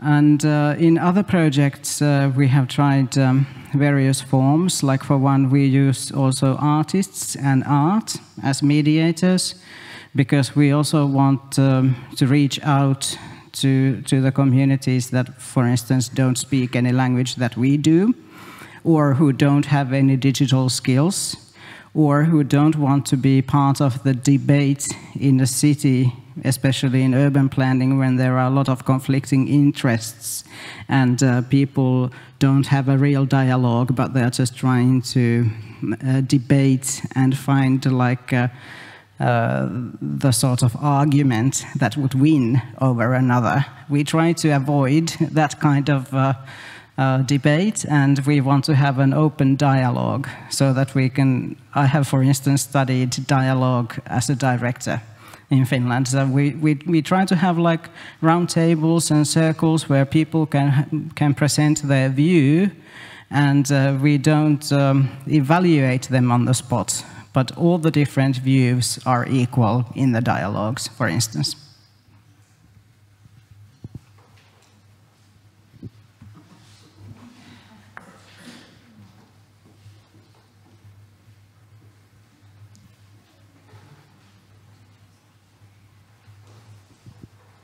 Yeah, my question is to Brecht de Wilde, or two questions concerning activism in museums.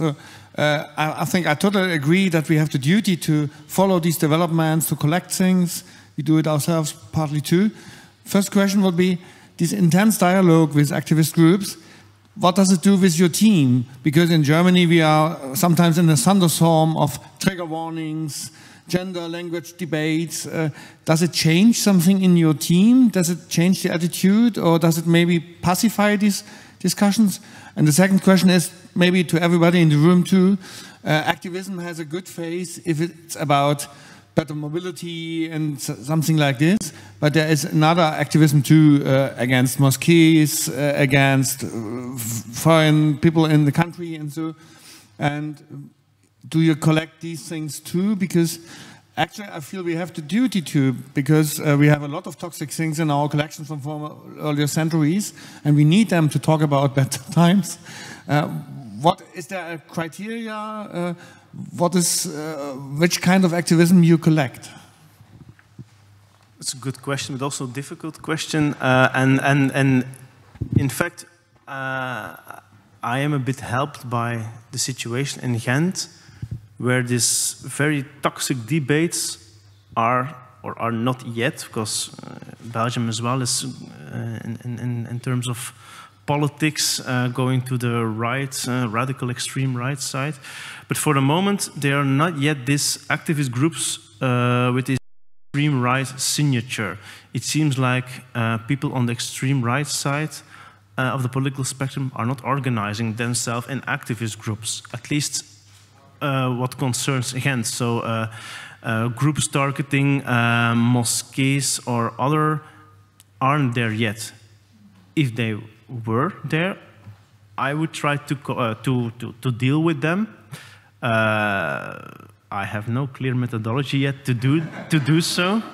It's a trial and error project. But of course, it should be a difficult task of going against your own sincere convictions. Of course, when it comes to mobility, it's very easy. There are pro and contra, but it's about mobility. It's about the car for most people, where they can be extremely aggressive. Don't touch my car. But that's mobility. That is not discussion that goes to the heart of democratic values, of inclusion. Also, protests for queer LGBTQ rights in Ghent are only protests to improve LGBTQ rights and acceptance and inclusion.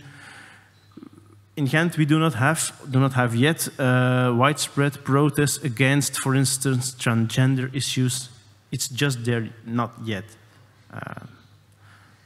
Helpful, luckily. So that's why it's actually maybe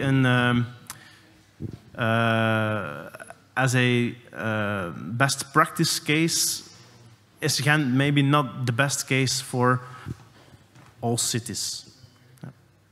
I'm aware of that. I have also a question to you, Brecht. You said collecting first, determine relevance second.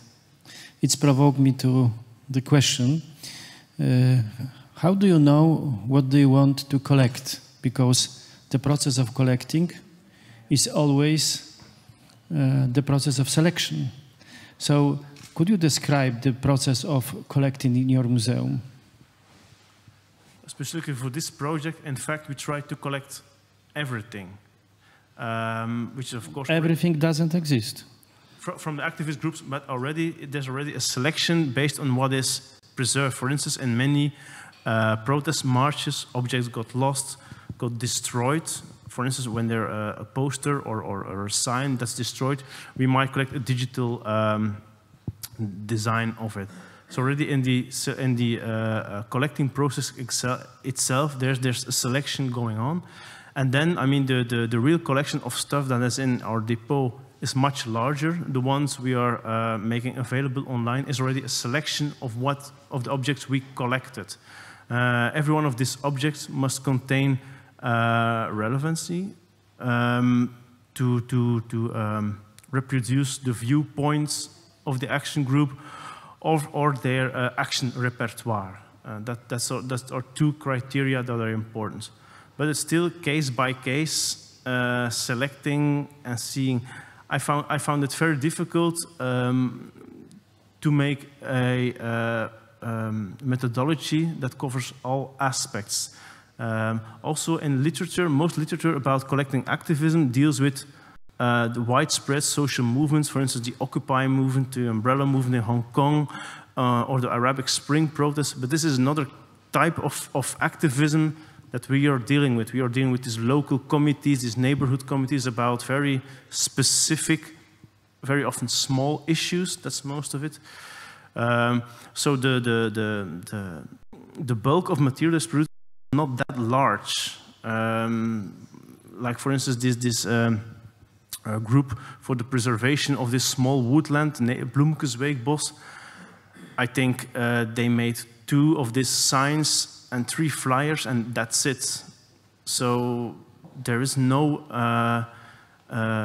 thousands or 10,000s of objects between which we have to make a selection.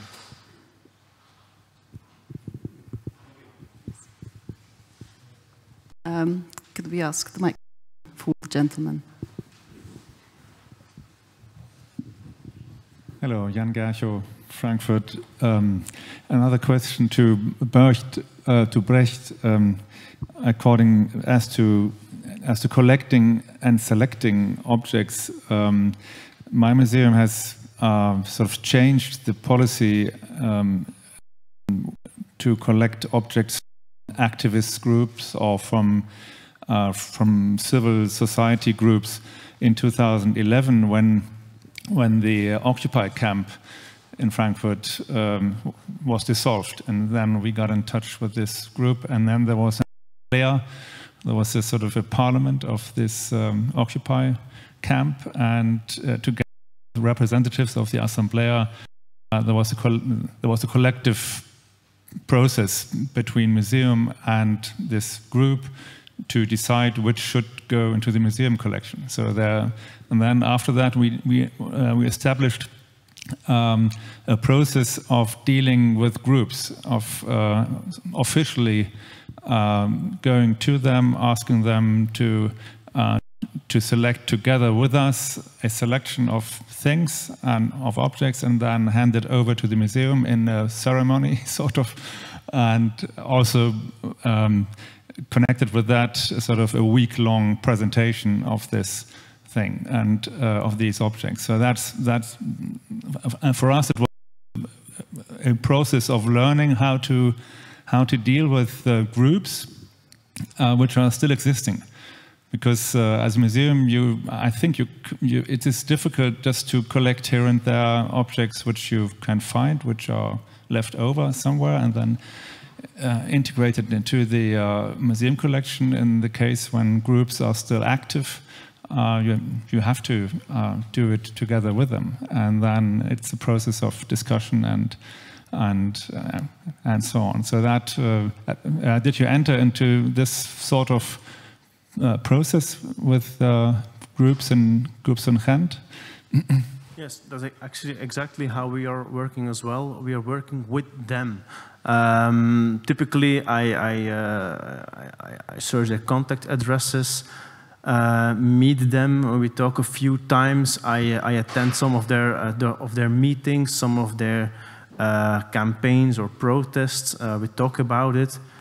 And then we sit together with what material that is left, and we decide together what is interesting, what is important, what really represent the viewpoints, and then it will be handed over. But of course, materials that are still used, and we are not collecting that, because once it enters the museum, it's ours. But yeah, that's actually the way we work. We want to avoid what is termed in literature umbrella collecting or helicopter collecting, like descending to a protest march and taking things away. It was important to work through these activist groups, which means also some activists did not want to hand over their objects. Or also groups like Extinction Rebellion, they reuse their objects, so it's very difficult to collect something, but that's it, that's the internal process, and that's fine. Yeah. The important thing for us was to have objects to deepen our existing collection. For instance, we have quite a large collection of scale models of new projects, infrastructure projects, around which there has been a huge debate or activism, but we missed that story. Of course, you can always tell about it, but to make visible stories about city change, that was something that was important for us when we were making the new permanent exhibition in 2020. We had the feeling we missed an important aspect of our story of how the city grows, develops, how different people in the city feel about their city, how their city changes, and that was one of the reasons we started focusing on these activist groups.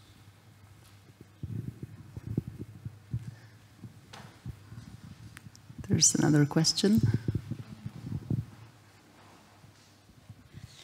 Hi, my name is Alexandra. I'm from Lviv, from Ukraine, and we are also a very young museum, so this panel is very understandable for us because we work with very similar topics. So, and projects that we make are seen from other people, maybe also that we are freaks a bit. So not everybody understands, are we museum or what we do, or are we kindergarten or journalist? So, and my question is to Brecht.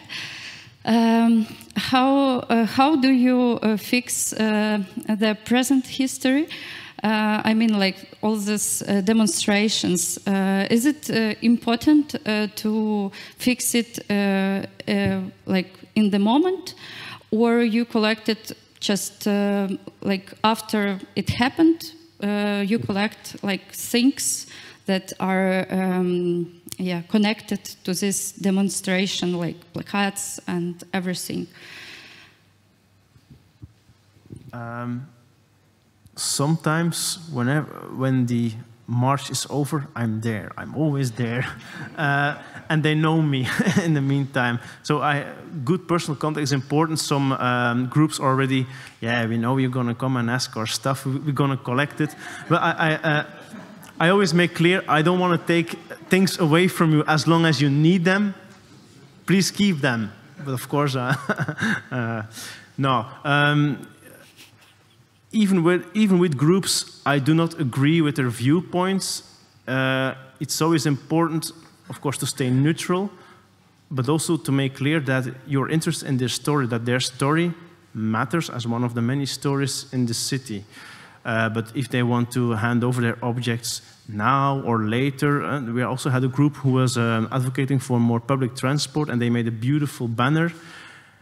And they wanted to keep it a little bit longer because it was emotional. They were together on this banner, so that's fine with me. I know where it is, and once we want to use it, I can contact them and I can use it for an exhibition. The thing is, we are not staging an exhibition on activism now. This is also important for this lack of distance in time. I feel we need to wait, I don't know how long, especially till after the elections to stage an exhibition. But I guess if you stage an exhibition about activism within 10 years, it will become already much more clear which activism was important in light of how the city changed and which groups stopped working already after 1 week, because that happens as well. But if you wait until you're making this exhibition, most of the materials will already be gone. So it's sometimes awkward, sometimes difficult, and I already feel ashamed for the few objects I collected. I think, but still, that's that's how it goes, I guess. And you don't want to tell us what these objects are? There was one poster that was spread in a neighborhood around Citadel Park, Central Park in Ghent. And it turned out after a few weeks, and I already inscribed it into the collections. It has an official number, it's accessible online. And after a few weeks, a journalist found out that it was a scam, that it was fake news, that the group was actually one guy who was frustrated about noise going on in the park, and so he made up an action group with a poster campaign. But even then, that's a story that's interesting. Maybe not for long term, but it says something about activism as emotion, as frustration, as a, That reminds me of a story from Norrköping where they put up a city tour and they told a story with a very convincing voice. Or was it this way? And then they told another opposite story, and then the people had to make up their minds which is correct and which is not. Sorry. But do you film the demonstrations yourself or not? Do you take pictures? Do you film? Yeah, I have, for documentation purposes, I film marches themselves and make pictures as well. But this will not be part of the official collection. It's rather in the object archive of the project archive. Just when I describe or study the objects, I have this remembrance, this archival material. But as official collection, I know it's weird between deciding what is documentary, what is official collection. But for the official collection with an inventory number, I only use items provided through the activists, also pictures and films. Yeah. Thank you very much. I believe we all feel that this discussion could be continued for much, much longer. But thank God we have tomorrow and this fascinating discussion that we've had today, the last one for today, is just a foretaste of what we can expect tomorrow, as the topic of locality and globalism will be continued on the second day of our conference. Thank you very much again to Reetta Heiskanen, Brecht de Velde, and Risto Lehiste. So, ladies, gentlemen, and others, in terms of last words for today, Freeman Tilden wrote already in 1957 that compared with the usual fate of humans, we who are engaged in preservation work, daily in contact with what we most admire and like, are fortunate indeed.